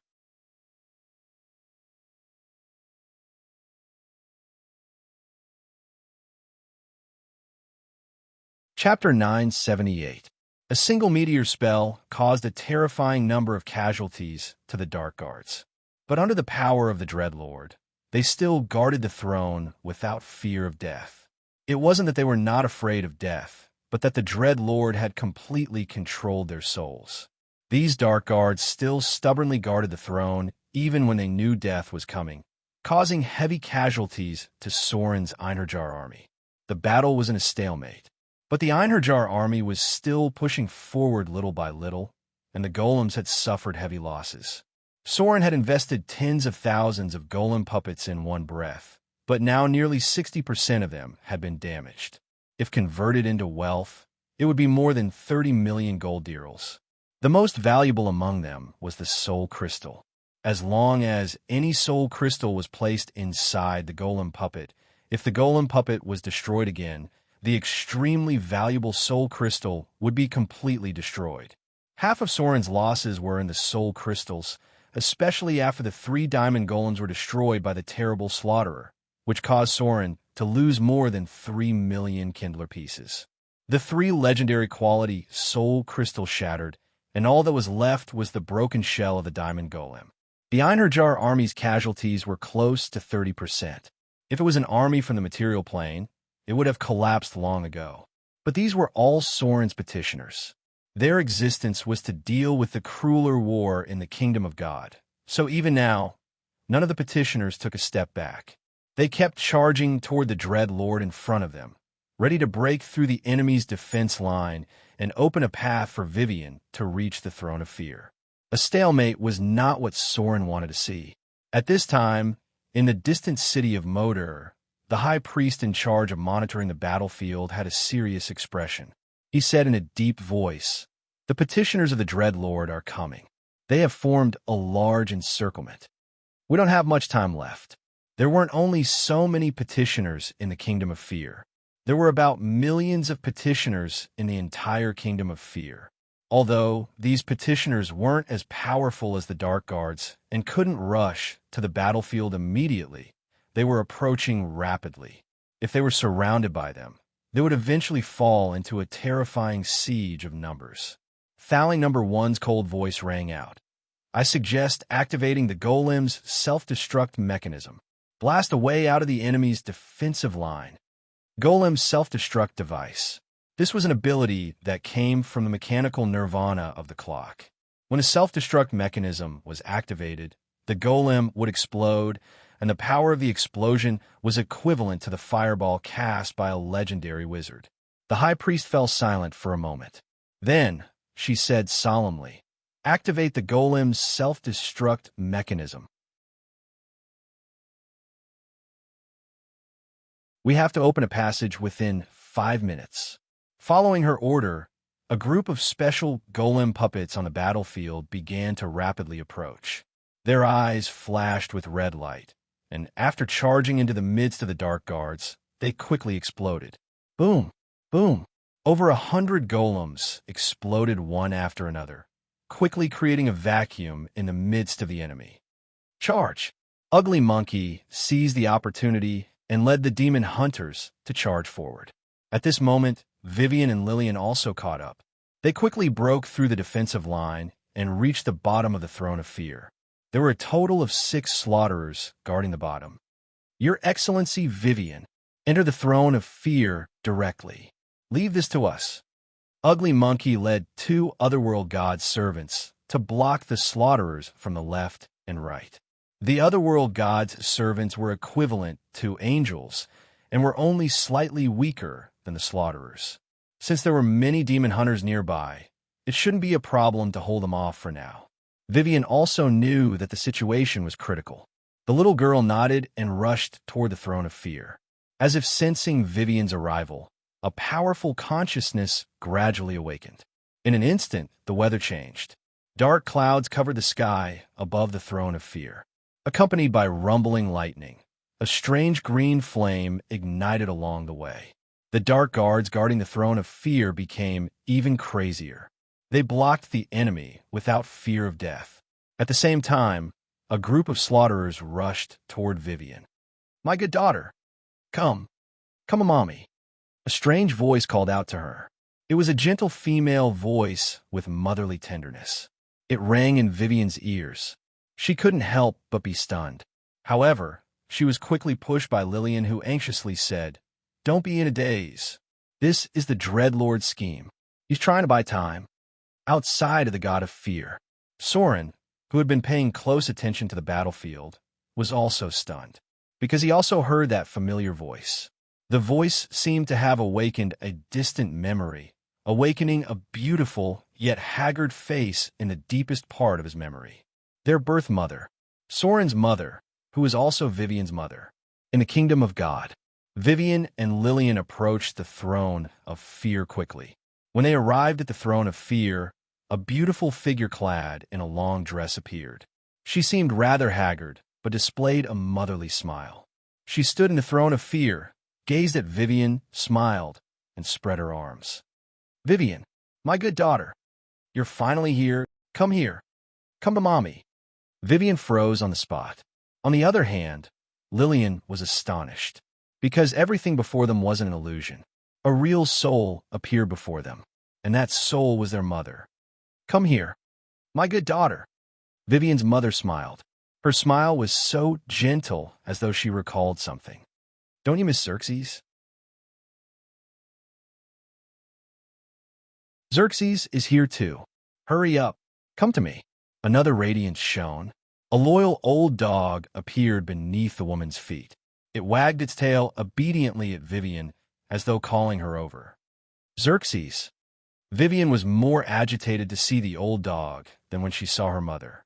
She extended her arm as though wanting to touch it, but eventually she retracted her arm slowly. The young lady glared at the empty Throne of Fear and yelled, It's you. You're the one who imprisoned their souls. You damn bastard. Release their souls. A deep, eerie chuckle sounded. A dark shadow shrouded the throne of fear as though countless eyes were watching them. The deep voice said, "Kill me. Your mother will die. Xerxes will die too. Completely die. Their souls have been imprisoned in the throne of fear.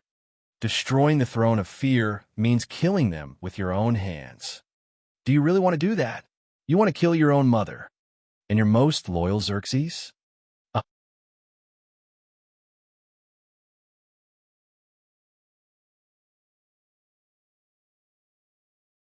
Chapter 979. Heath. Mother. Vivian appeared to be in great pain while Lillian, who stood beside her, looked anxious. Lillian shook her arm and said, "Big sister, we can't delay any longer, or else all our efforts will go to waste." This was the first time Lillian addressed Vivian as Big Sister so formally. It was imaginable how anxious she was. But she wasn't the owner of this body, after all. What she controlled was an avatar of the simulacrum spell and didn't have the ability to destroy the Terror Throne. In order to destroy the Terror Throne, Vivian had to be the one to lead it. "Big Brother is waiting for us," Lillian said anxiously. At that moment, the Terror Overlord's furious roar sounded. "Shut up, you damn traitor. I created you. I gave you power, but you betrayed me." Lillian curled her lips in disdain. "Betrayed you? You created me just to revive yourself. I'm the Witch of Terror, Lillian, not a puppet to be manipulated by anyone." The situation changed. The situation on a battlefield was getting more and more severe. Vivian was only a little girl in her teens, after all. Although she was naturally mature and intelligent, it was undoubtedly a very painful and difficult decision for her to make to destroy the Throne of Terror, kill her mother, and kill her loyal dog, Heath, with her own hands. Even though Lillian urged anxiously, she still couldn't do it because those two were the most important people in her heart apart from her big brother. Besides, her mother was still calling her name. Damn it, Lillian was like an angry kitten. She growled at Vivian. "How long are you going to hesitate? If this operation fails, Big Brother will be in great danger. Since you can't do it, give me control of this body. Let me do it." Lillian vanished as soon as she finished speaking. She returned to Vivian's body and was about to seize control of the body. However, at this moment, a crack suddenly appeared in the sky, followed by a golden ray of light that fell from the sky. "Big Brother." Vivian raised her head. Her beautiful eyes were filled with tears. For such a kind-hearted little girl, it was too cruel for her to personally end her mother and the old dog that had grown up with her. This would make her feel guilty for the rest of her life. Soren didn't enter the divine kingdom of fear, but his voice reached the little girl's ears. "Let me do it." His voice was low. As the voice fell, the golden light turned into a sharp sword and fell directly toward the souls of his mother and Heath. "No." Vivian's eyes widened in shock, but she remained where she was, outside the divine kingdom. Soren also closed his eyes at this moment. Killing her mother and the loyal old dog, Heath, was too heavy for Vivian. If she had to do it herself, she would probably feel uneasy for the rest of her life. If that's the case, then let me bear all the sins. The attack on the divine kingdom of fear must not fail. Even if he didn't kill them, if the Dreadlord won, then everything would be meaningless. In the end, Soren chose to do it himself. Attacking the divine kingdom of fear was a gamble in itself, and for this battle, Soren almost put his own future on the line, so he couldn't back down and give up no matter what. Killing his mother? These might be able to threaten the kind Vivian, but they would never be able to threaten Soren. He was an evil god standing in the bottomless abyss. His path to godhood had long been stained with blood. If the Dreadlord thought that he could threaten him with two souls, then the enemy was too naive. Divine shockwave. The golden divine power directly hit the throne of fear. With the vibration of the distance, the two souls gradually dissipated under the brilliance of the divine power. Lillian had returned to her body. "Sister." Her anxious voice resounded in his mind as she hurriedly said, "Hurry up and do it. It's almost too late." Vivian slowly raised her head. Her expression at the moment was a little blank, but it was more of a pitiful sadness. A trace of anger appeared in the little girl's eyes, and then it burned like a raging fire. Her small figure floated in the air, looking at the darkness around the throne of fear, and said coldly, "I want to die with my mother and Heath."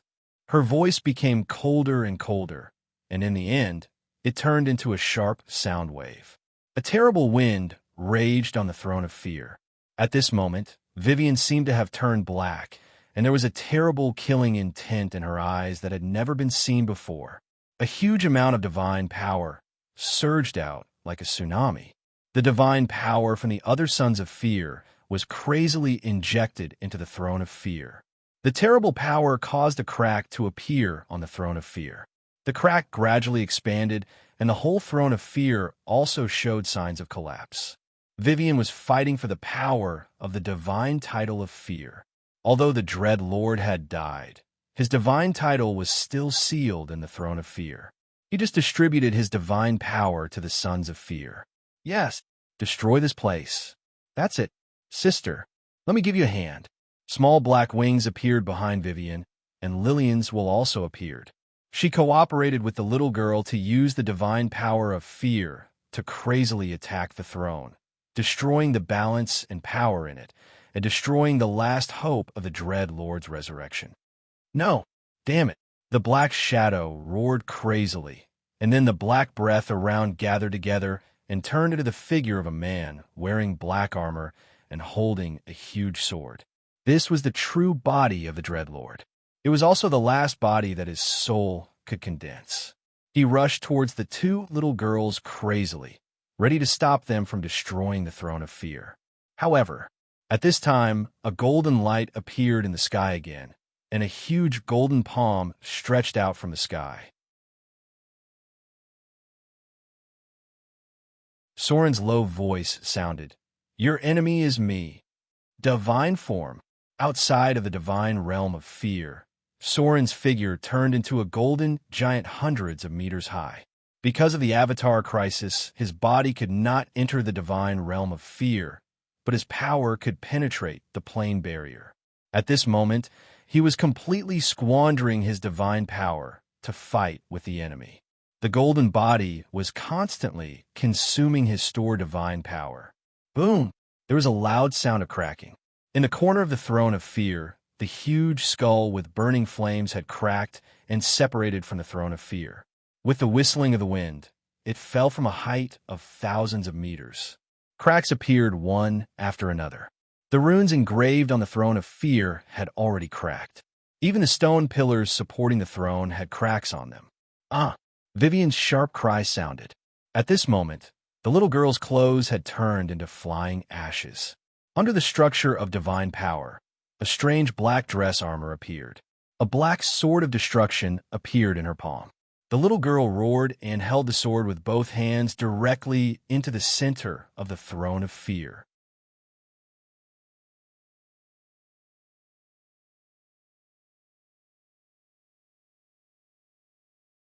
Chapter 980. Rumble. The throne of fear that had stood in the god's kingdom for thousands of years finally collapsed. With the destruction of the throne of fear, tens of thousands of souls flew out from the throne of fear. Vivian's battle was over. As the body of fear, only she could easily destroy the throne of fear. However, Soren's battle was not over yet, because Vivian had only destroyed the soul vessel of the Dread Lord, and the essence of the Dread Lord's soul still needed Soren to end it. Slaughter Realm. Crafty Realm. Death Realm.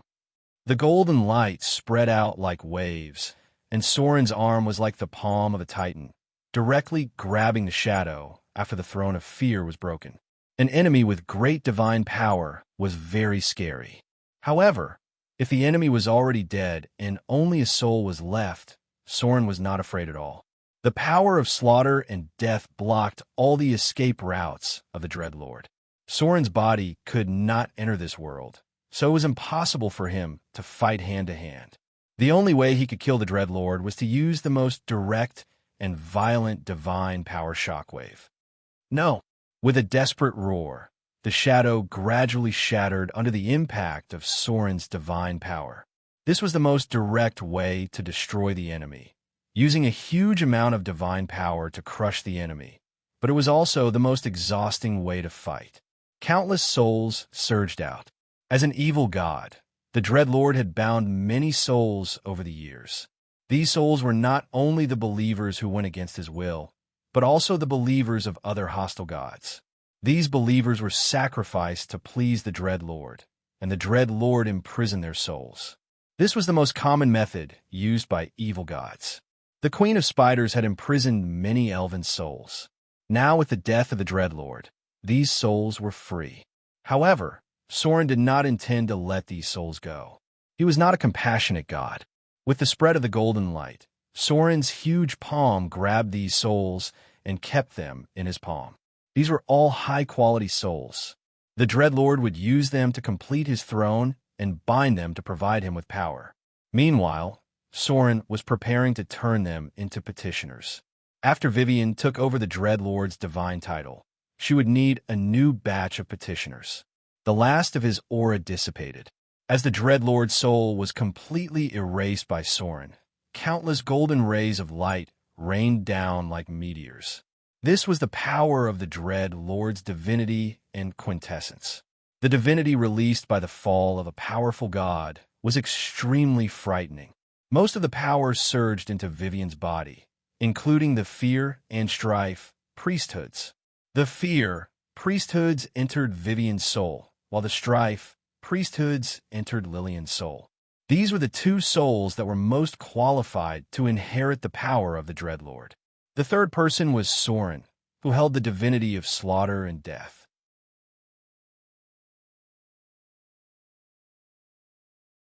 The power of death surged into Soren's body. As the successor of the three death gods, Soren obtained about 1/3 of the power. As for the rest of the divinity, it was scattered among the other creatures on the battlefield. Not only the Baelor Lord Sauron, but even the succubus owner's mother, Rena-Lise, obtained the power of divinity. Then, she automatically gained the legendary ability of Fear Aura. The demonic power Sauron obtained the most divinity. It was about 8 divinity, and, at the same time, a small amount of quintessence was absorbed. Many greater demons obtained 1 to 2 divinity. These scattered divinity added up to about 30 divinity. They were automatically absorbed by the beings that were compatible with them. The ugly monkey and some demon hunters also obtained this power. Among them, more than 10 demon hunters automatically understood the fear aura. A powerful god would have at least 300 divinity and quintessence. Because this was the kingdom of fear, the divinity and quintessence were not scattered. The Dreadlord was an old god. Even if he didn't do much in the past 1,000 years, his divinity should be more than 320 divinity. It was more difficult to increase the quintessence, so it could only be calculated as 300 divinity. Vivian and Lillian obtained most of the divine power, along with the cold prompt. The divinity that Soren obtained also appeared in front of his eyes. You've killed the Dreadlord, extracting the target's soul energy. You've obtained 32 million slaughter EXP. The target has divinity. Extracting the target's divinity. You've obtained 77 divinity. The target has quintessence. Extracting the target's quintessence. You've obtained 75 quintessence. The power of fear domain has increased. The power of slaughter domain has increased. The power of death domain has increased. The power of domination domain has increased. The power of order domain has increased. The power of evil domain has increased. You've obtained tyranny domain. You've obtained strife domain. The powerful divinity and divine power from the Dreadlord were absorbed by Soren. As expected of an enemy with great divine power, Soren obtained the most divinity in history. And this was only a part of it. The Dreadlord's soul energy was devoured by Soren, which brought him as much as 32 million slaughter EXP. Not only did it make up for the millions of slaughter EXP that Soren used to kill the Dreadlord, but also gave him more than 20 million slaughter EXP. The divine power alone wasn't enough to defeat the golden giant hand. Soren had almost completely entered the form of a divine spirit in the battle just now, and he was burning hundreds of thousands of slaughter EXP every minute. Most of the power went into Vivian's body. But at this moment, the little girl didn't have much joy on her face. On the contrary, she looked quite sad and murmured, "Heath, mother, Heath." A strong repulsive force appeared. Vivian's figure automatically rose into the air. The power of the Dreadlord allowed her to directly advance to intermediate divine power. But this also meant that the power of the Avatar crisis was acting on her body, and the kingdom of God was gradually rejecting her. Soren looked at the sad Vivian. The golden giant hand suddenly spread out in front of her, and then two white souls appeared in his palm. Vivian immediately covered her mouth in surprise when she saw it, and then her face was full of disbelief and surprise. "Mother, Heath." The little girl seemed to want to rush over, but the power of the kingdom of God had already made her angry, and an irresistible force was sending her out of the kingdom of God. Outside the kingdom of God, Soren sighed softly, and then broke through the air to directly catch Vivian. If he didn't do so, the little girl would fall directly into the material plane, because she had already become a god.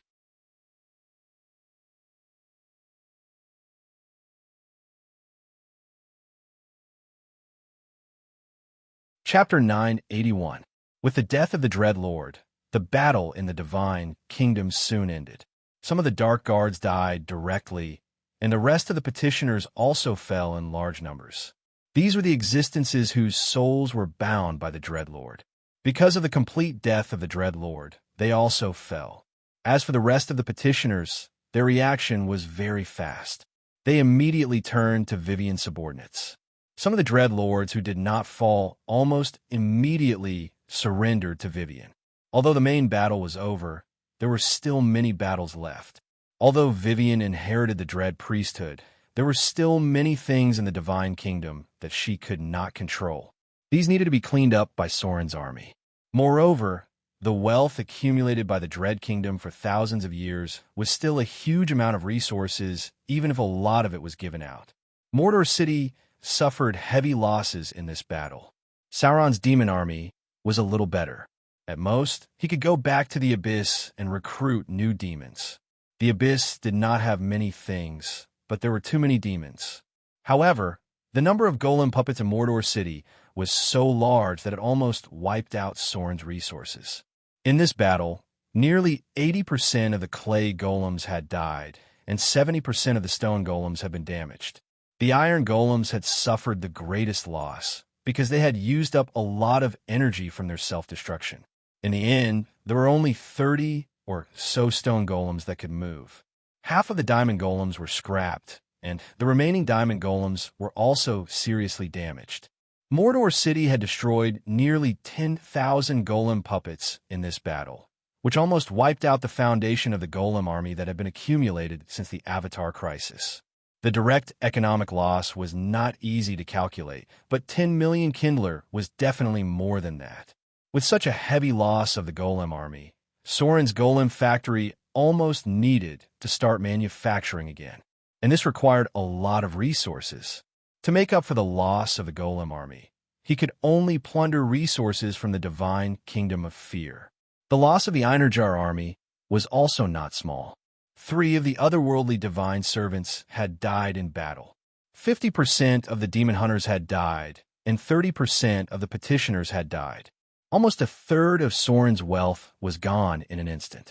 Wars between God's kingdoms were always so tragic. If it weren't for the fact that the losses were so great, the gods wouldn't have been so restrained. After the Throne of Terror was destroyed, the Baelor flame demon, Lord Sauron, returned with his demon army. On the other hand, Soren's petitioners began to spread out and occupy the divine kingdom of fear, collecting all kinds of resources as much as possible. If Vivian wanted to enter the kingdom of God, she had to wait until the end of the Avatar crisis. Soren couldn't send an army into the kingdom of fear again. Therefore, How many people could be taken away this time would determine how much strength could be restored during the Avatar crisis. Although the casualties were very shocking. However, it was all worth it. Putting aside the power that Soren had gained, just the fact that Vivian and Lillian had advanced to become mid-tier gods was already the greatest success. Now, there are already 2 mid-tier gods in Motor City. As long as Vivian successfully mastered the power of the Dreadlord, Soren wouldn't have the slightest fear even if the enemy was a greater god. At the same time, in the distant material plane, there were many dark basements, wilderness caves, and dark corners of the city. Many altars and shrines that were responsible for worshipping the Dreadlord had undergone astonishing changes. Accompanied by a golden radiance, the original statue of the Dreadlord suddenly disappeared. Then, 2 twin statues of the Dreadlord appeared, one on the left and one on the right. These were the statues of Vivian and Lillian. One of them took over the priesthood of fear, and the other took over the priesthood of strife. Such a great change meant that the Dreadlord had completely fallen. Although the Church of the Dreadlord in the material plane had been severely damaged, it was undoubtedly going to collapse at this moment. Many priests and believers who originally served the Dreadlord gave up their faith and went to other evil gods, such as the Goddess of Night, the Lord of Storms, the Goddess of Ocean, and so on. As a new god, Vivian didn't inherit much of the original faith of the Dreadlord. The already few believers directly lost nearly 60% of them after she took over the priesthood. However, this didn't matter at all, because at the same time that Vivian succeeded in becoming a god, her temple had begun to be built in Motor City, and the church that had been gathered was quickly unified and built a basic outline. Everything of the Dread Lord wasn't suitable for her to inherit. As a new god, the most suitable thing for Vivian was undoubtedly the re-established church. Motor City, the Grand Harvest celebration was still going on. However, the complete fall of the Dread Lord couldn't be hidden from others at all. The first to know was the Goddess of Agriculture, then Soren's god, the Maiden of Pain, and then other gods in the material plane also got the news, and they all turned their attention to the island of Motor. No one thought that Soren would use the name of the Harvest celebration to confuse others, and then directly attack the kingdom of the Dread Lord, and finally win. This was simply unimaginable. The War of the Gods' Kingdom was far more intense than the war in the material plane. With the mortal army of Motor City, even if they invested 1 million, it was unlikely to win.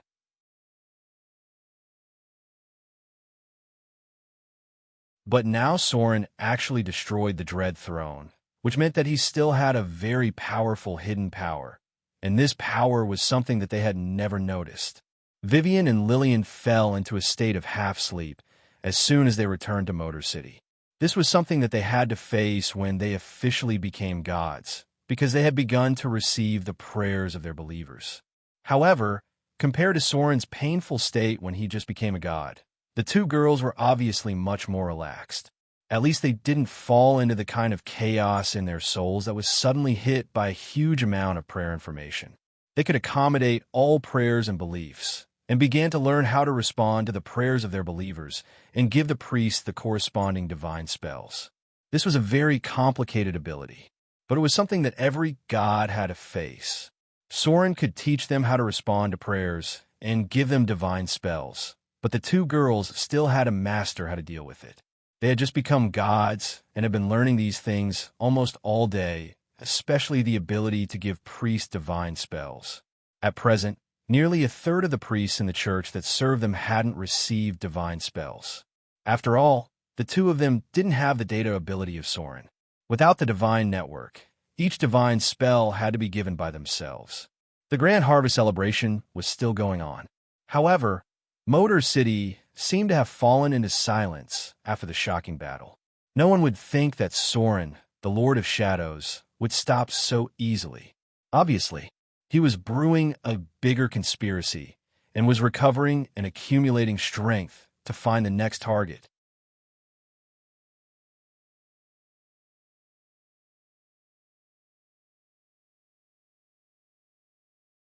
Chapter 982. The complete death of the Dread Lord seemed to have removed a mountain from Soren's heart. At this moment, he could finally breathe a sigh of relief because history had been completely changed by him.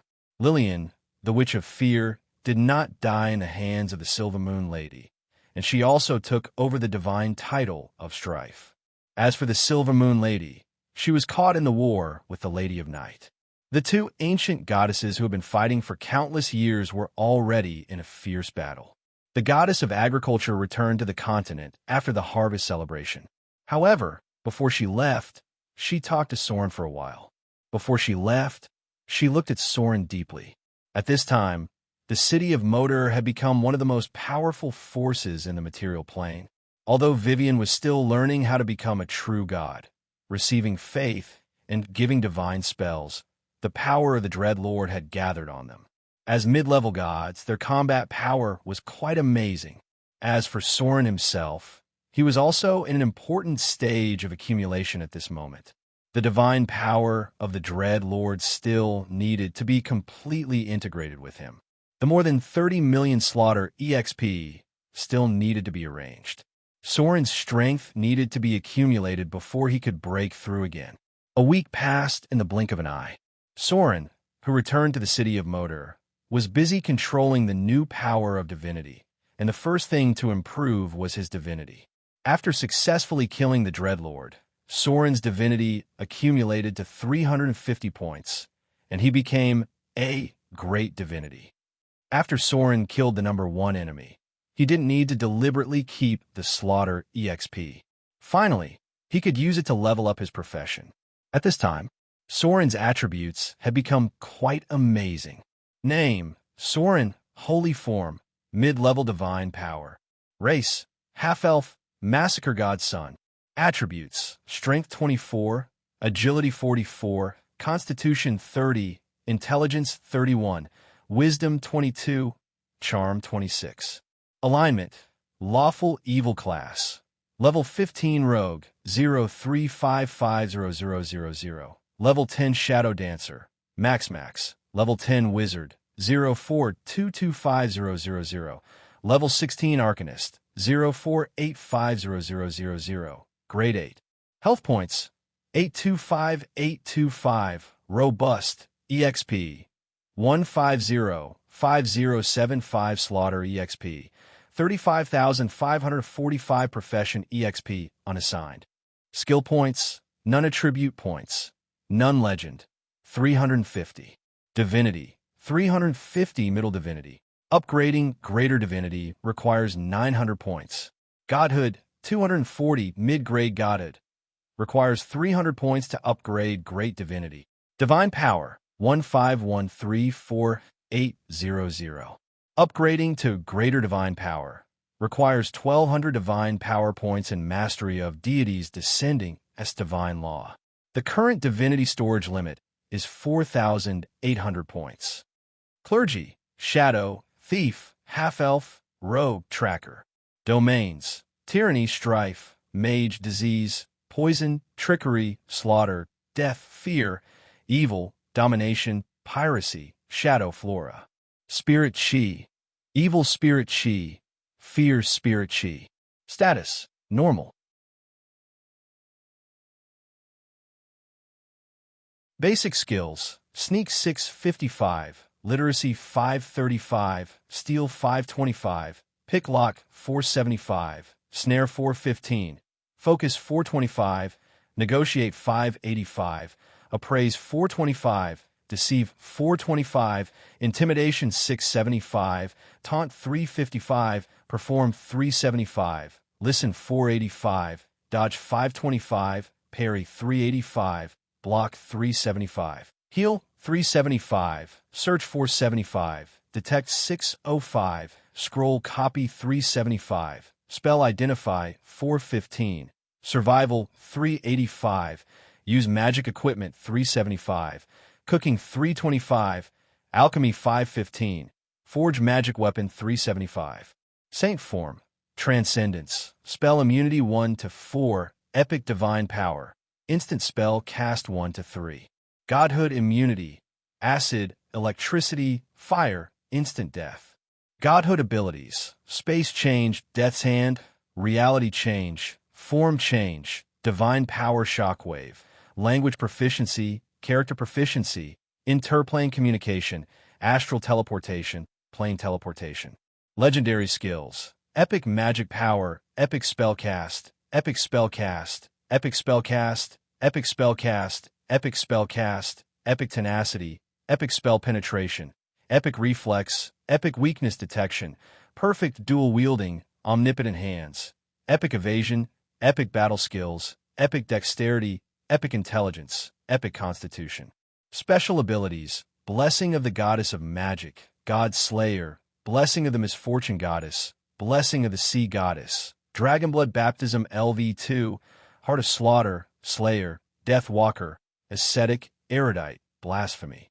Personal abilities, nimble left hand, eidetic memory, perseverance, encyclopedic knowledge, spellcasting proficiency, reflex evasion, intuitive evasion, roll evasion, agile movement, evade sight, dark vision, combat spellcasting, mobile spellcasting, spell control, empower spell, extreme spellcasting, craft magical equipment, spell penetration, high magic resistance, high cold resistance, high fire resistance, high poison resistance, high lightning resistance, sturdy, high regeneration, advanced, telepathy, 100 feet. Profession abilities, arcane memory, arcane counterspell, arcane runes, shadow dominator, nimble mind, military weapon proficiency, curved sword, legendary. Combat skills, summon shadow, any, shadow jump, any, shadow strike, any, shadow jump, any, vampiric touch, divinity, sword form, heavy hack, sword form, horizontal slash, sword form, beheading, sword form, waist chop, sword form, spinning strike, spinning slash. After killing the Dreadlord, Soren's strength had increased tremendously. If one were to use specific data to calculate, it would take more than 3 days and 3 nights to finish. However, the most obvious increase could still be calculated. The most obvious was the increase in his attributes and basic abilities. Soren had completely caught up with the old gods. Then there was an additional ability, divinity immunity. This was the standard for becoming a great god. Soren's divinity immunity was acid, lightning, fire, and instant death. Simply put, acid damage and acid spells were ineffective against Soren. Lightning spells and lightning damage were ineffective against Soren. He was completely immune to normal fire damage, and any instant death would be automatically ignored. Soren was completely immune to all instant death spells. Of course, the power of the divine spark immunity was not completely obtained, because this ability also included immunity to attribute absorption, immunity to attribute damage, disease, cold, disintegration, energy absorption, mental influence, paralysis, poison, sleep, intimidation, transformation, imprisonment, banishment, and so on. Soren was still not a great god. So currently, he was mainly improving to deal with the most common damage effects.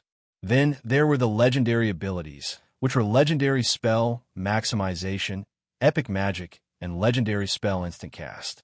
These abilities could not be enhanced by the power of the divinity. Even Soren had to rely on his own profession level to obtain these abilities. The most obvious increase was in the divinity of shadow. Soren had now completely merged with the divinity of shadow. He had obtained the ability to summon shadows at will, jump 500 meters at will, attack at will, and travel at will. Simply put, he could use these abilities infinitely.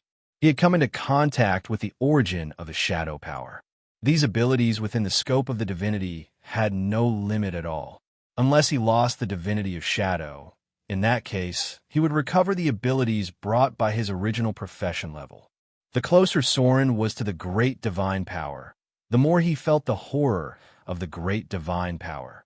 He finally knew why there were not many great divine powers promoted for so long. It was because the 900 divinity value alone was already a difficult task. If there was no outbreak of the Avatar crisis, it would take a normal god many years to accumulate it. Now Soren's divinity value had reached 240 points. That was to say, as long as he killed a strong enough target, then he could officially enter the range of great divine power and be qualified to become the main god of a divine system. The end of the Avatar crisis was getting closer and closer. Around the end of next year, the last wave of impact would break out. There was not much time left for Soren, because when the Avatar crisis was completely over, it was not easy for Soren to kill a weak divine power god. This often meant that he needed to completely destroy the other party's church and divine kingdom. At that time, the structure of the gods would be stabilized again. In the blink of an eye, it was early September. The silent Mordor city was accumulating strength, and the Golem factory was constantly producing new puppets. At this time, some new things began to appear, such as the bank that had recently appeared in Mordor City, and a large number of farms in the Windspear Hills. After enduring for a long time, the elemental god finally couldn't help but take action.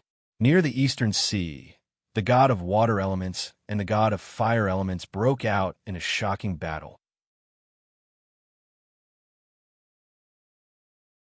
Fortunately, this battle was far away from human territory and did not cause too many casualties. Therefore, the gods were already very busy and did not want to care about it. The rampaging fire and water elements raged near the battlefield. This mess could not be cleaned up during the Avatar crisis. It could only be slowly dealt with after the Avatar crisis. Note, the sequelae of the elemental turmoil will remain until the end of the Avatar crisis. The God of Light had also encountered a little trouble recently. That was, near the Holy City, some traces of the undead gradually emerged. What made the Holy Knights even more uneasy was that they actually found traces of the Winter Ghost. Winter Ghost Challenge Level 25. The Winter Ghost was made by the demigod Lich, who sought the ultimate limit of the power of the undead.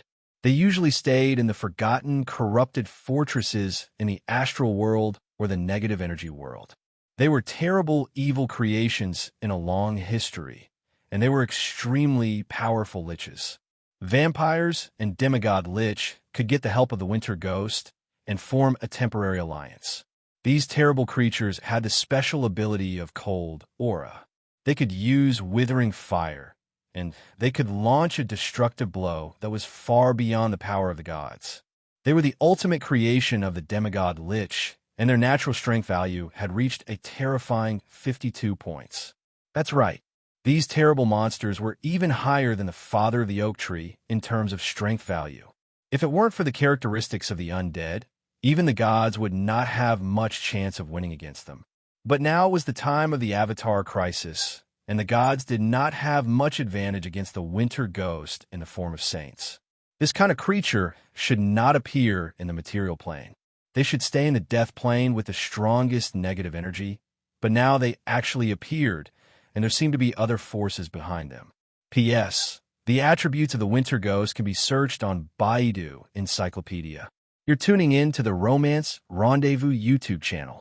We're so grateful for your support, and don't forget to subscribe to join us on this incredible journey through captivating stories. Your generosity through donations truly makes a world of difference, as it's the primary source of revenue that allows me to expand and enhance this channel for you. Thank you from the bottom of my heart for being a part of this adventure.